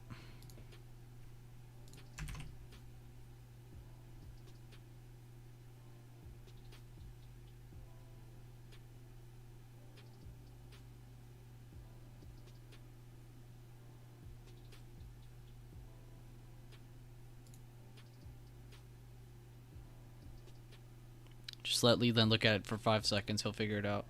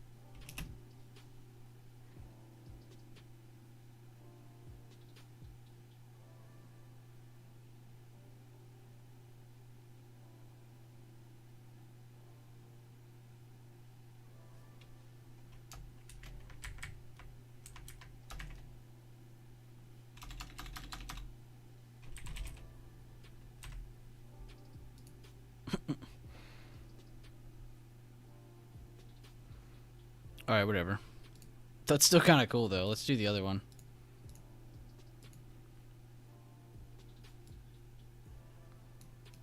It even gives you, like, colors and everything, too. That was pretty weird.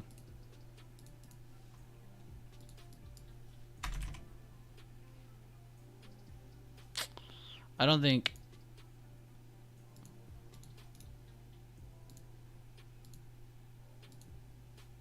Yeah, I was gonna say. I think it's typing some of the words wrong. Like, I don't think TOS picks up pre-market underscore high. Or this show pre-market. I don't know. There might be something wrong in that. Alright, let's do another... What's another good question? Make me a chat GPT meme.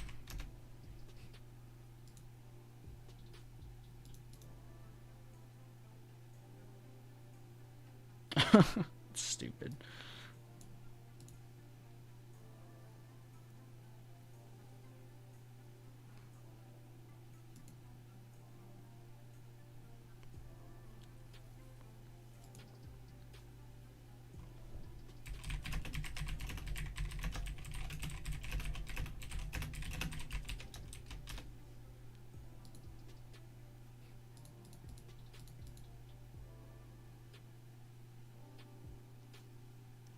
I broke it. Oh.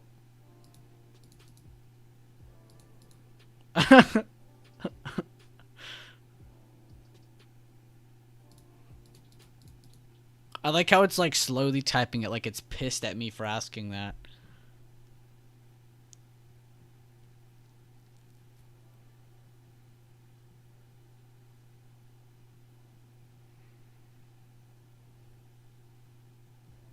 Oh, I can, Freddy. Okay, that's kind of cool.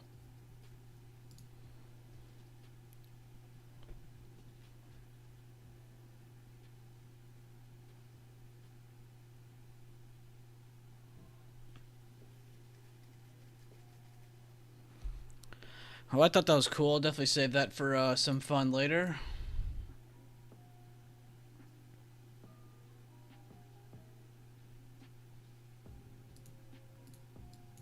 You guys got to see Chat GPT, the famous Chat GPT.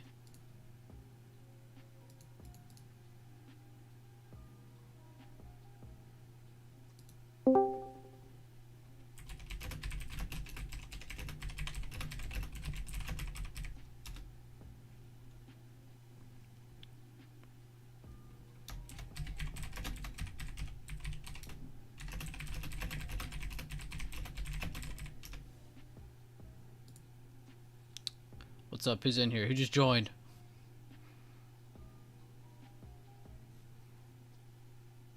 It's me. Hello, boss. What's up?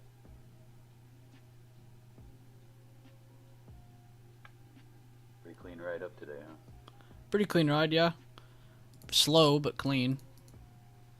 Slow. Yeah, and I have a great track record of choosing the bottoms and the tops for my runners. I got out of my last runner at the 1 penny off the bottom. So I didn't get to see any of this. Rest in peace. Yeah. I guess that's why it's called a runner, though, right? Because it runs with you. Sometimes it'll run without you. Yep. Yeah, I was just messing with that chat GPT. It's kind of cool.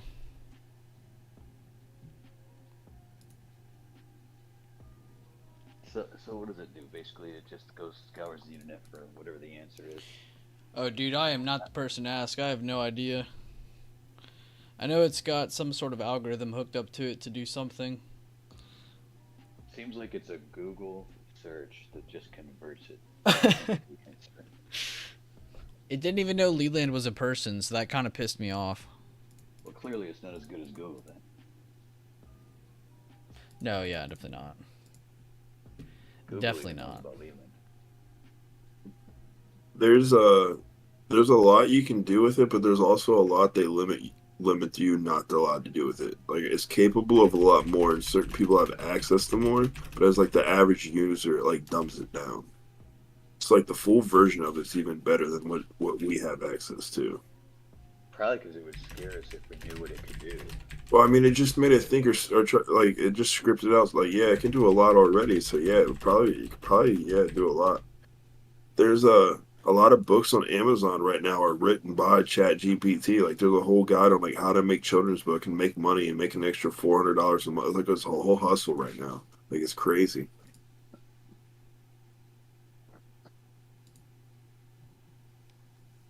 The Chat GTP hustle.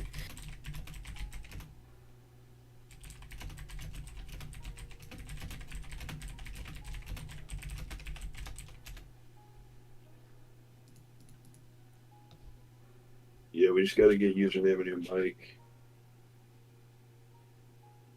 Gotta get one of the. Not good. It's not terrible. It's just not very loud. Yeah. Like if I had music on, I would definitely not be able to hear you.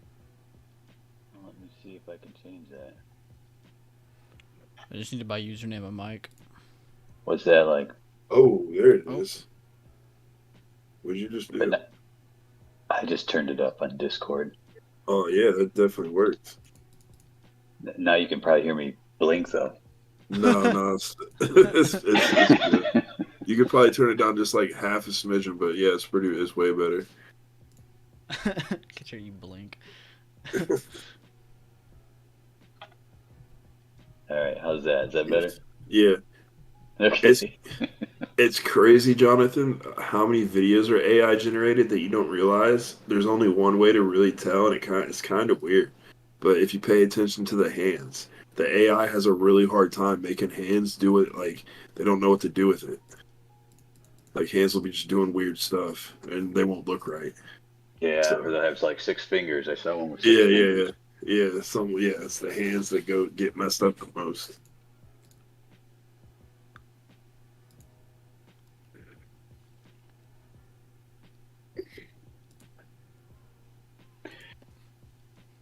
Man,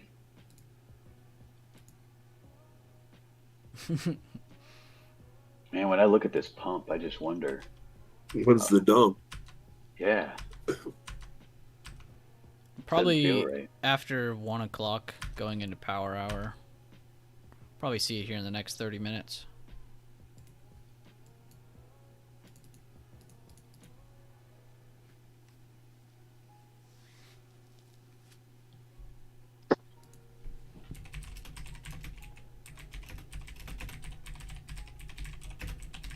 Daily volume isn't really compelling either, yesterday or today.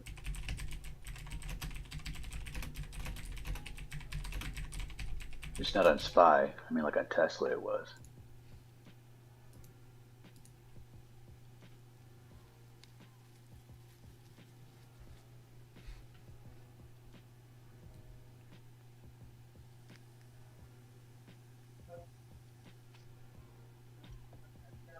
Can you hear the people in the next office talking? Only like a very tiny amount when you talk. It's very quiet though. Okay. It's not bad. Then you can't hear me blink then. At Nope. least I know that. It is like that though. You go to like scratch your beer and you hear it perfectly. Can you hear that? No. Okay. What'd you do? I'm scratching my beard. Alright, did another chat GPT thing. Let's try this. And of course, it doesn't pick it up.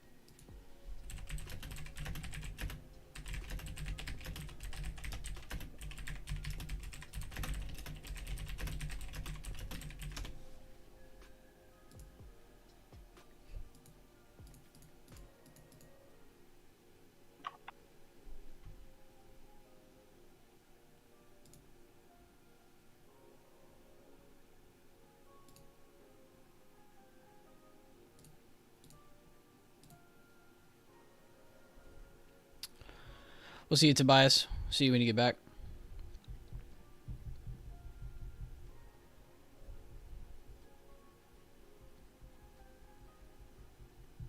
Oh, no, we just meant intraday, Freddy. We didn't mean like a full-blown reversal. Just talking about an intraday potential reversal. We have gotten pretty close to a good level now, so we could see a good pullback down to 402 from here. But that isn't really anything large anyway. We've been bullish since we held 397s the other day, so it's good to see that now that we're holding up a higher level at 400.60s now.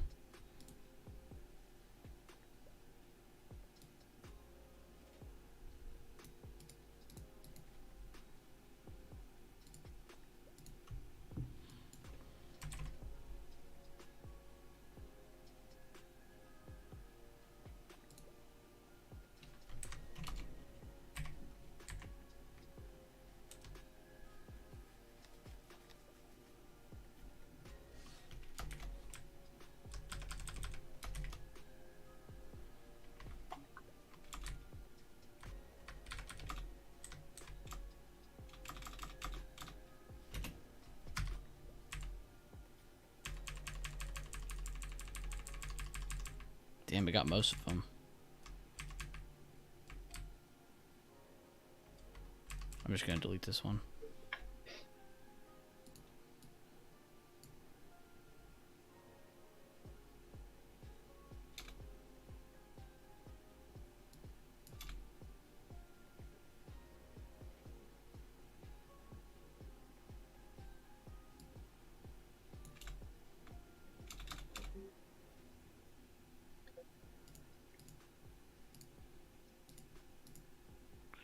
Alright, I'll get that working later. That's pretty cool, though.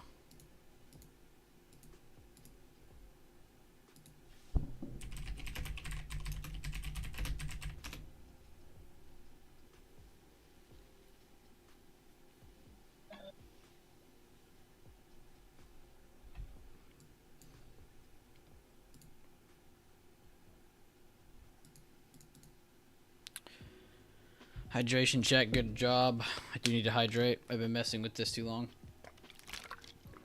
Hoping we push up to 4100 so I can load up my swing short to 3800.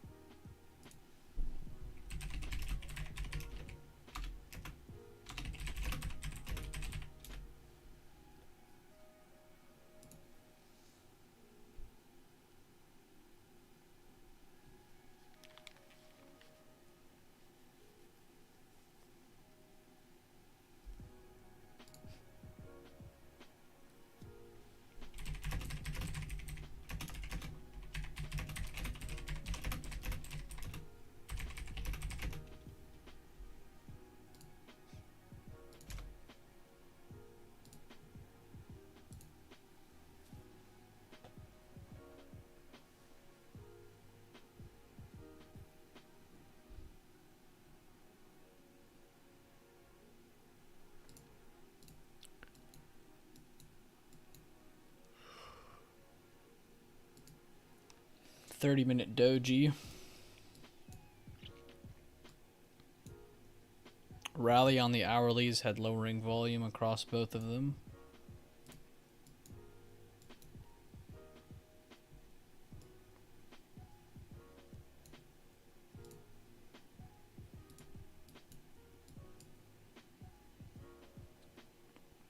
Really just had struggle holding the 90 man the 10-minute this morning, and that was about it. We're still above it even now.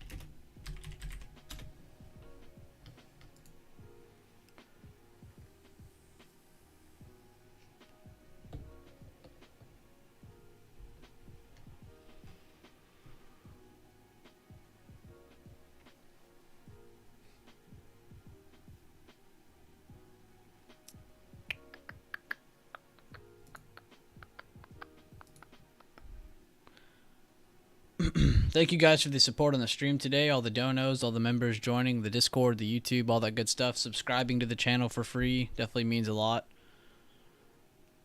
Well over 5K now thanks to you guys.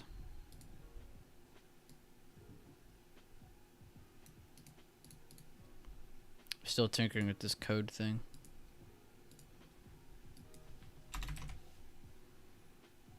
Even after defining it, it still said no.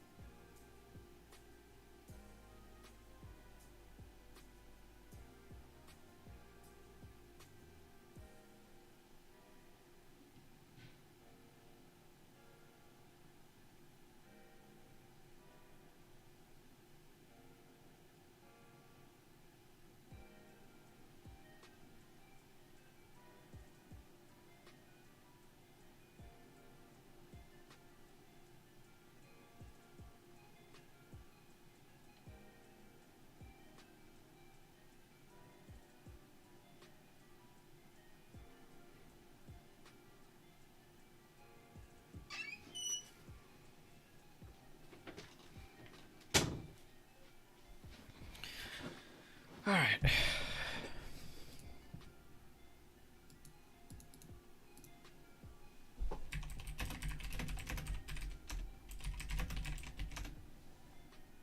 We've actually got a decent flag on SPY even right now.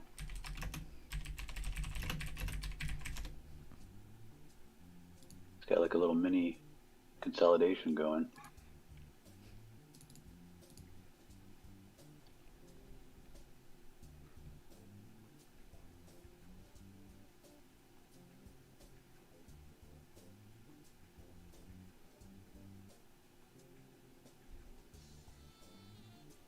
Ah, green candlestick. Good idea.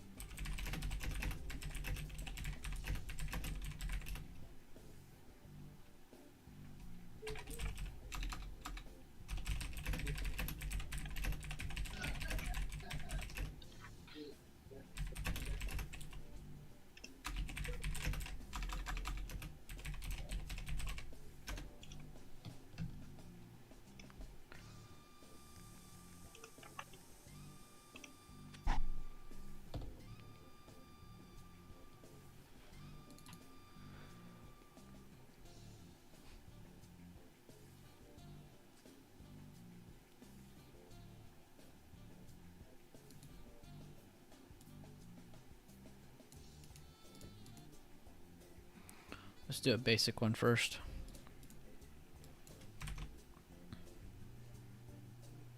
Oh, and then it gives me one that works.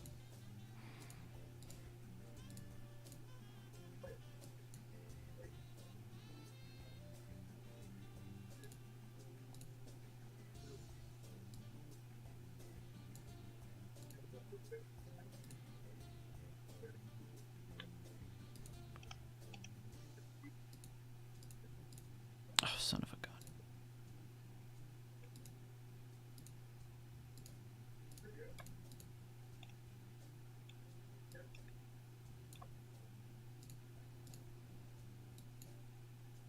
Oh.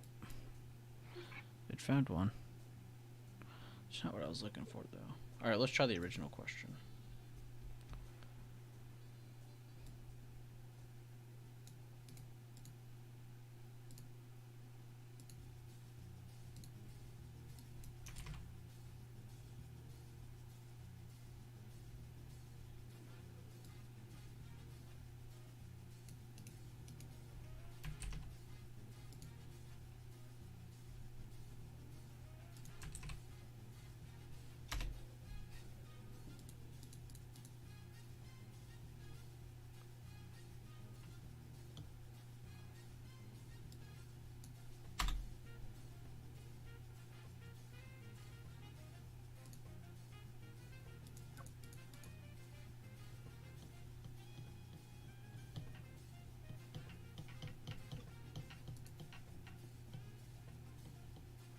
Oh my god, it's typing up like a whole new code.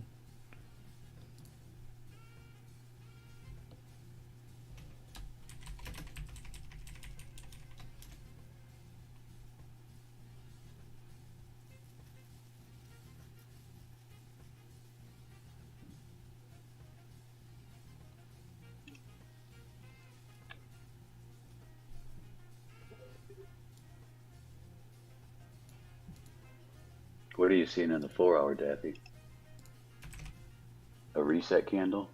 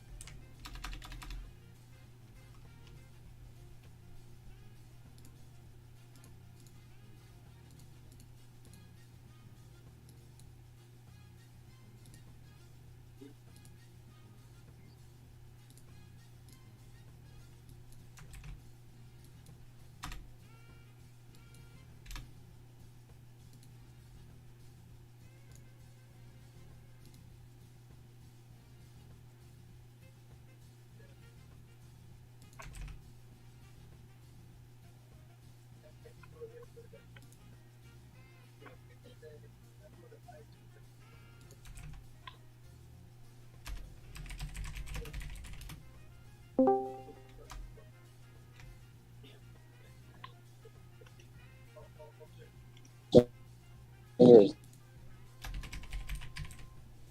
something here we can pay attention. I believe that's the level I'm watching. Kind of cutting out. Say that again.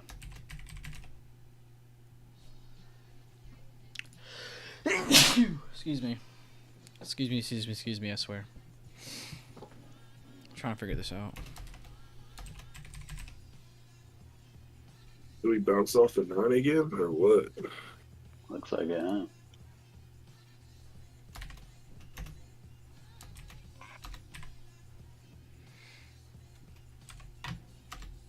I did it. I fixed it. I fixed it. I coded. I fixed it.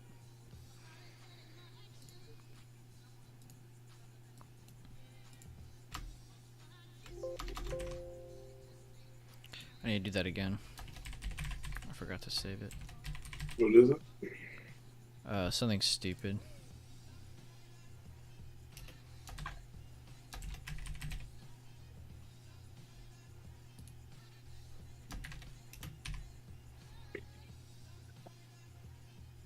That's all it took. It just didn't finish this part. Alright, delete that. Delete that. Save as set. Chat GPT. I'll just label it that.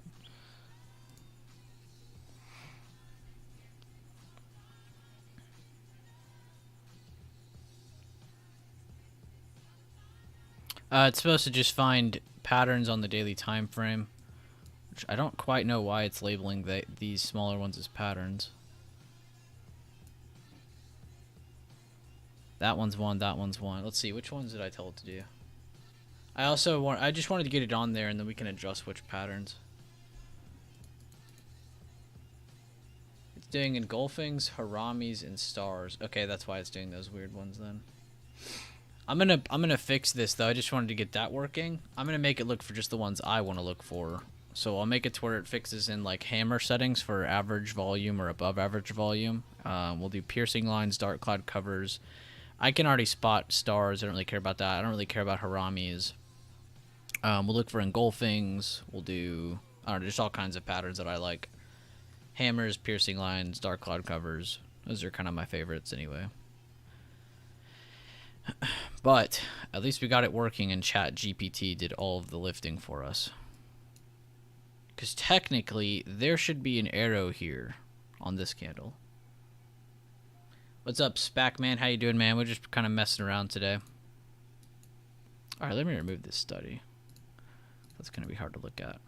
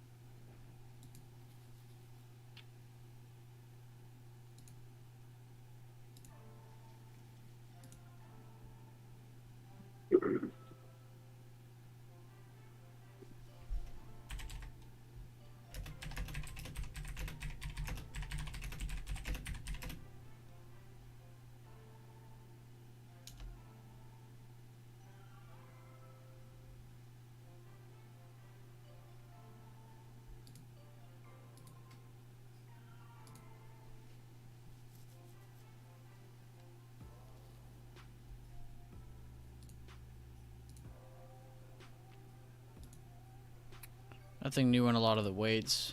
Apple's still hanging around high a day. Amazon, Tesla's still up there. Meta made a new high. Now they're chilling again. Google picking up more. AMD picking up more. They seem to finally be getting action off their support. Nvidia as well. And Netflix just hanging around that same support again. Nothing new to report on those.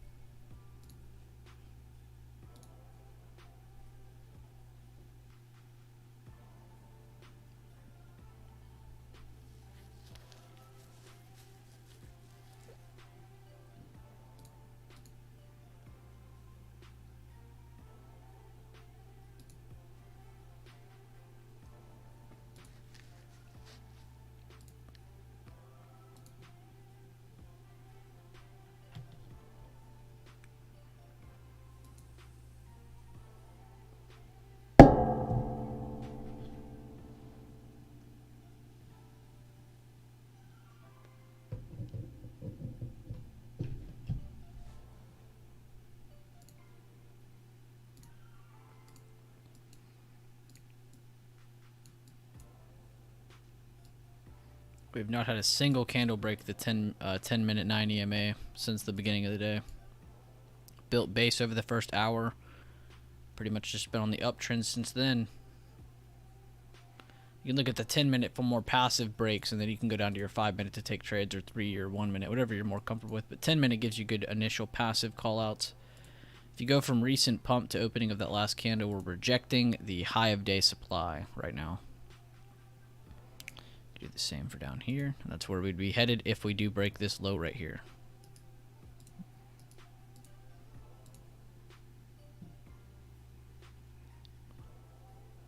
Yeah, that was Chat GPT that I was doing. Asking it basic stuff, really.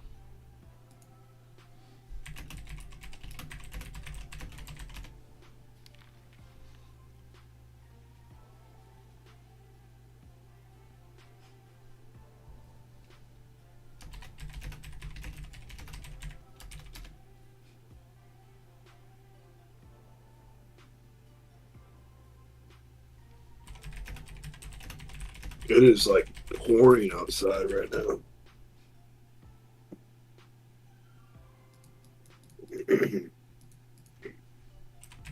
Good day to stay inside.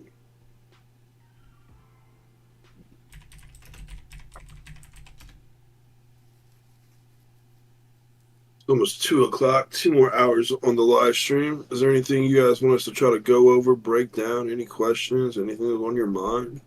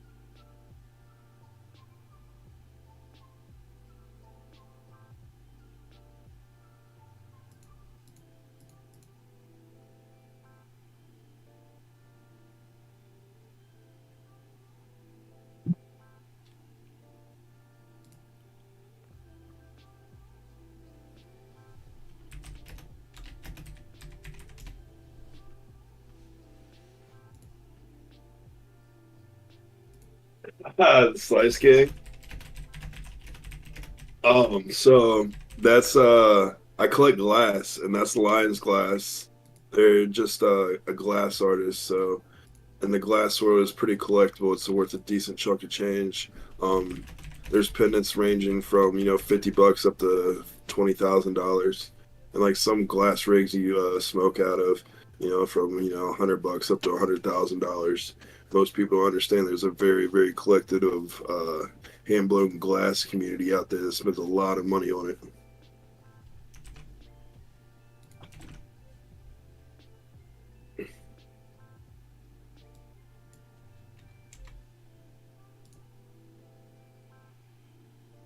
What are we trading right now?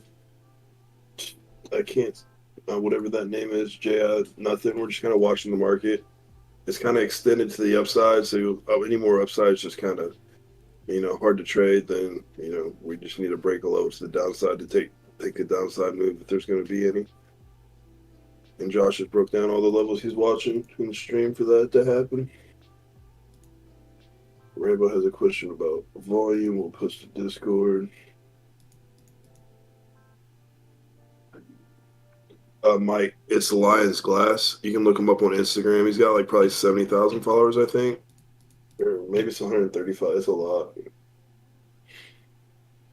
Michael Jack was at the dentist.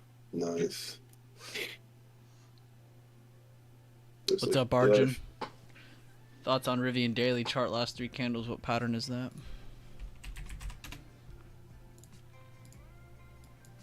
You have a potential morning star pattern here.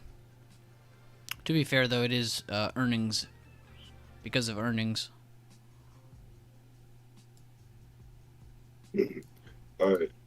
Rambo, so the blue bars are your off-market orders. dark pool orders they're not sure what it is. Then red and green volume. So the greens buyers, the red sellers. Sometimes you'll get 50-50 bars on the buyer volume. Like on the 10-minute, you'll see it a lot more.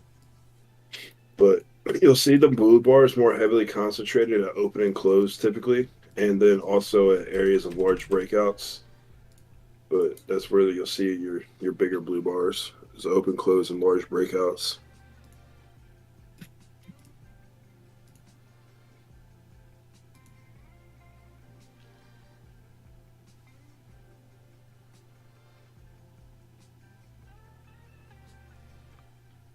Nice, Mike. Did you lose in your eyesight?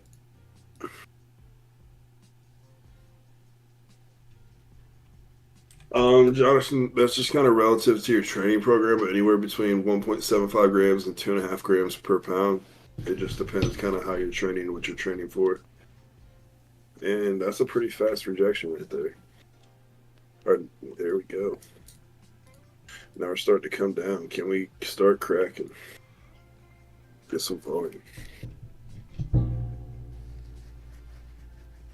Did that make sense, Rambo? What I said? Respond, the thumbs up.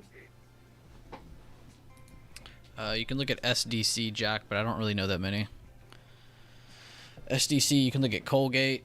There's a couple.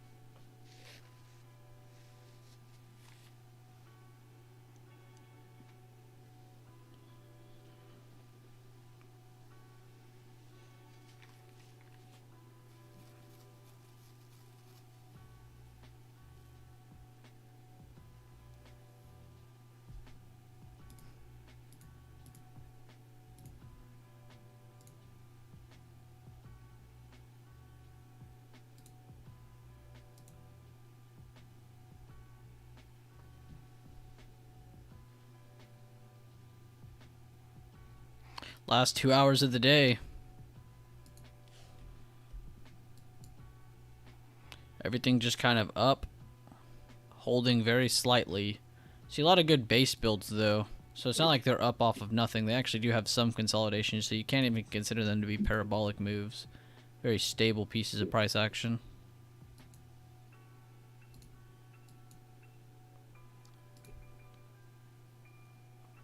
Hypothetical, how would I play the Rivian chart? I would honestly wait, because I drew this little in-between part. It's kind of an imbalance. So for the demand, I went from low of this move to the high of the last red candle before the reversal. And then up here, I did the same thing, but on the opposite side. I did the supply, which is the high of that move before reversal to the open of the last green candle. So you got supply and demand. So you have your range, and you have kind of an imbalance in between where price has pushed up, sat on top of, continued higher, retested. They even did it again when they pulled down again from their bearish reversal. And it seems to be that this is kind of an in-between medium for them. So I would look for moves to sit on top of this for more upside. I would look for moves to reject this. From this perspective, though, I wouldn't just buy here, because morning stars are just kind of an initial signal, you know, kind of like this one. This is kind of the same setup. It didn't just continue launching afterwards. What did it do? You had a little bit of a resettle day. So I would say a resettle day is kind of what's needed for this chart. So you might see one start higher, finish a little lower, and it stops here. Maybe you get a little reversal for a little bounce, or you get a continuation right after. But I would definitely say it needs that resettle day afterwards, and kind of in comparison to this one, if that makes sense. So I'd say you need more info, but you have a good initial sign of, hey, there are buyers here at a good spot too. So pretty good pattern with good positioning. That's all I look for, pattern with positioning. VIX is just the fear indicator, what a lot of people look at to track volatility. I don't even really look at it too much, to be honest. I feel like too many people focus on it too much, and then they get themselves kind of adding in, like, they'll be like, oh, I'm bullish on SPY, but I don't really like where VIX is. It looks like it wants to jump, so SPY is going to go down. That isn't always the case. SPY and VIX can both go up. They're not perfect opposites. That's a very big misconception by a lot of people in the market. It tracks volatility.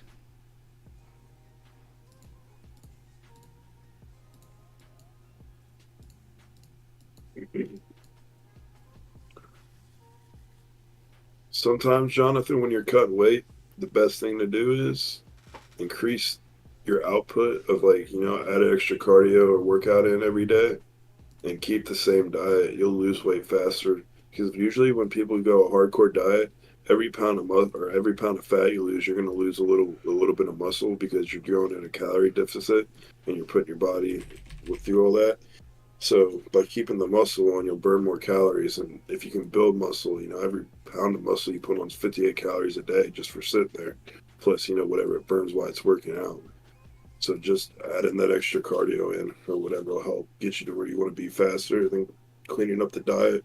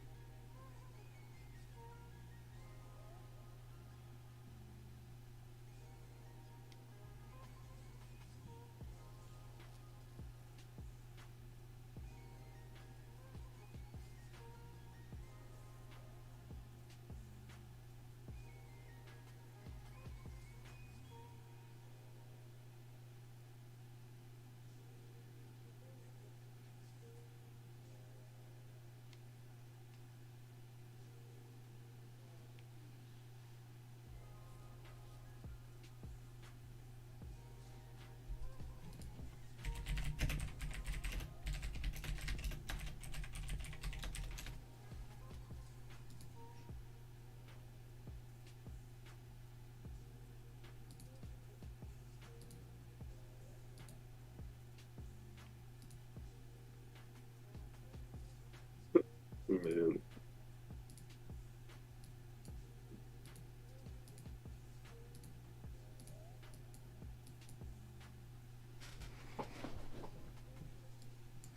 Well, if you guys had access to the Discord on Sunday, or you're a YouTube member, you had access to the video that talks about the SPY update for the week. We also had a midweek update talking about what levels we needed to break to reach certain areas. This week, we kind of initially said we were expecting a green week, which we are getting now thanks to these last 2 days. But at first, we said that you'll probably get a pop and just some consolidation. I would never have guessed we had to defend the low of that move. But still got a nice bullish engulfing. We got a higher open today and a good continuation. Very slow uptick day. We're still under average volume, but it's not a horrible volume day.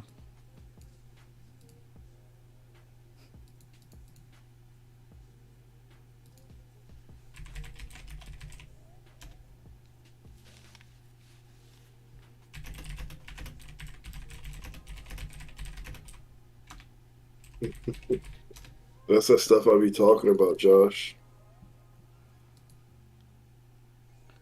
What's that guy's name? Yeah, I'll send you. I should have just put the whole thing in there. Does it have oak in it? Yep. Like, how are you, Josh? I'm doing great, man. Thank you for asking. At least,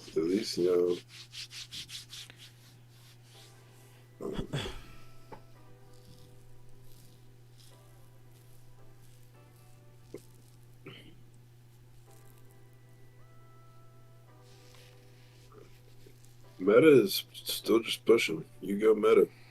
How are you, Cameron? How are you doing?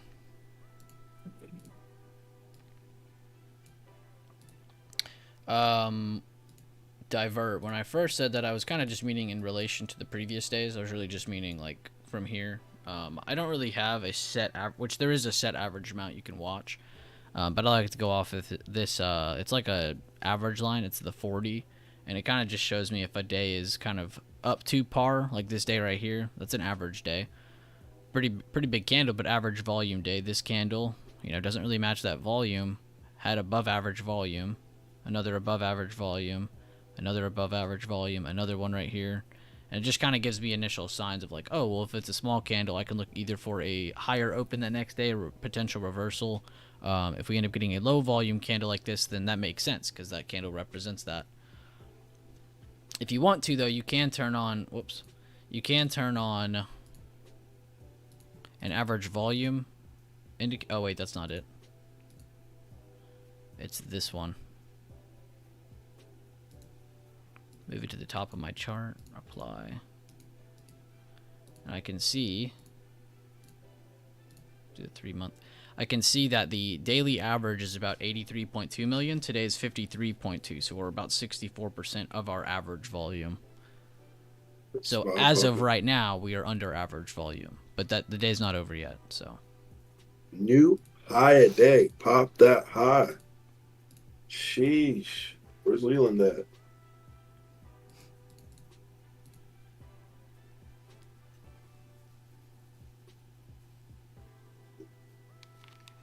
if she asks your height, you can ask her. Of course, that's sinful. Who's saying that?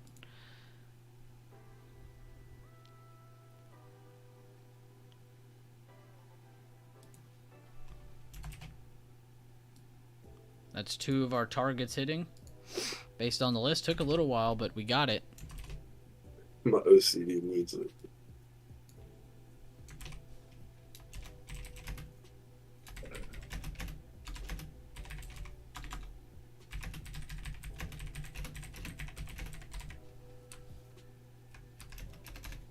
Jay, just when you think that's when they're gonna dump it on you.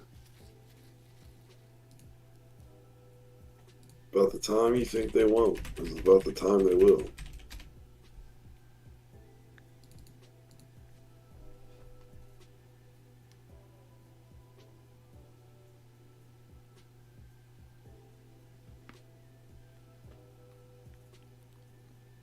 Rivian up 10%. Yes, sir.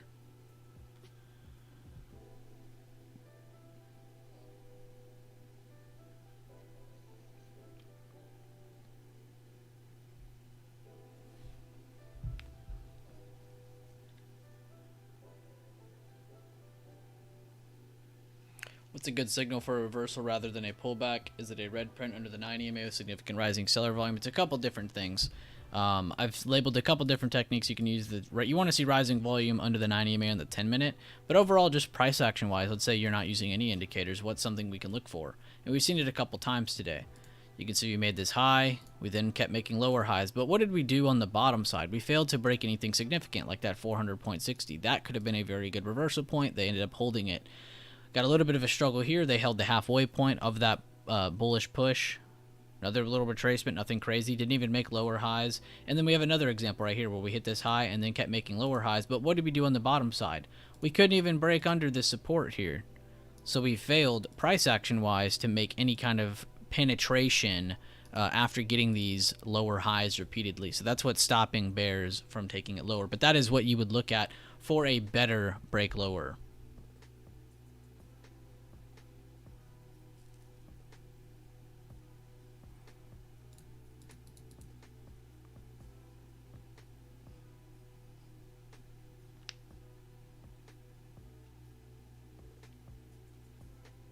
You could also use the fib method, which is a little bit more in-depth because you have to kind of get the eye for it. You can't just do it one time and you're like, oh, I get this forever. But this was a pretty good example here. So if you go from point of breakout to the first time it slowed down, after it broke out, it really didn't slow down until about this high here. It kind of pushed up, had that little push, and then it just kept reversing, slowing down, a really big slowdown. And that's where we get that first zone. That is kind of how you tell, okay, well, it didn't hold the short-term retracement, so we should get a dip to the 100% retracement. You got that once, twice, a third time, but they never closed or got a good penetration under that 100% retracement, right? So bulls are still in control, even with that short-term bear control you had back to that level, right? overall you're still in bullish control. And you can do this over and over. So let's say the next open range breakout, it happened above this high right here, and their first real slowdown wasn't really until, you could say about here, you could say about here. Either or is pretty good. But it looks like they didn't end up cracking under supports at all either, right? So no reversal, just short-term pullbacks, nothing crazy. You didn't get that full reversal. 9 EMA still intact. And you can see, I'm kind of saying the 9 EMA is the last thing. Like, I'm not really sitting here going, oh, I didn't do this to the 9 EMA and that's it. Like, no, there's other points you can make up for this. So let's find the next one. Open range breakout from here. Didn't really slow down till about here. You got one little reversal candle, but it really didn't lose much. And then the bigger red candle and multiple red candles really picked up here. So now you could assume, okay, well, there's been a slowdown here. I need to add my halfway point here, my golden pocket. And you can see they also fought here. So yes, they made lower highs, which is a good indication for a potential break lower. But they also failed to break the support in which got them there. That got them to be holding in this general area. So they failed that. So that is how you could tell a reversal versus a pullback, going off of open range breakouts with a fib. If you want to see my fib settings, I'll show them right now. You can copy my exact ones if you want. Good job, Utbagal. 137 viewers, 137 likes. Everything is perfectly even.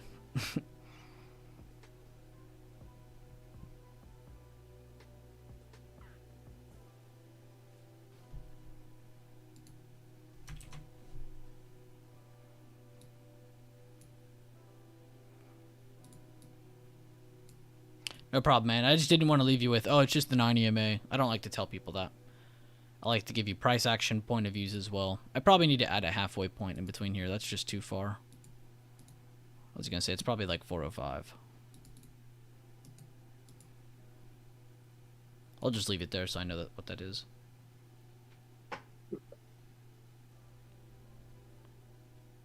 No problem, RC. Anytime. That's just the simple way I use fibs to help me. And you'll start to notice the more you draw them, the more you're like, oh, I don't need to draw that, you know, because you get used to seeing it more and more. You should just start instantly picking up, oh, well, from open range breakout to the high of that move, I know around in this general area there's a halfway point. Vice versa here, vice versa here. And you see it over and over. The more you see it, the better.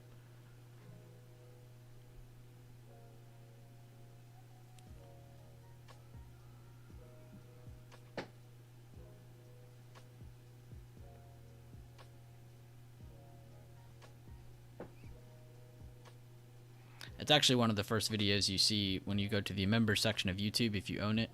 It's $4.99 a month. You can click on it and it takes you to the payment screen or whatever, but after you sign up and all that, it takes you to all the videos and like the member section, and there's a bunch of updates and a bunch of videos in there.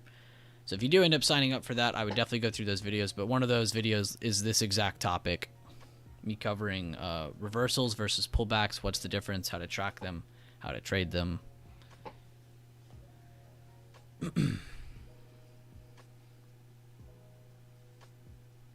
Just checking back in while on lunch, but I can hear BB giving some gems away. I'm gonna have to run this back after work. Totally fine, Vanessa, which you do have a video on this as well, so glad to have you.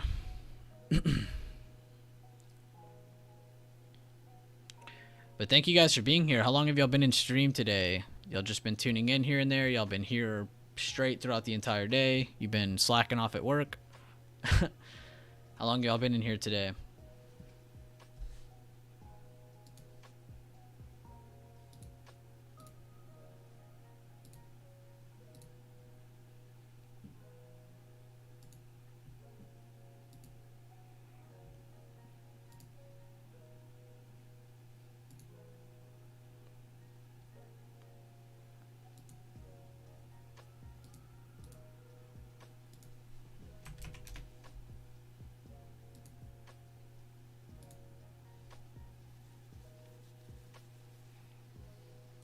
All day, just tossed my last spy contract.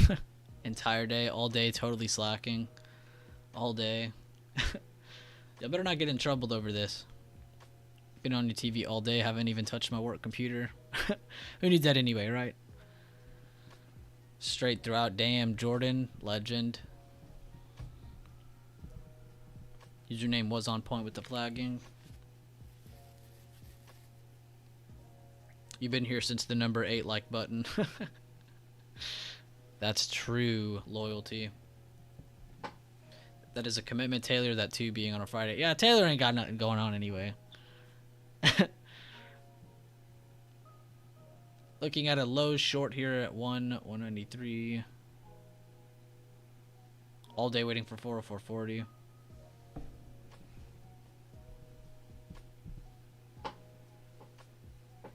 All day. Got the first like and good morning. I am a winner. Damn, that is pretty impressive, Chad, to get the first like and to say good morning first. What's up, Tobias? If you guys are just now tuning in, if you go back like, what, 7-8 minutes, you'll catch me talking about the difference between reversals and the difference between pullbacks. So you can go through that.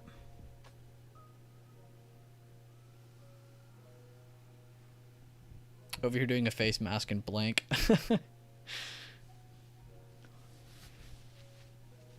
All day blanking.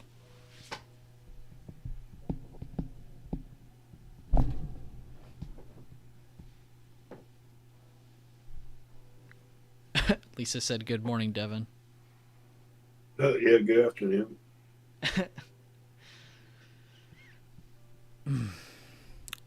Doesn't feel like Friday now. After streaming, it just doesn't feel like a Friday anymore. Working from home, watching charts, taking care of the toddler, it's a lot. I bet. Definitely don't stress yourself out too much. Or try not to. I know you don't have control over all that. Facial Fridays. Okay. It's morning somewhere, I suppose. I just joined what happened to the market. We got another increase. Everything just kind of pushed up a little higher. Apple, Amazon, Tesla, Meta, Microsoft, Google, all these are still holding up very well on the day. And the only red sector is still staples. Everything else started continuing even more so. So that's really good to see. It was really a combined effort. I would not expect to have an above average volume day just because everything worked together to make prices move this much. So it's not like they had to move a lot. Really good movement, though, in the market today.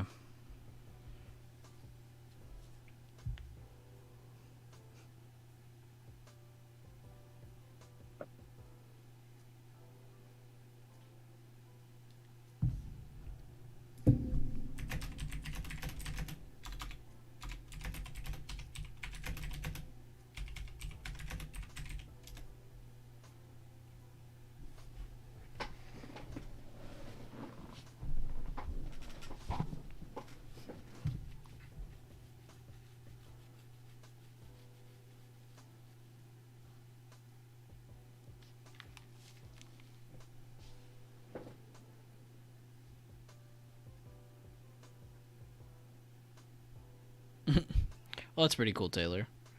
Got yourself a flexible schedule as long as you work hard.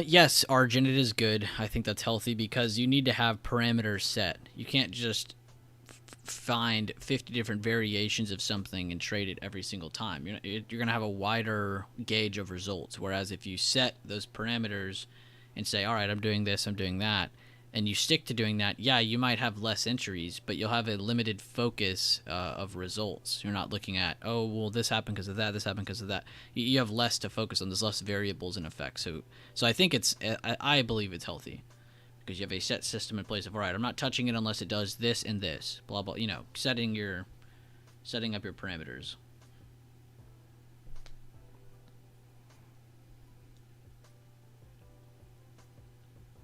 It just means it's a lot wobblier of price action too, Arjun. Not every day are we going to get those amazing, clean, rising volume moves every single time, so you have to take a couple hits with the punches. It's also levels though, because you can have lowering volume carry prices up. That's a normal thing. The thing is that it's not a good thing to get in on that and say, all right, it's going up to this super high level up here. No, it doesn't have this strength. So it's just gauging the strength of it, really. But also important to talk about the levels. What did it hold, even though it had lowering volume? There really wasn't that many fake outs today, but you can say today was a bit slow. Really only fake outs were this morning, and they really didn't break anything to the downside. They ended up building base. You got a good pop, kept it back in range. So really all this is just sideways confirmation. It's just good base here in this range, right? Finally get your break, and you didn't have rising volume, but you didn't really need it because you had base, right? Price didn't have the strength to continue higher after increasing in volume again. They came back down, held it as support, and they had lowering volume throughout that, increasing chances of this possibly bouncing off the support as long as it holds 400.60, right? And yeah, he didn't really have a bunch of rising volume moves on this next move either. Had a little bit of rising volume here finally when it got to the top again, but then it slowed down again. And it seems like every time they get their volume increase, they start slowing down again, right? That's very normal. It's just slower. Like on a day like today, probably wasn't really that much fun to sit in a contract the whole time. But it's not about being fun, it's about trading off of your parameters, what you set, what you get into, what you told yourself beforehand, so you don't change it up during it just because you're emotional or you think something or you think too deep on something. Makes you change up what you do in the trade.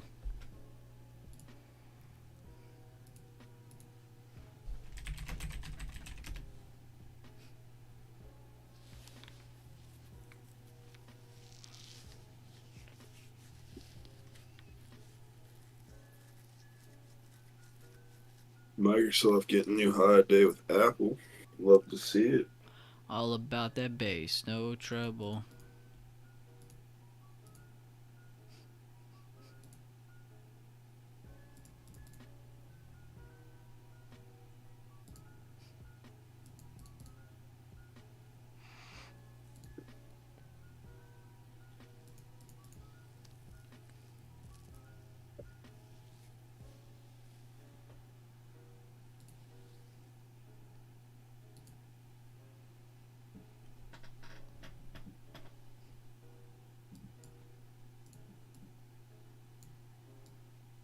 Definitely could see 405 Daffy. It's not out of the question.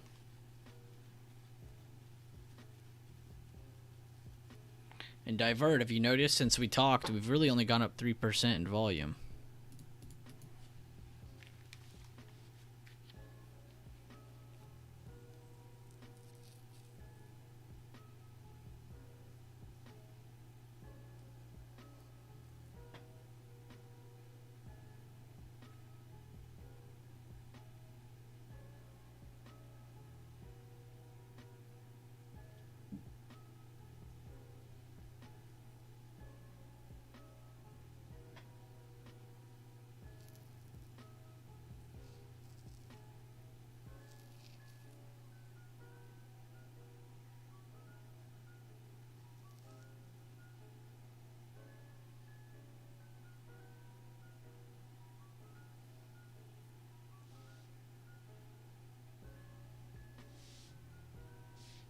I'm honestly just very happy with how accurate the Sunday video was, giving you guys the different breakdowns and what I thought on what was going to happen this week. Pretty much on par.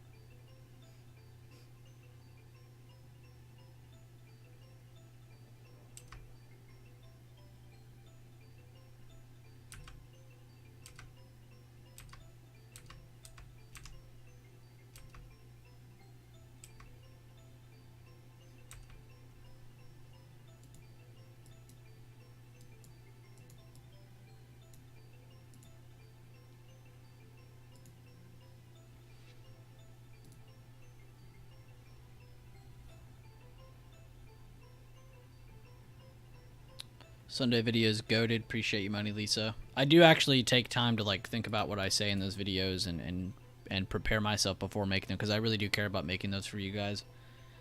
Pretty much been doing 2 videos a week. Most of them are on SPY updates, like what you can look for on the market, what economic events are in the way.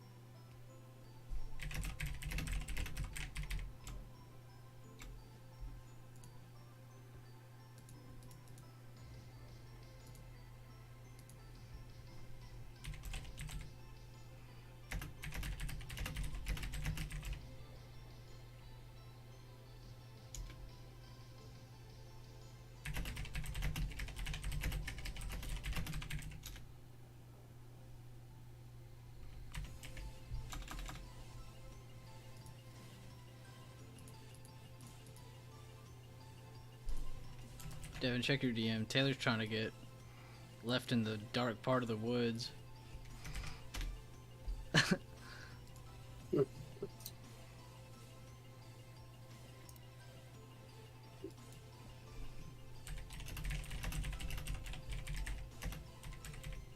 Oh man.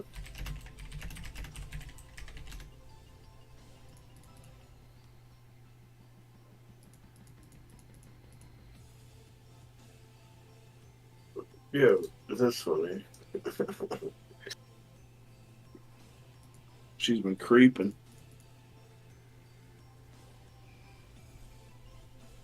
That's what I get for adding you.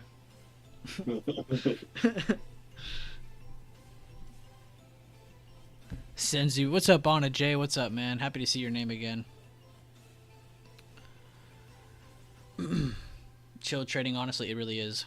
Recently came across your YouTube channel and have been binging. Great content. Question: would volume average setting option depend on your style of trading? Loving the stream. It's just something to. I just see it as a statistic to see.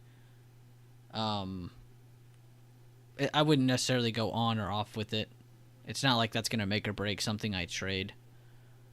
But it's just nice to know. Hey, we had a lower than average volume day today, or hey, we had a 50% above average volume day today. It's just good to know those kind of things.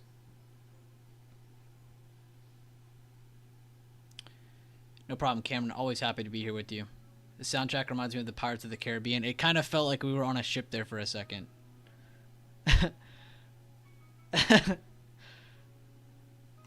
Only you, Taylor. Only you.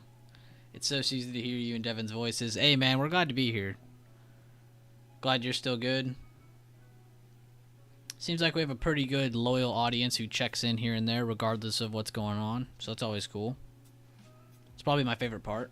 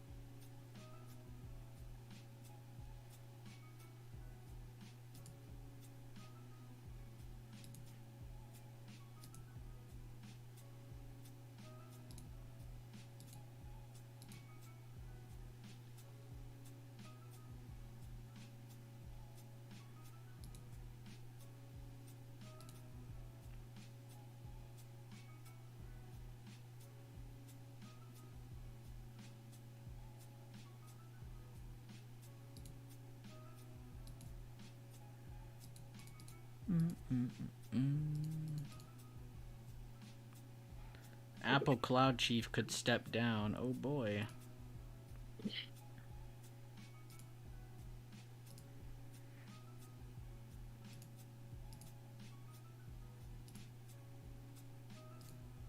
Man, SPA's just non-stop today.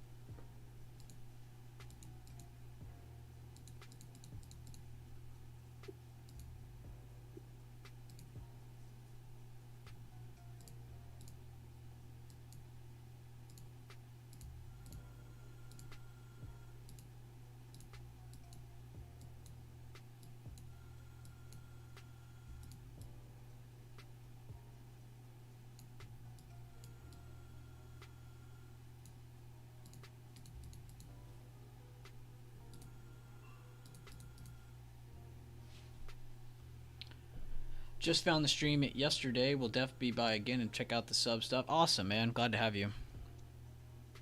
That's pretty awesome. We're still getting new people checking us out.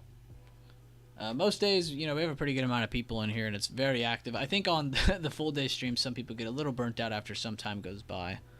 But still got a pretty large amount of you guys in here.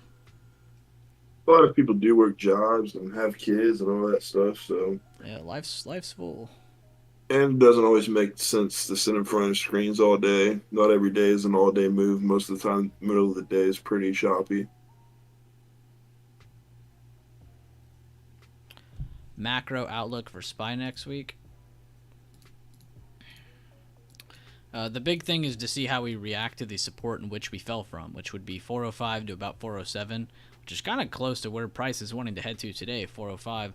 So I think the big ultimate test next week will be to see, can they take out 405 to 407 range, and if they can, there's a good chance they want to go retest higher levels, closer to 412, 417, 420 maybe. So that would be a big thing to look out for. By now, also, you should realize that the more we rally, let's say we go up to 407, right? The more room we have below. So as long as they hold 400, they should be moving higher if that's where we were to slow down at finally. So that's one thing to also look at, is where are we going to potentially slow down before getting a reset for a potential higher move, regardless. But a lot of people are going to start moving in towards the economic news side of things. Let me read this for you.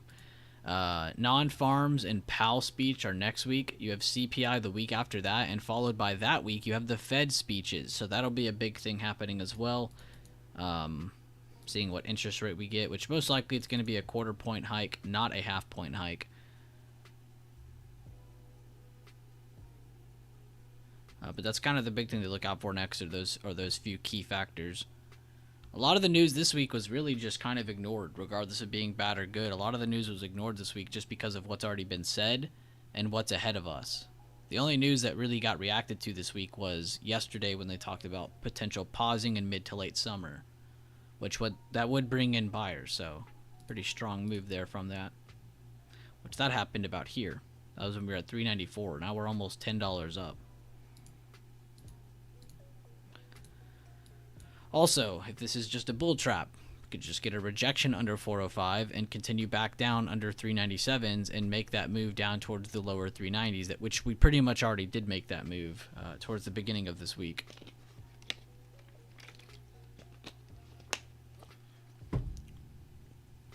So a couple things to look out for.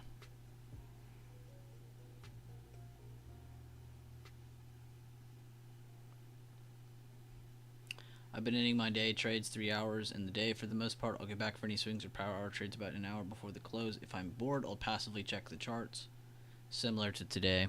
That's a good method. Don't wanna burn yourself out doing this. That's for sure. Because then that also leads to you taking trades that make no sense. You know, you just being bored and like, oh, I'll just enter to enter, just to feel something. Definitely don't want to make that mistake, or make that a habit.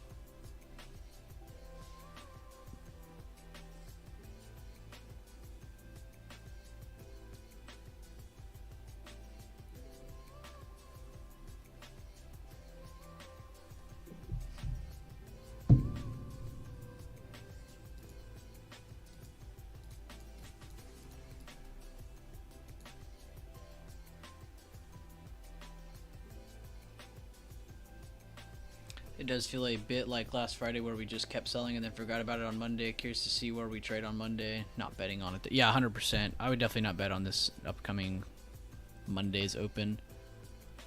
Though if you had to ask me, it really is 50-50. Because you have a little bit of room to both sides now from this pop. But really, we haven't gained much ground this week. You know, we kind of started up here, sold all the way back off, and we pushed a little bit. So we've really only pushed $3.5, almost $4 from the beginning of this week, just from a little bit of a retest of the groundwork. I would assume a second week like this is in store. Maybe not to this exact extent, but I would assume even if we do start higher, there's a chance that we do want to pull back a little bit just to say, hey, this is definitely support from here. We'd like to get some moves to the upside, you know, just to get some short-term confirmation. But at the same time, let's say they do this retest move and they don't hold support. Well, then we're back to square one and we're back to looking like, okay, well, we need to watch these recent lows that just happened and see if we can break lower. And that'll be kind of what we focus on.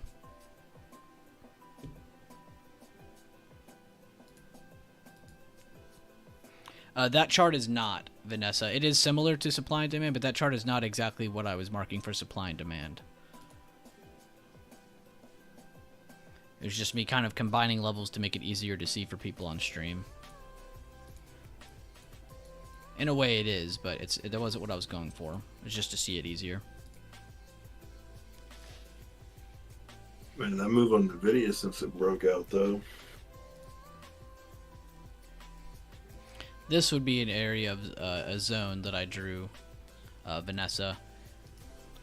I went from top of the move before the reversal, and I actually on this one I marked the previous day close, but really I need to mark this opening of that candle because it's the last opening. But that would be your area of supply that price essentially needed to get past for any kind of upside. Then you have the kind of the pre-market high for an extra outside of that range confirmation. So really you could have said bulls didn't take over till this candle, and they got passive confirmation on this candle.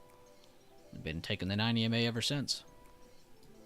When you draw an area of supply, you go from the high of the move before the reversal down. You go from the high of that move to the open of that candle. For demand, it's the opposite. Well, kind of the opposite. See how this was the reversal move that happened? Going into tomorrow, or Monday, I guess you'd say, you could say, well, there's a very big area of demand between this candle and the top of the last red candle. So I'd go from there to there, top of the last red candle. That's just how you draw quick and easy supply and demand that is very effective. I also have a video on it if you want to check it out.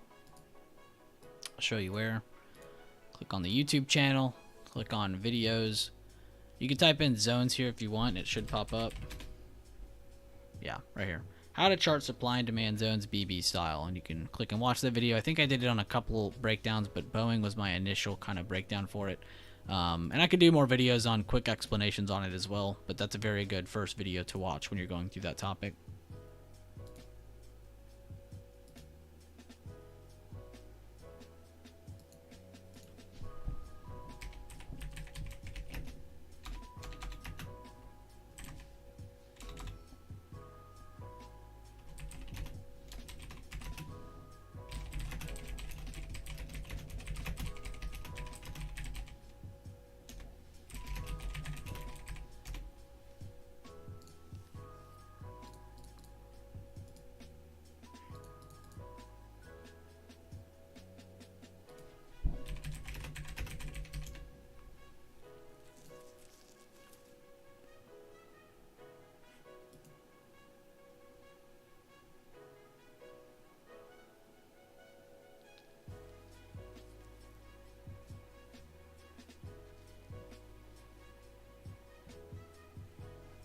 Thank you, always giving us a ton of value on these streams. No problem, Vanessa. Glad to be here.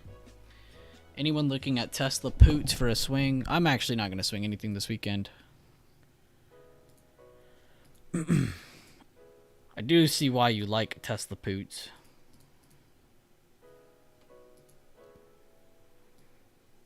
See here, Vanessa here again is old.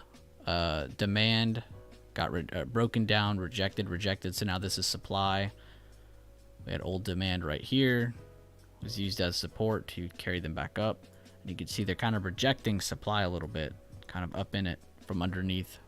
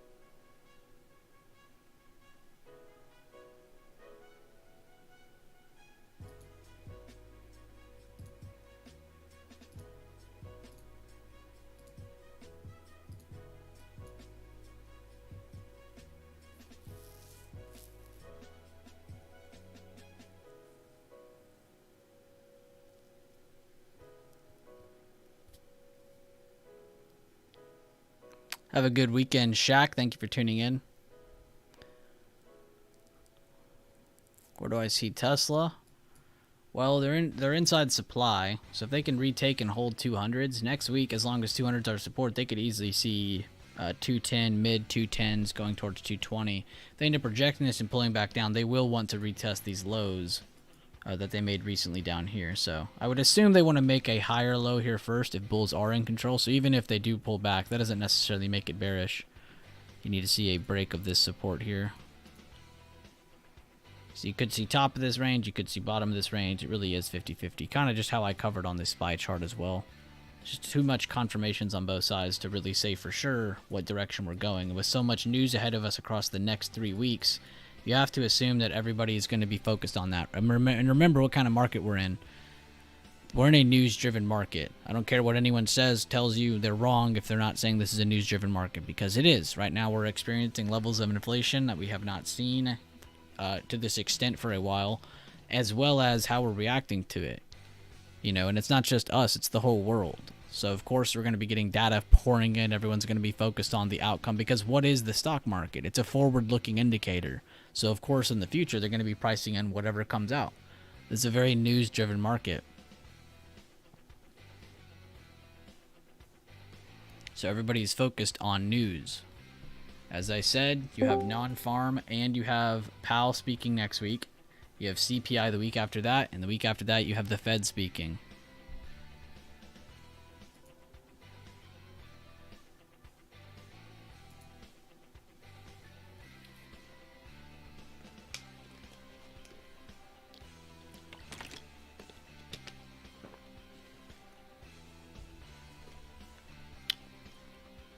You're swinging Baba puts.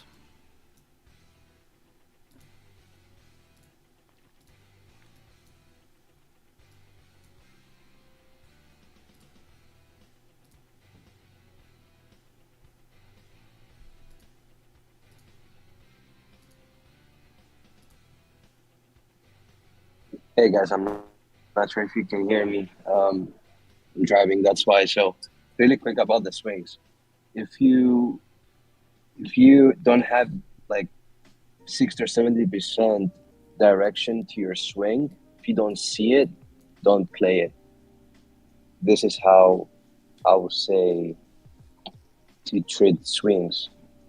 Like, we have a busy week next week, as Josh said. Just be careful. Yeah, no need to risk if you don't feel it.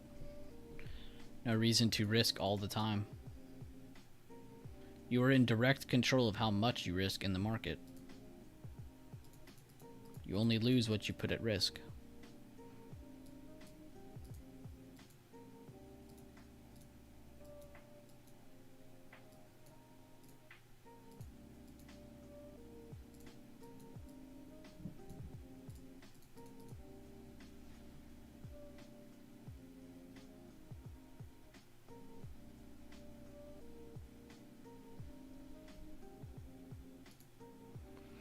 We got about an hour and 9 minutes left in the stream.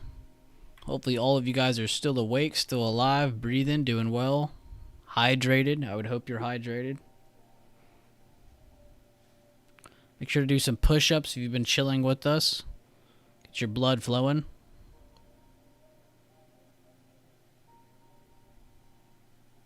I really don't like to look for short squeezes, Vanessa. I just feel like it's too abused of a strategy. It used to be something that was very rare, and a very select amount of people would look for them and play small risk, high reward plays on them. But nowadays, everybody calls everything a squeeze. Technically, you should really only be looking at short squeezes when it's a pretty good company that is just experiencing very weird technicalities on their chart. Now, this could be from them diluting, from share offerings, and all kinds of different things. And then it leads to slow turnaround growth. But I really would not focus too much on short squeezes unless you really are just trying to become a short squeeze trader. But essentially, short squeezes are when you have price pushing down. And let's say you have people bet too many, let's just put it in very, very vague terms. Let's say you have too many people betting on it moving to the downside, and then it starts to move up. Well, essentially, over time, some of those people have to close their positions, whether it's for a loss or because their expiration's arriving, and this makes the price increase even more. And there's all kinds of squeezes. You could have a gamma squeeze, you could have a short squeeze, and there's so many different types. It's not even funny. But it's really kind of gotten popular because of all of the different short squeezes that happened on GameStop, AMC, all these different ones. It made the market go crazy. Now it's a very popular strategy among retail. But I really don't focus on short sale percentage and short squeezes too much.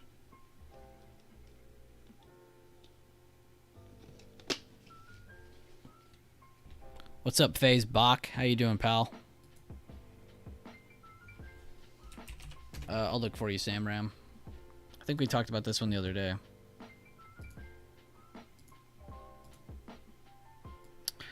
Yeah, we did talk about this the other day because this is all new. I think I just drew supply and demand. But the only thing I said is that watch for it to either maintain on top of this and try to use this old supply as support, or you're going to see them build some consolidation first. And this is kind of similar to what I talked about on the meta gap up. Is that you can't just sit here and expect it to go instantly fill the gap just because there's a gap there. Yes, it's most likely going to fill that, but in the future, it doesn't have to fill it now. So I would look for probably halfway of that move of that gap to fill, and then look for it to get a bit of a buy reaction, kind of similar to how Meta's been trading on CRM. So you might see like half of this get filled. You may even see the 176s get touched, but I wouldn't look for a complete fill. I would look for just a slow retracement. So you might want to buy time if you are going to trade this to the downside, because it isn't always going to just instantly go down. It might, but a lot of the time price likes to build some stable price action up here first and kind of get its footing first again, and then say, okay, this is where we're going to go. So I'd give it some more time if you're not going to enter today. It's really up to you, though. I would grab time, though, regardless of when you enter that.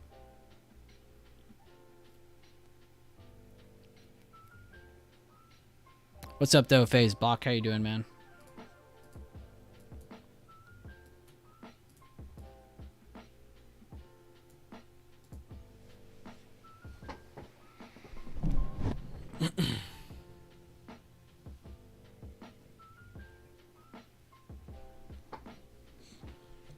We have another hammer sitting here now with volume. Just average volume, nothing crazy. Could this be the high of day potentially forming to bring us a pullback down to 402s? Or are we just going to hold and build higher again into the close? We have about an hour and 5 minutes till the market closes.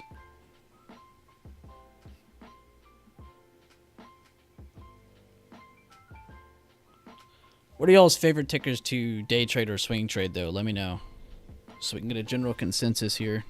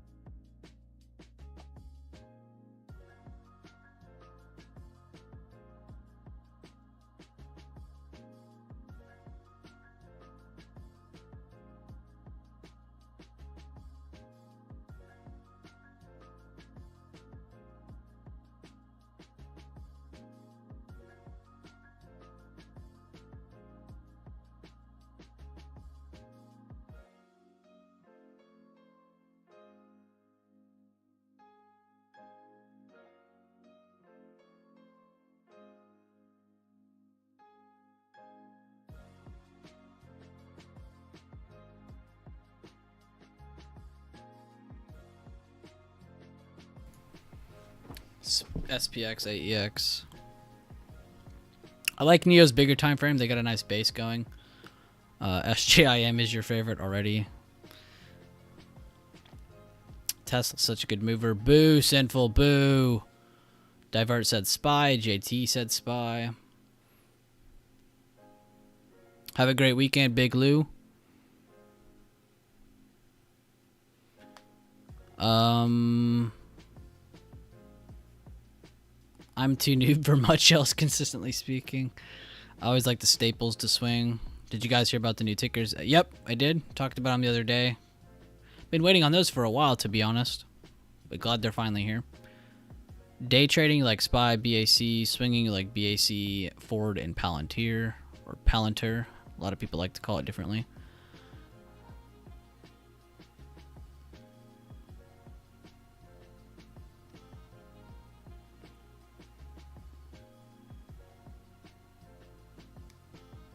Not bad risk reward here, Tobias. I could totally see why you would do that.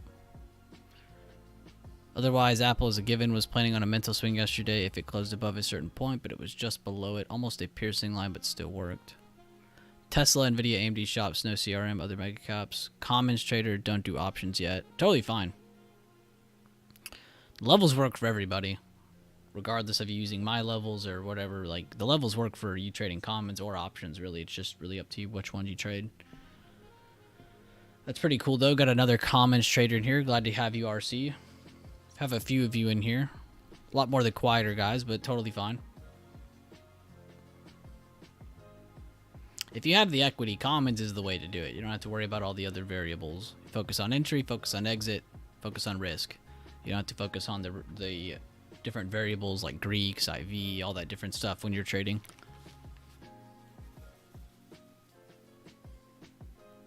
Pokemon cards. I swear. Boss, check out the daily for cost. No problem, brother.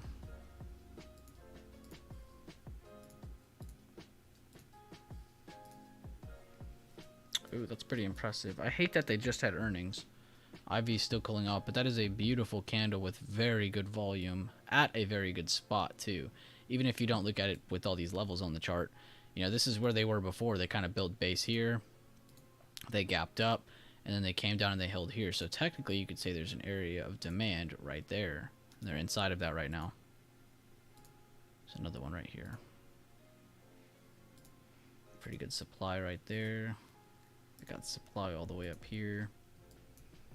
So yeah, I'd honestly say this looks better for potential upside as long as they hold pretty much this blue area here. As long as they hold this, they should at least try to work themselves up to make a potential lower high right here. And then we'll see if they make a high or low and if they want to break that trend or if they want to continue lower. There's a couple different scenarios that can happen from that chart, but that is a beautiful candle to start it off with. Good find, Sherman. Because yeah, those are my favorite candles. That's by far my favorite candle. If you find it in that form or if you find it in the inverted form against resistance with good volume. You always like to find those large volume, small body candles with long wicks because it's an anomaly. It's not supposed to be like that.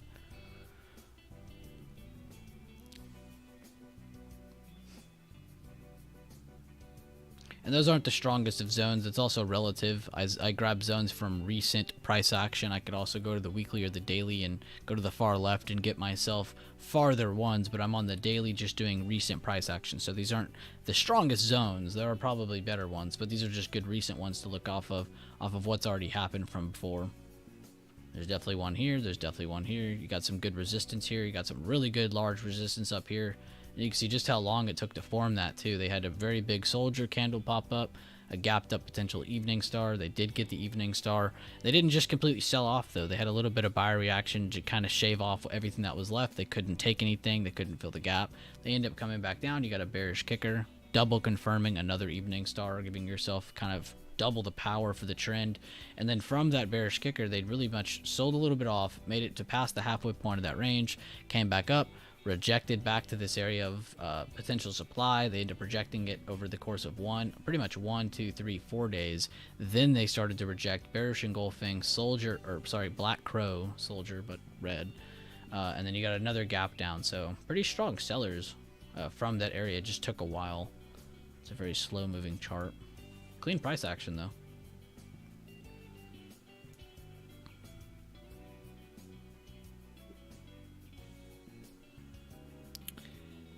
stream it into Bond Jones return. Bond Bones. Yeah, Bond Bones is gonna win that fight tomorrow. You made it make more sense. No problem. And that was kind of my Vanessa. When I made that video, the zones video, that was my entire focus. Was that I swear I had gone through probably 10, 20, 30 different zones videos from different content creators. And that's really all they are, content creators. Because you watch these videos and you're like, well, what's the rules behind these zones, though? You're not telling me where to grab them from. You're not telling me how to trade them, what to look out for when I want to trade them.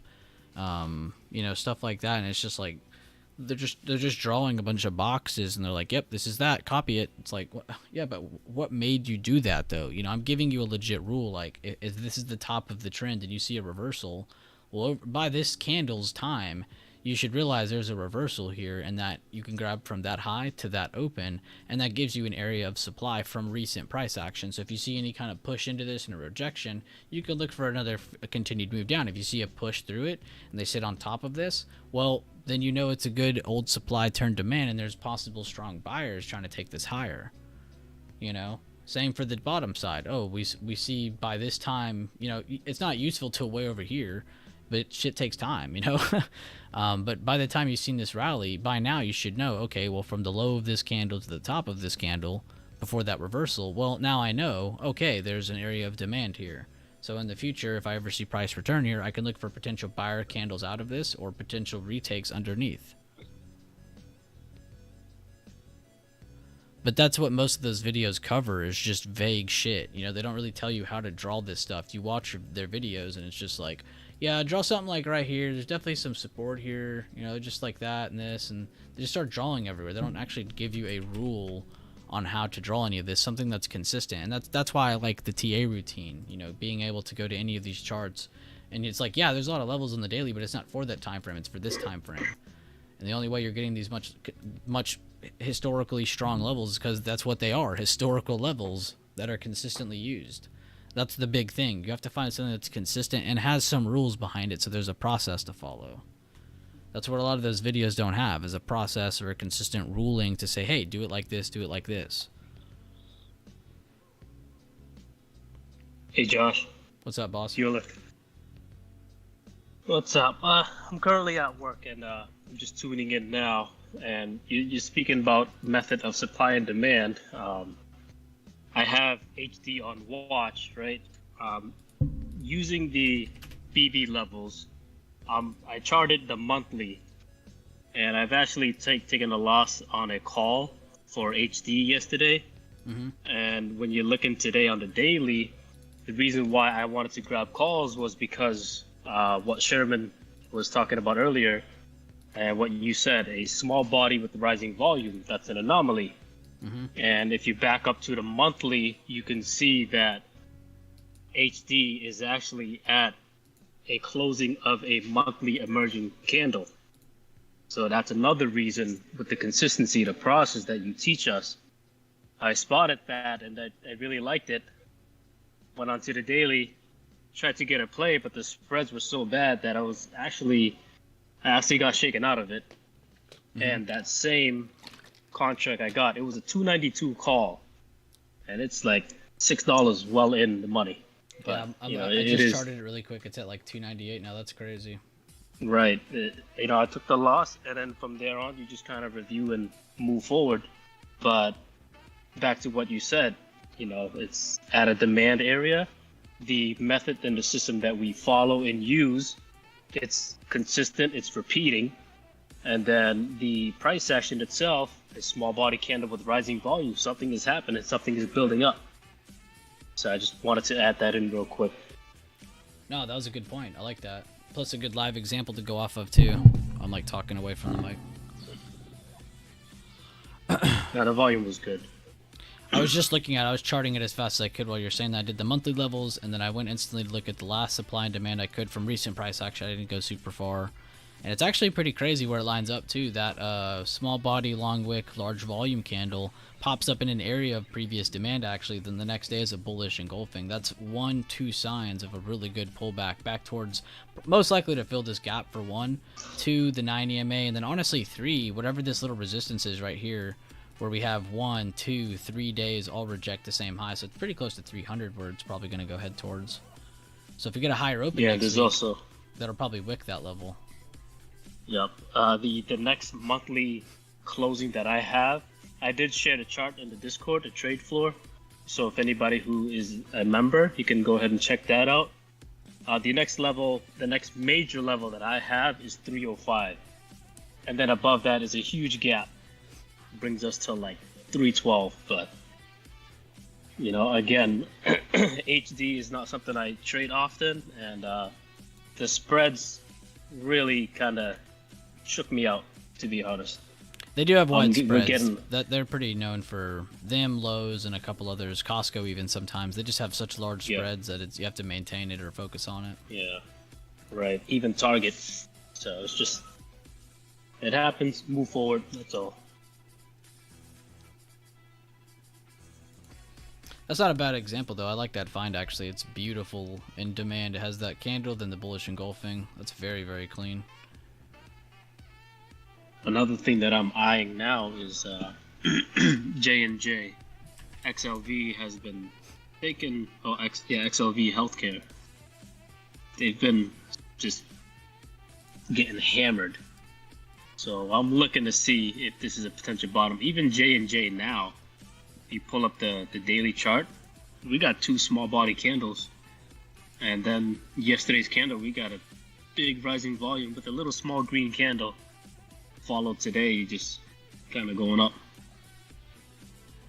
But we'll see what happens. I don't want to buy at this area here. And if it goes without me, then I guess see you later.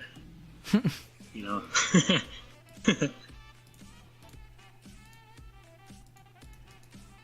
I'm editing this chart to see something. It actually hit the bottom of old demand. Pretty large volume candle, like you said. Got the nice gap up. Does actually have some room, kind of like Home Depot. Just has a little bit more room. It looks like it wants to go.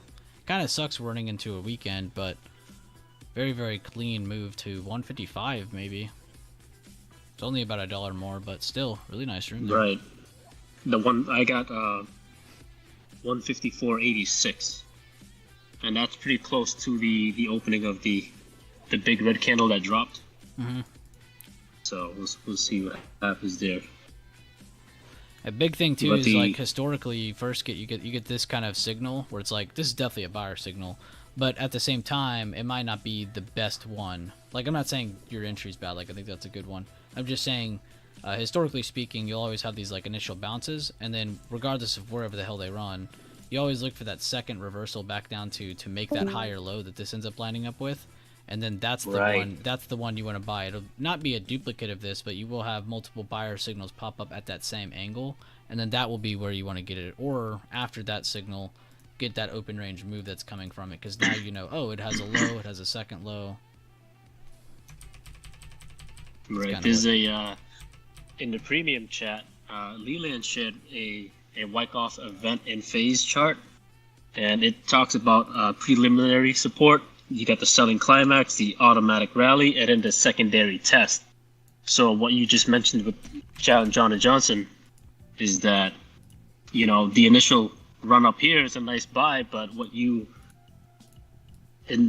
I'm thinking relative to what you're saying is look for a secondary test to give it that bigger oomph and drive to keep going.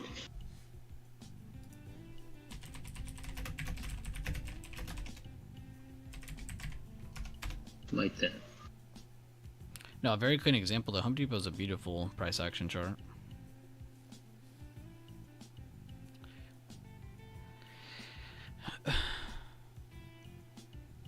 I'm gonna mute myself. No problem, man.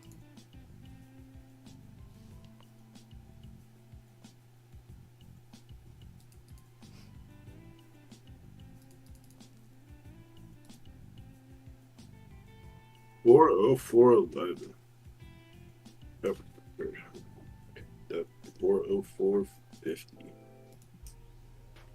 Crazy on spot.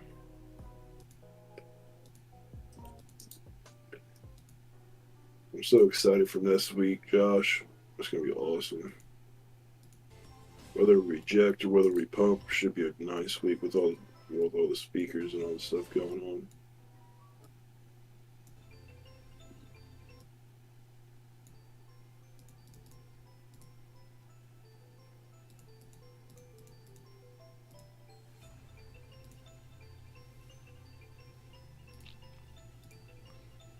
Another cool thing to think about is checking the weekly time frames now too, just because it is Friday, so a lot of our weekly candles will be coming to a close, and we can see what kind of potential signals they might be giving us. And in a sense, it is kind of reminding me of the curls that we have here and here, getting a little bit of a curl here, just with less candles. But it kind of reminds me of this candle here, except it's holding the 9 EMA a lot better, has rising volume, where this candle didn't. It had rising volume, it didn't even quite reach that average there. Well, this one's peaking over 3 different weeks, and it's peaking over that, so might even be a stronger buy candle telling us that they want to maybe at least go test 407 area, which will fill that gap, 1, and then 2, see if it wants to make that lower high there or not. So we have 2 different things that are possibly trying to validate or invalidate going into next week. So that'll be a big thing, is the level 407. Do we just go fill it? Do we hold on top of it? Is that where we stop and make our lower high? Or are we going to build some moves from here and start to create a move towards 417 and 420 to retest that recent high that we had only a month ago? So it'll be pretty interesting to see where we end up. But that is the breakdown for up and downside.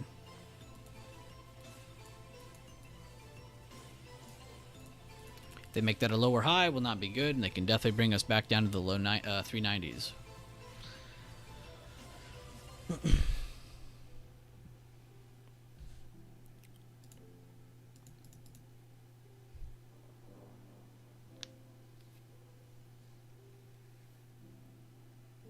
Oh, and we didn't do that fib. We were all doing the fibs together. Let's do the last one that happened. Pretty much from here to here. Very, very tiny.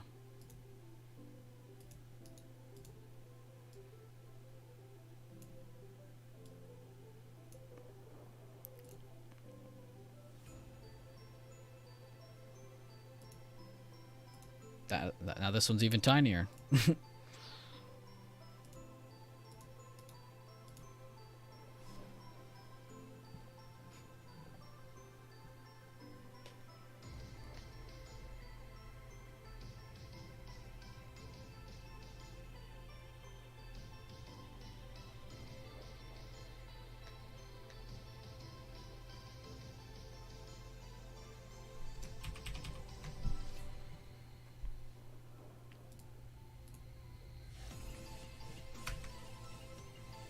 Apple, Amazon still hanging around high of day. Tesla pulling back from a third lower high. Meta still up near high of day. Microsoft also pulled back on a lower high. So has Google. AMD curling, but no true break to the downside yet. Netflix also coming back down lower on a lower high. SPX really almost just hit 40.50.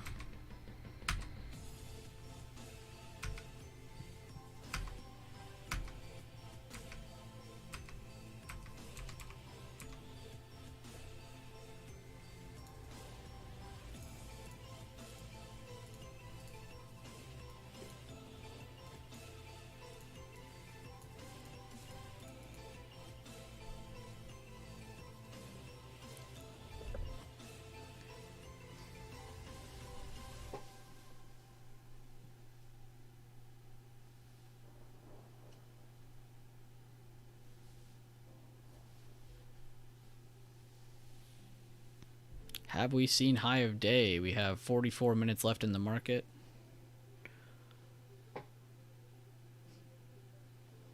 Or will we see a push to 405? All right, boys. I'm gonna get going as well. All right, Enjoy your weekend, everyone. I will say one thing. If we fill the gap, I'm leaning more bearish for next week. 100%. We'll see what happens. All right, guys, take care. And thank you, Bueller. Thank you, Devin and D-Touch username. Thank you, everyone. Have a good weekend, man. Eat some You food. too. Yeah.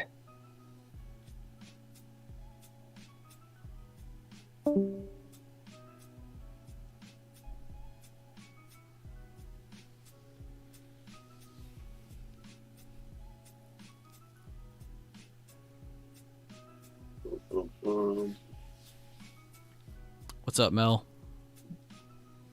What's up, babe?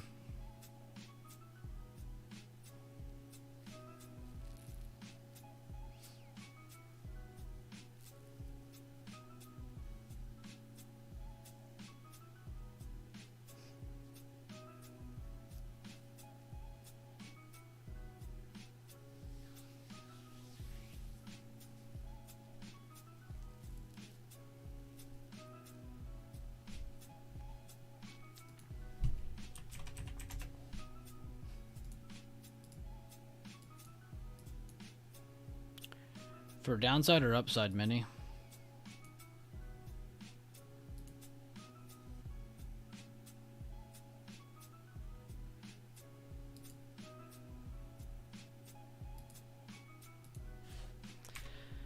Tech's holding pretty good. Healthcare's holding pretty good.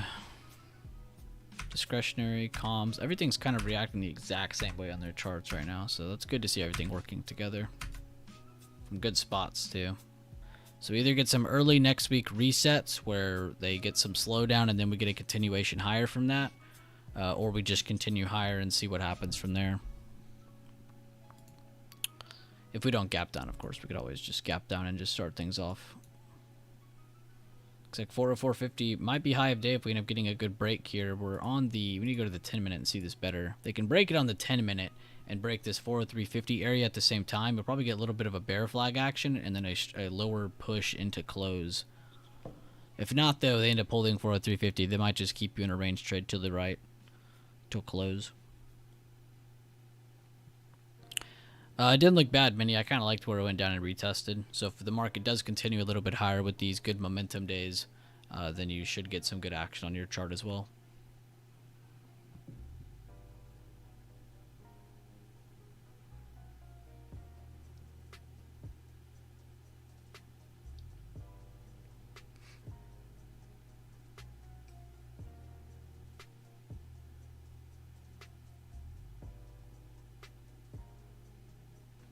Dump beat.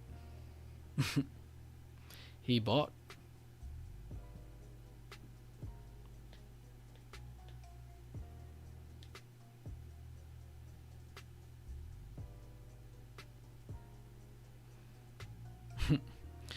When you first said $40 and puts worth it, my brain went to like 40 and then decimal 00, so I was thinking $4,000.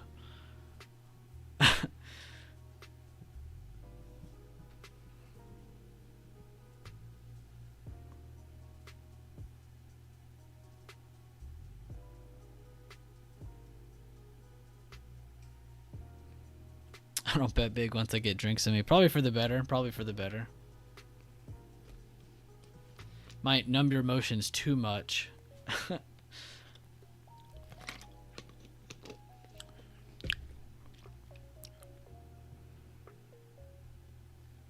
Wish my trading emotions were as numb as my face right now.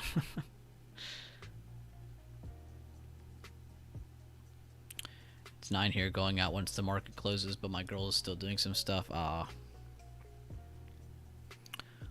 Hopefully you have a good night out on the town.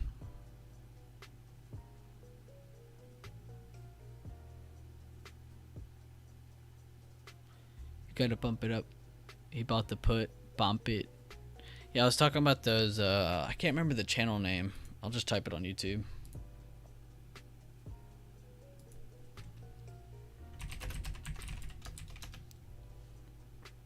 I found it instantly. You see these are copyrighted first.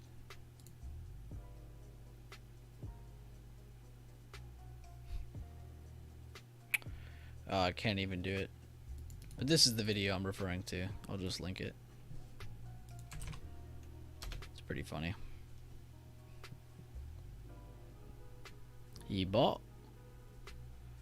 Dump it.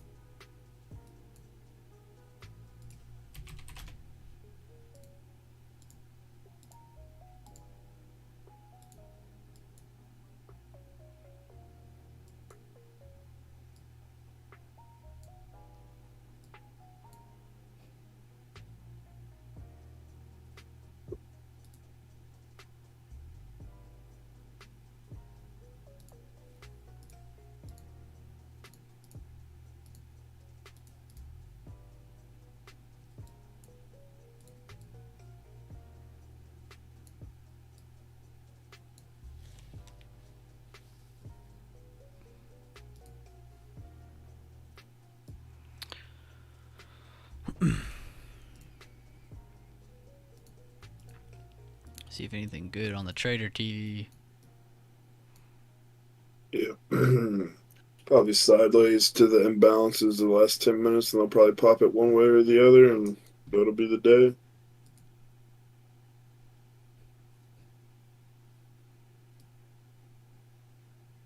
Who knows what time imbalances come out at end of day?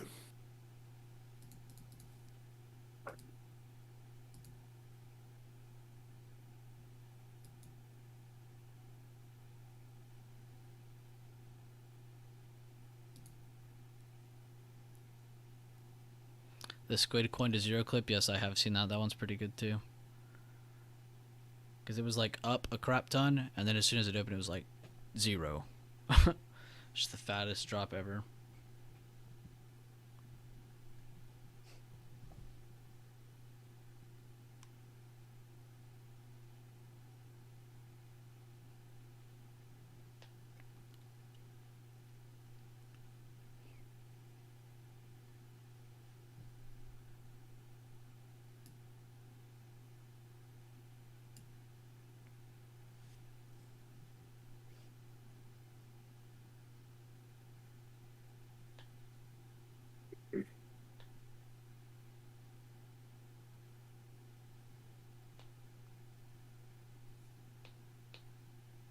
Joe Shab's getting in with the dirty details.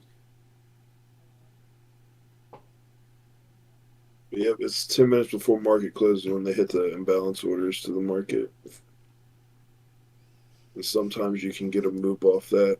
Not always, but sometimes.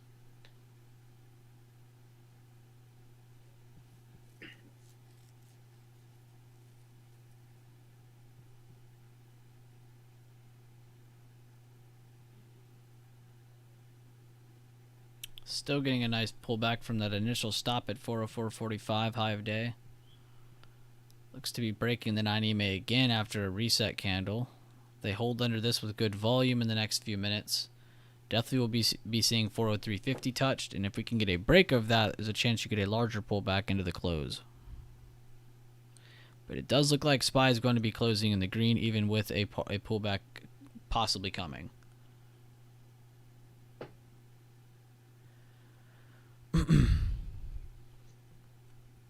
Which a lot of people, Mike, good job on answering that correctly. A lot of people always ask, like, how come you get so much volume at the end of the day? It's those imbalances. Towards the close here, rates pulling back a bit, and that is helping things as they ease off their recent highs. Our next guest says equities are going to continue to climb higher, rallying strongly perhaps over the next 8 weeks. Tom Lee, he's the co-founder of Fundstrat Global Advisors. He's with us now. Welcome back. Thanks, Scott. 8-week rally. What gets us there? Well, first of all, I think this was an important week because the market was testing key levels and we had some hot data, but we held the 200-day. But now we're entering what I think is a very strong seasonal period. The next 8 weeks, the S&P could rally as much as 7%. It has a lot to do with the strength shown in January. I think it's going to coincide with the Fed sort of dampening those hawkish tones, and I think people may start to hear the Fed say 25 even though the data's been hot. And we get some inflation data starting next week that I think will sort of take people off the edge that inflation and the growth is accelerating. See you, Taylor. That combination plus the market at 14.8 times ex-FANG means you got good risk reward. And if VIX falls, yeah, I think it's going to be, maybe S&P 4,200 or something by the end of April. Wow. Are you unnerved at all by the move that we've seen in rates? Now, I mean, over the last day. Survey says he's not the father. 4% on the 10-year yesterday, and the 2-year was marching towards 5. Yeah, I mean, rates is a big deal because, the rates market affects how you want to value equities. So seeing the 10-year at 4% is pretty alarming. And, of course, the bond market is quite smart. It does seem like it's been overly reactive to inflationary data. So I think next week it'll be interesting to see how it reacts to Powell's testimony on the 8th and to the jobs report and then to the inflation print starting to come. But we're expecting a lot of this sort of hard data and soft data to soften, and I think yields and bond volatility is going to fall. So You need. I know you need volatility probably to fall, but you need bond yields to fall to get to your 42.50 by the end of April, don't you? Correct. I think if inflationary data is stronger in February and the jobs data, let's say it's over 250,000 jobs, then it makes it harder to argue for equities to rally because it puts more pressure on the Fed to do more. So all the marbles come down, just like Professor Siegel was saying. Everything comes down to next Friday's jobs report. Yeah, but I think we do have to be mindful. We had over 500,000 for January, so something even in the 250, which is above consensus, would be considered a significant improvement in the pace of jobs growth. Not that I want the economy to lose jobs, but growing faster than the employment force is growing is bad news. What do I do with the fact, and I know you think about where earnings are, expectations, estimates are coming down.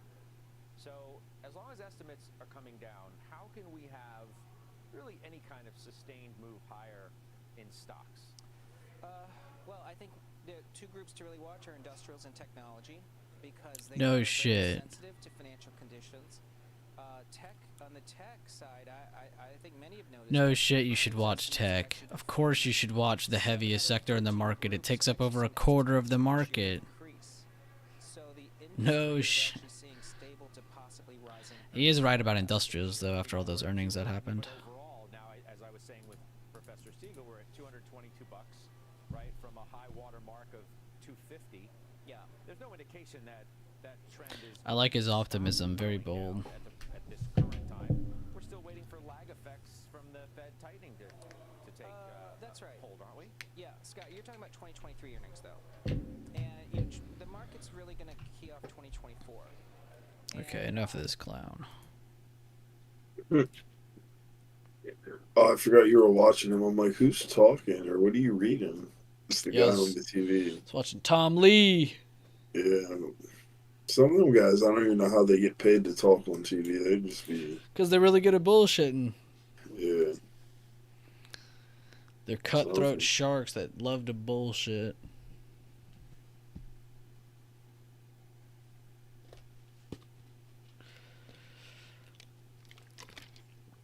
He did call out a move a couple years ago that was kind of impressive. I don't remember what move it was. It was like right before or right after COVID. I can't remember. I mean, even a dead clock's right twice a day. No, I know. I was just, that's how I knew it.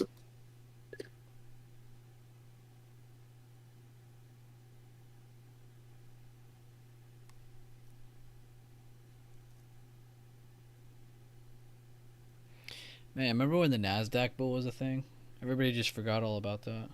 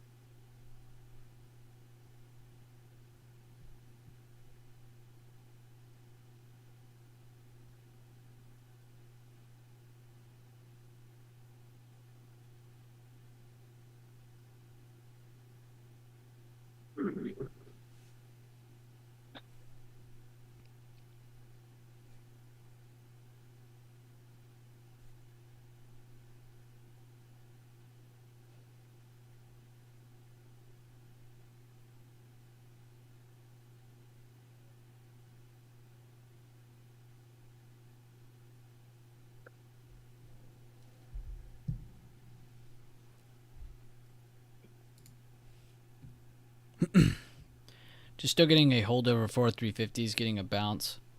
Nothing crazy though.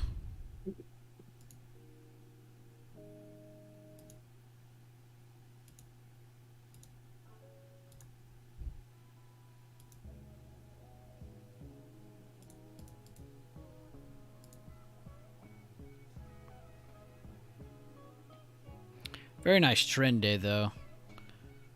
We were right to assume above 400.60s as long as they hold that. They are bullish because they rallied very nice. Took some time though on each of their pushes, but still very nice movement for the day.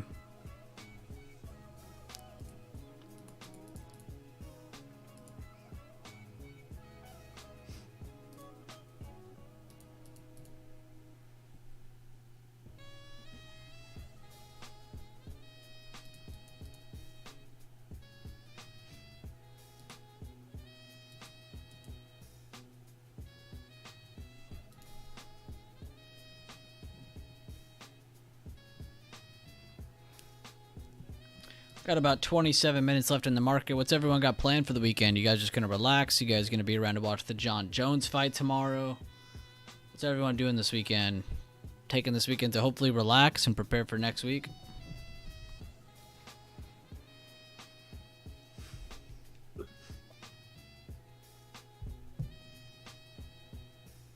UFC, hopefully. Hell yeah. That's what I like to hear. Gym and naps. Love to hear it. Relax and study for next week. Always really good. It's a very effective way to spend your time. Hype for that Jones fight. Same here, man. He's going to totally knock the other... He's going to knock Serial out. Serial gains.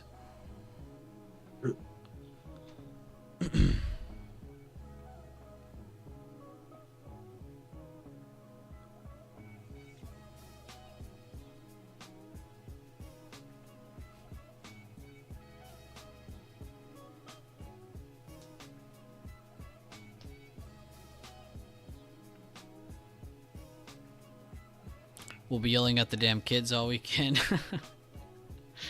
Hopefully not too much. Hopefully you can save your voice and frustration.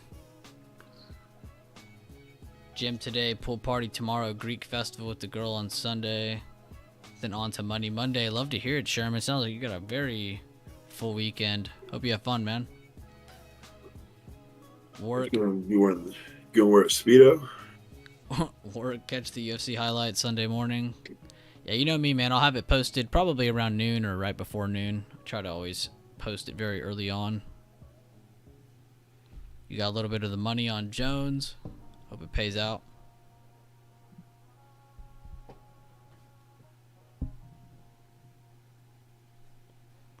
So Becker, just for a quick rundown.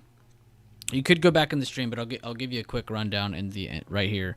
But when you're looking at SPY, what are you essentially looking at? You're looking at a conglomerate, a mixture of multiple things. Those multiple things are these sectors right here, from tech all the way down to energy. The only one I don't have on here is real estate because it makes it easier to just fill up one more slot so I can type a little bit more here. But your most important one, tech, XLK. Also, people consider it as QQQ, the tech sector. This is where all your tech stocks are. This is the heaviest part of the market. It accounts for almost 20. It's like 27 to almost 28% of the market. You can also see this by clicking Analyze at the top left while you're on SPY. So if I click SPY here, you can see the top sectors are tech. It's information tech, healthcare, financials are actually third place now. Consumer discretionary, that's XLY. You have XLI, then you have XLC. These help you out, but you can see tech is 27% of the market. Healthcare, 14%. Financials, 11.5%. Discretionary, 10.4%, and so on and so on and so on. So you can see by looking across these, what's really helping SPY. If you were to go across these sectors right here, and just kind of spam through them, let me link this up, you'll see, oh, a lot of these did really good today. They're up today. That means that today, a lot of these stocks worked together. A lot of the sectors worked together to make the day green. Especially Staples here. Staples started down. They were the only real red sector today. They ended up picking back up and recovering. That tells us Staples were definitely the weaker one out of today's movements. Whereas the day before, they were like the strongest. Or 2 days before. But it's just good to know that because that's what makes up this SPY chart. This doesn't just move off of one ticker or one direct set of parameters. It's multiple things. It's all the sectors. It's the stocks within those sectors. So it leads you to believe, okay, well, what's in each sector then? It's like, well, what's an XLK? Click Analyze again. Go back down. It's like, oh, Apple and Microsoft are the king of this sector. I totally need to watch those more so I can know when tech is moving, so on and so on. You're like, oh, well, what about discretionary? Aren't they important? Yes, of course they are. Amazon, Tesla, Home Depot, Nike, McDonald's. These are very important tickers within that sector. That is just one part of SPY. So that's why it's important to understand them. I didn't necessarily talk about sector rotation today. I just kind of talked about the sectors, what makes them up, how you should view them. Today was a very good example of that, especially in the beginning of stream today because a lot of the sectors that were up were doing really good, but you had a couple that were kind of slacking here and there. Financials and healthcare actually were two of them that kind of slacked for a little bit, and then as they picked up, that helped SPY increase even more as those other sectors that were already up continued higher. creating a really good kind of mixture of really good moving tickers, creating the market to go up more.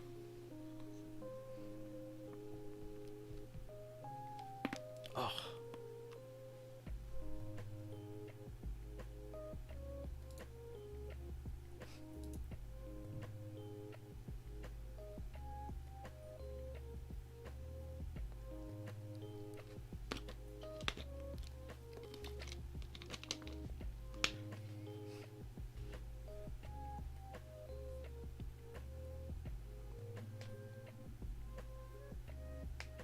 Crack that shit, B.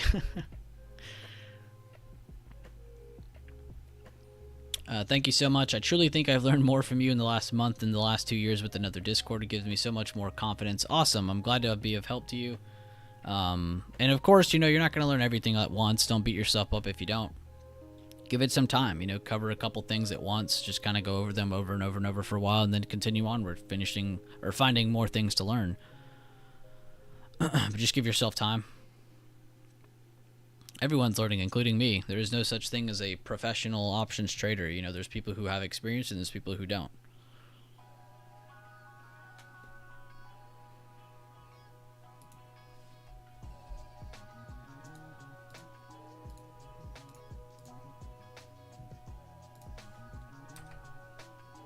Tesla, hard pullback.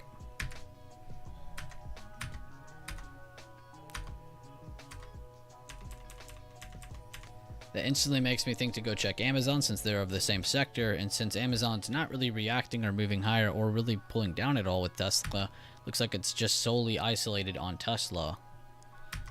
Because I don't even see other weights doing that.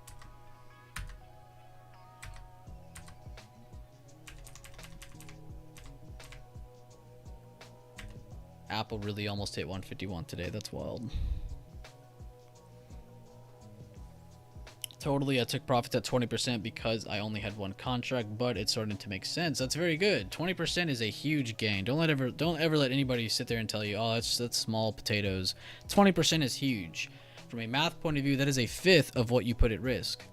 That is a very good return. Those are the types of trades you should aim for. You don't need to be aiming for 50, 100% every single trade. That's just not what we want. Very good job to taking profit at your target. Very happy to hear your plan worked out. That's the best feeling, is when you trade with a plan and then it works out. And even when you lose trades that you planned, it still feels good in a way because you're like, well, I stuck to my plan. Regardless of what price does after or what happens, you know, it doesn't matter. How close and knit were you with your plan that you had beforehand? That's what counts.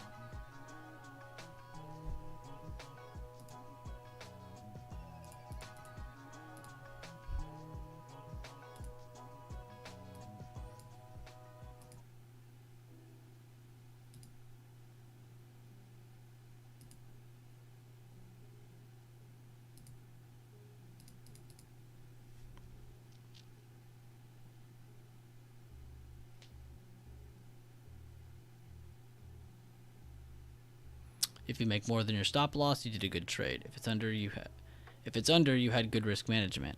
If you lose more than your stop, you had a bad trade. I like how you put that.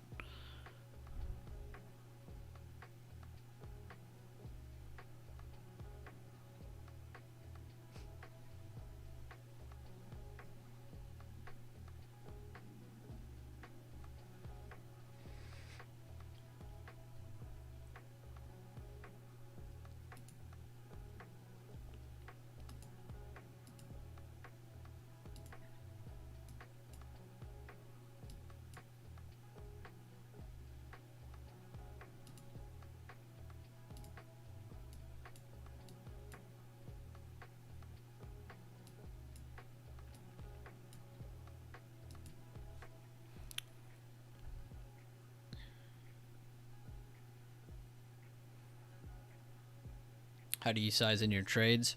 Like getting into the initial play, getting in more over more. Honestly, it all depends with kind of like feeling for me. Like if I see it as a 40% entry, just an open range breakout, I'll just enter a few. I won't really add too much of that. And then I slowly take profits either towards the target. If it doesn't reach it and it slowly stops, I'll take small gains and try to keep one. And then if I see it pull back down and get an 80%, that's where I'll reload more and truly size into that trade. Whereas this was just kind of like half of what I would enter a normal trade of. And then you get your size, you push it, and the next thing you know, you're scaling out back at that high a day. Before you even reach your target, you can rescale out some that you bought down here, and then as you reach your target, you can scale out either the rest of them or most of them, and then you can try to keep one runner or just close out the trade there and be happy with what you did. It's kind of different for me. It kind of depends on what type of entry I'm getting. If it's a 40%, I try not to go super heavy. If it's an 80% and I like the risk reward on where it's sitting, I will enter a lot more. So it really depends on entry type for me. And by the dip entries, I need to tell myself not to go heavy, but I love going heavy on by the dip entries because those you don't see them every day. You just don't see them every day. So when they do pop up, it's a blessing.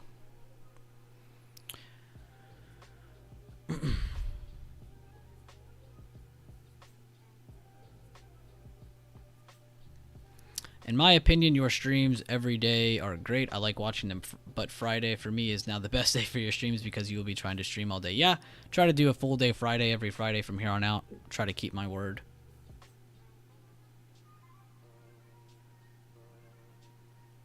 Just communicated and meant trade size / portfolio size. I try to take, honestly, less than 10%. If I know it's a 40% entry, like the original breakout, I like to trade with less than 10%. Close to like 5 or 7% of the account. If it's an 80% or by the dip entry, I can stick around that 10% a little more.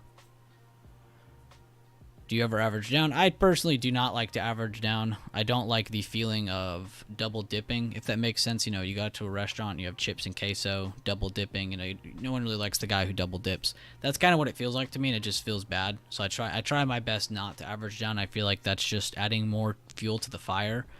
You know, if you feel the need to average down, yes, it's nice to lower the cost of something, but at the same time, it also feels like, I'm kind of just adding into more just to make this work better, you know. But in some cases, it's useful. In others, it feels like it's bad. It feels nasty.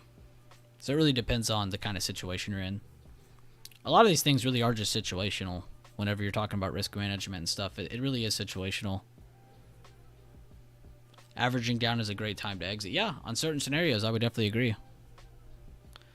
And like you said, in options, it kills you. It literally does. You're literally just adding more fuel to the fire. You're like, oh, but my average lowered. It's like, yeah, but now you have this much more risk in the trade. So you're not really fixing anything. You're kind of just maintaining the same, and you have a lower average. Yeah, in stocks, that could definitely be more useful. Prudence says to sell into strength at your target, especially with one contract. 100%. That's why I always talk about the staircase method in my videos and my streams. It's like, because that's the most passive, effective way to grow in multiple directions. You don't just grow in knowledge, you grow in confidence as well. And you get to learn a little bit about the price action, the knowledge part of it. You know, the different variations of things you're going to see, how you see them, the 40% entry, the 80% entry, the buy the dip entry. You know, you get 3 different types of entry, but they're all effectively, you know, kind of in the same system. So every time you see them, you know, you see a couple different things about them every time you take them, but overall your risk management should be totally in your control. You shouldn't be sitting there going, oh, I'm going to average down here, I'm going to do this, I'm going to do that. Don't try to go too deep yet. Start off slow in the beginning. Take it very slow, step by step. And that's why I talk about the staircase method so much. So you can just take those initial entries, sell at the first target, get really good at doing that with one contract. And that's how you should be visualized trading as well, mental trading. Is taking that initial entry, selling as soon as you see it hit your target. Don't look back. Don't sit there and stare at, oh, but look, it did this. I could have done this. Don't do any of that. Don't do any of that could have, should have, would have crap. It hurts you. But visualize as much as you possibly can. That definitely helps out a lot. And that does look like that's our high of day, unless we get some crazy move in the last 10 minutes. But overall, that is a very nice pullback from the 404.50 area. Almost got to 405. You can't blame them.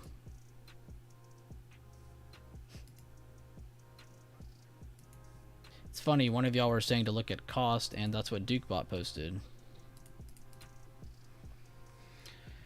He likes Costco calls.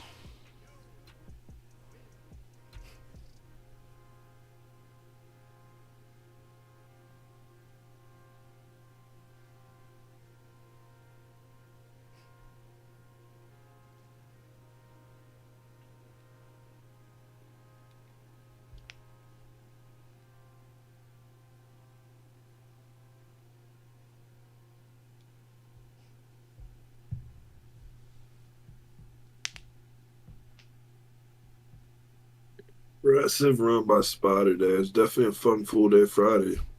Watching Spy rally all day. I was wondering if you were still in that Tobias, because I was gonna say it'd probably hurt you, but now it might be helping you if this level breaks here.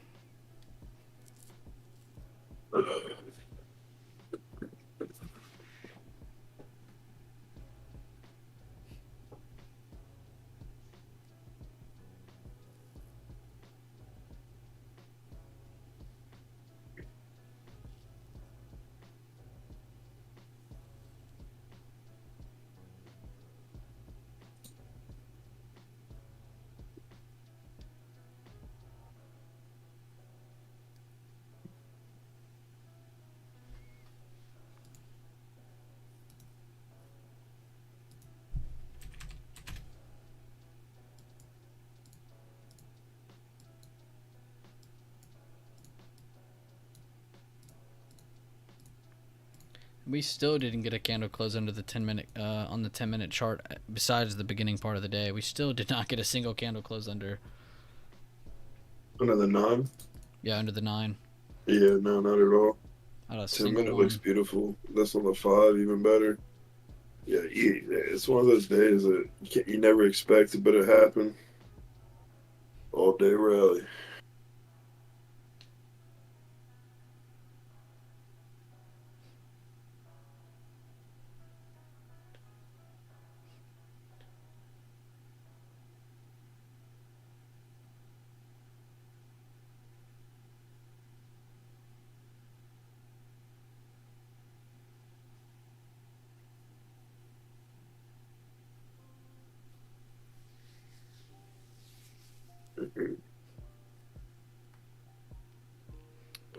Last 10 minutes of the day.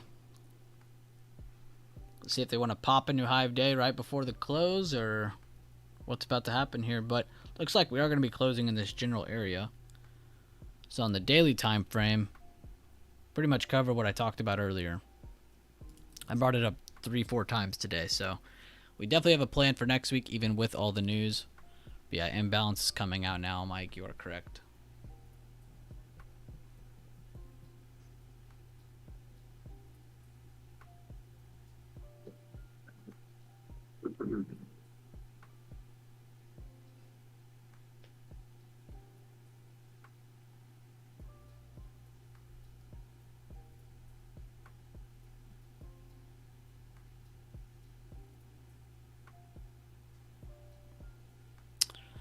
It kind of depends, DX Mac. I do like doing the weekly for the daily. That is my favorite for sure. But sometimes I will just kind of focus on recent price action, like I was showing in some of the examples earlier.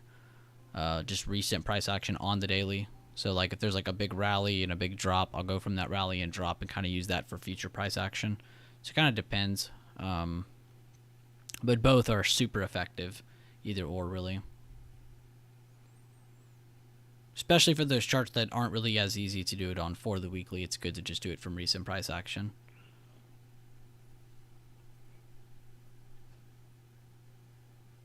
NVIDIA has been one of my favorite ones to practice it on. Boeing was pretty good because it has that crazy, after the COVID dip, it just had that staircase. So it was really fun to draw supply and demand on that chart because it was very easy to see.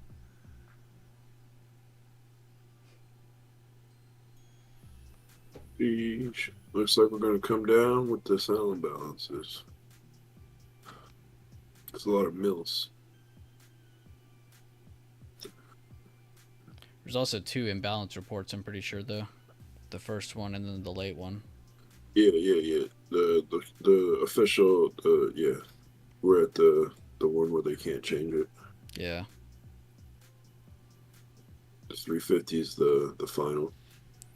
It's time to party. Have a wonderful weekend, everyone. If one of you ever comes to Amsterdam. Hey, I'm about to take you up on that one time. You know what I'm saying? I'm trying to fill a bathtub full of weed. Of blank. Cost hammer on the daily, basically touch weekly zone. Yeah, cost looks really good. Somebody else brought that up, and then we talked about it a little more. I think you showed me it too. Duke's in it. Have a great weekend, Ace. Good job on your giveaway winning today.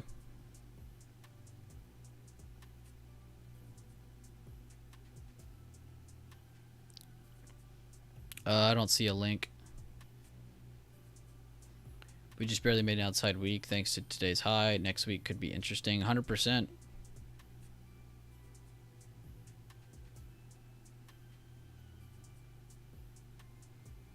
Is it bad if you need to bet on imbalances to save your play? Yeah, it's pretty bad. That's good.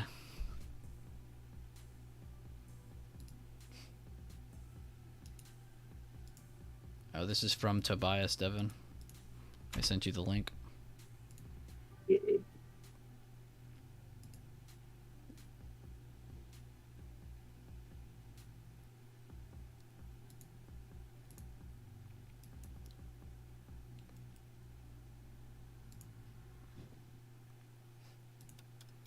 Oh yeah, it was Sherman.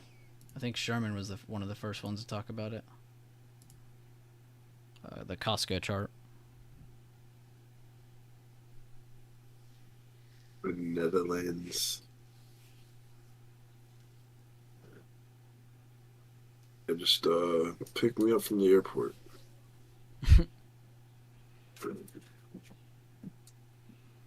Thanks, BB community. I hope you all have a great weekend. See you all on Monday. See you later, Green Candlestick. It was very good having you, man. Thank you for tuning in. We got about 4 minutes and 50 seconds till the market closes. We survived yet another 7-hour stream. I think that's like 4 of them now. We survived another hard week in the market. So if you made it through this week green, pat yourself on the back because there are easier markets ahead.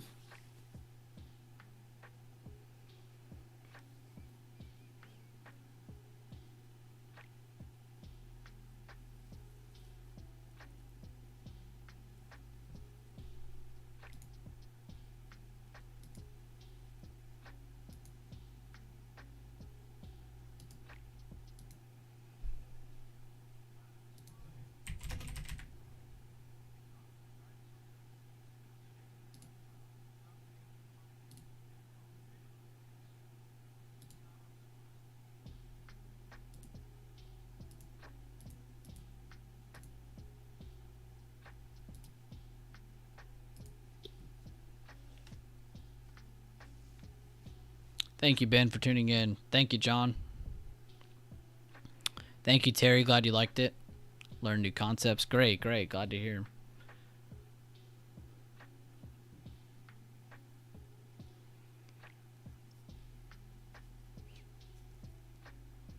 Market closes in 3 minutes, 20 seconds.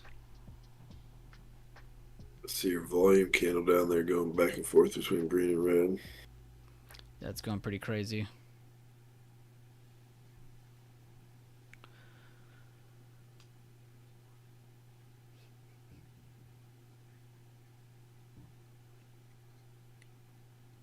I am out, up quite big on the week, so we happy now. We're making sure I don't give any back next week. Exactly. We talked about this a couple weeks before. I think we talked about it last week too. But anytime you guys have a great week, give yourself that full mental reset. Next week will not be the same. You will be in a different mindset. You'll be in a different place at that point. So when you jump into the new trades, don't go all high and mighty because you had a kick-ass week the week before. Treat it as a completely new week. Clean slate. Be humble while you trade. But I like that a lot. Have a great weekend, BB and NB. Missed y'all this week. Was traveling for work. We'll be tuned in next week.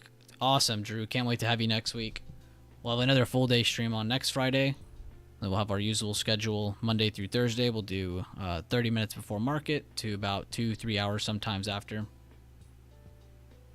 Even more cautious. Exactly. Terry gets it. Have a great weekend, traveler. Thank you guys again for getting us over 150 likes. Appreciate that a ton. That is a crazy amount of likes as we are just under 2 minutes before the market closing.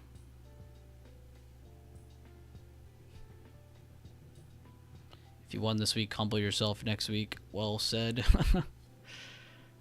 Finally, I feel that, Terry. Thank you, Bueller, and thank you, Devin, for this all-day stream. That's a very long day. I hope you guys enjoy your weekend. You too, D-Touch. Thank you for tuning in too, man. It made it more fun having extra people to talk to.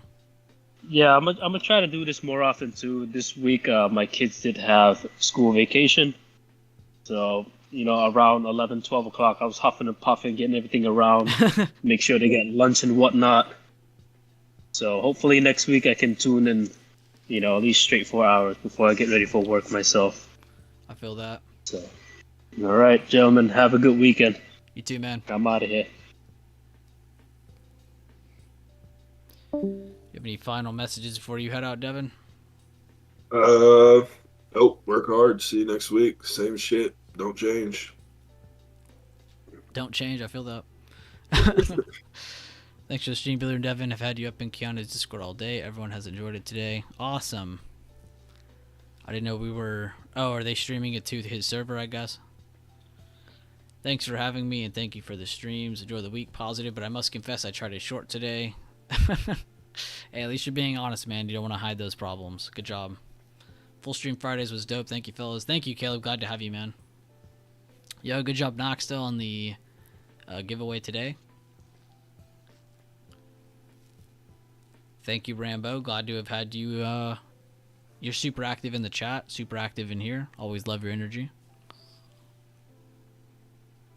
Oh, they show. Okay, I didn't realize.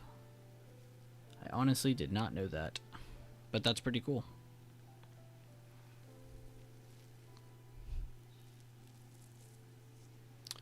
Thanks for going all day. Great weekend. See you next week. See you, Mr. Shadow. Always appreciate you. Market is closed, by the way. Thanks for doing all the great...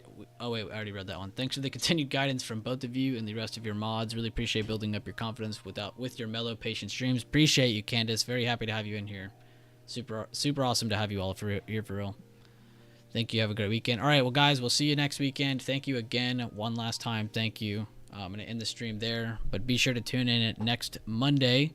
Make sure to go over an update in the morning about the bigger and the smaller time frame. Members who are in chat for lifetime or have the YouTube membership on Sunday, you can expect a review of what to look forward to over the next week.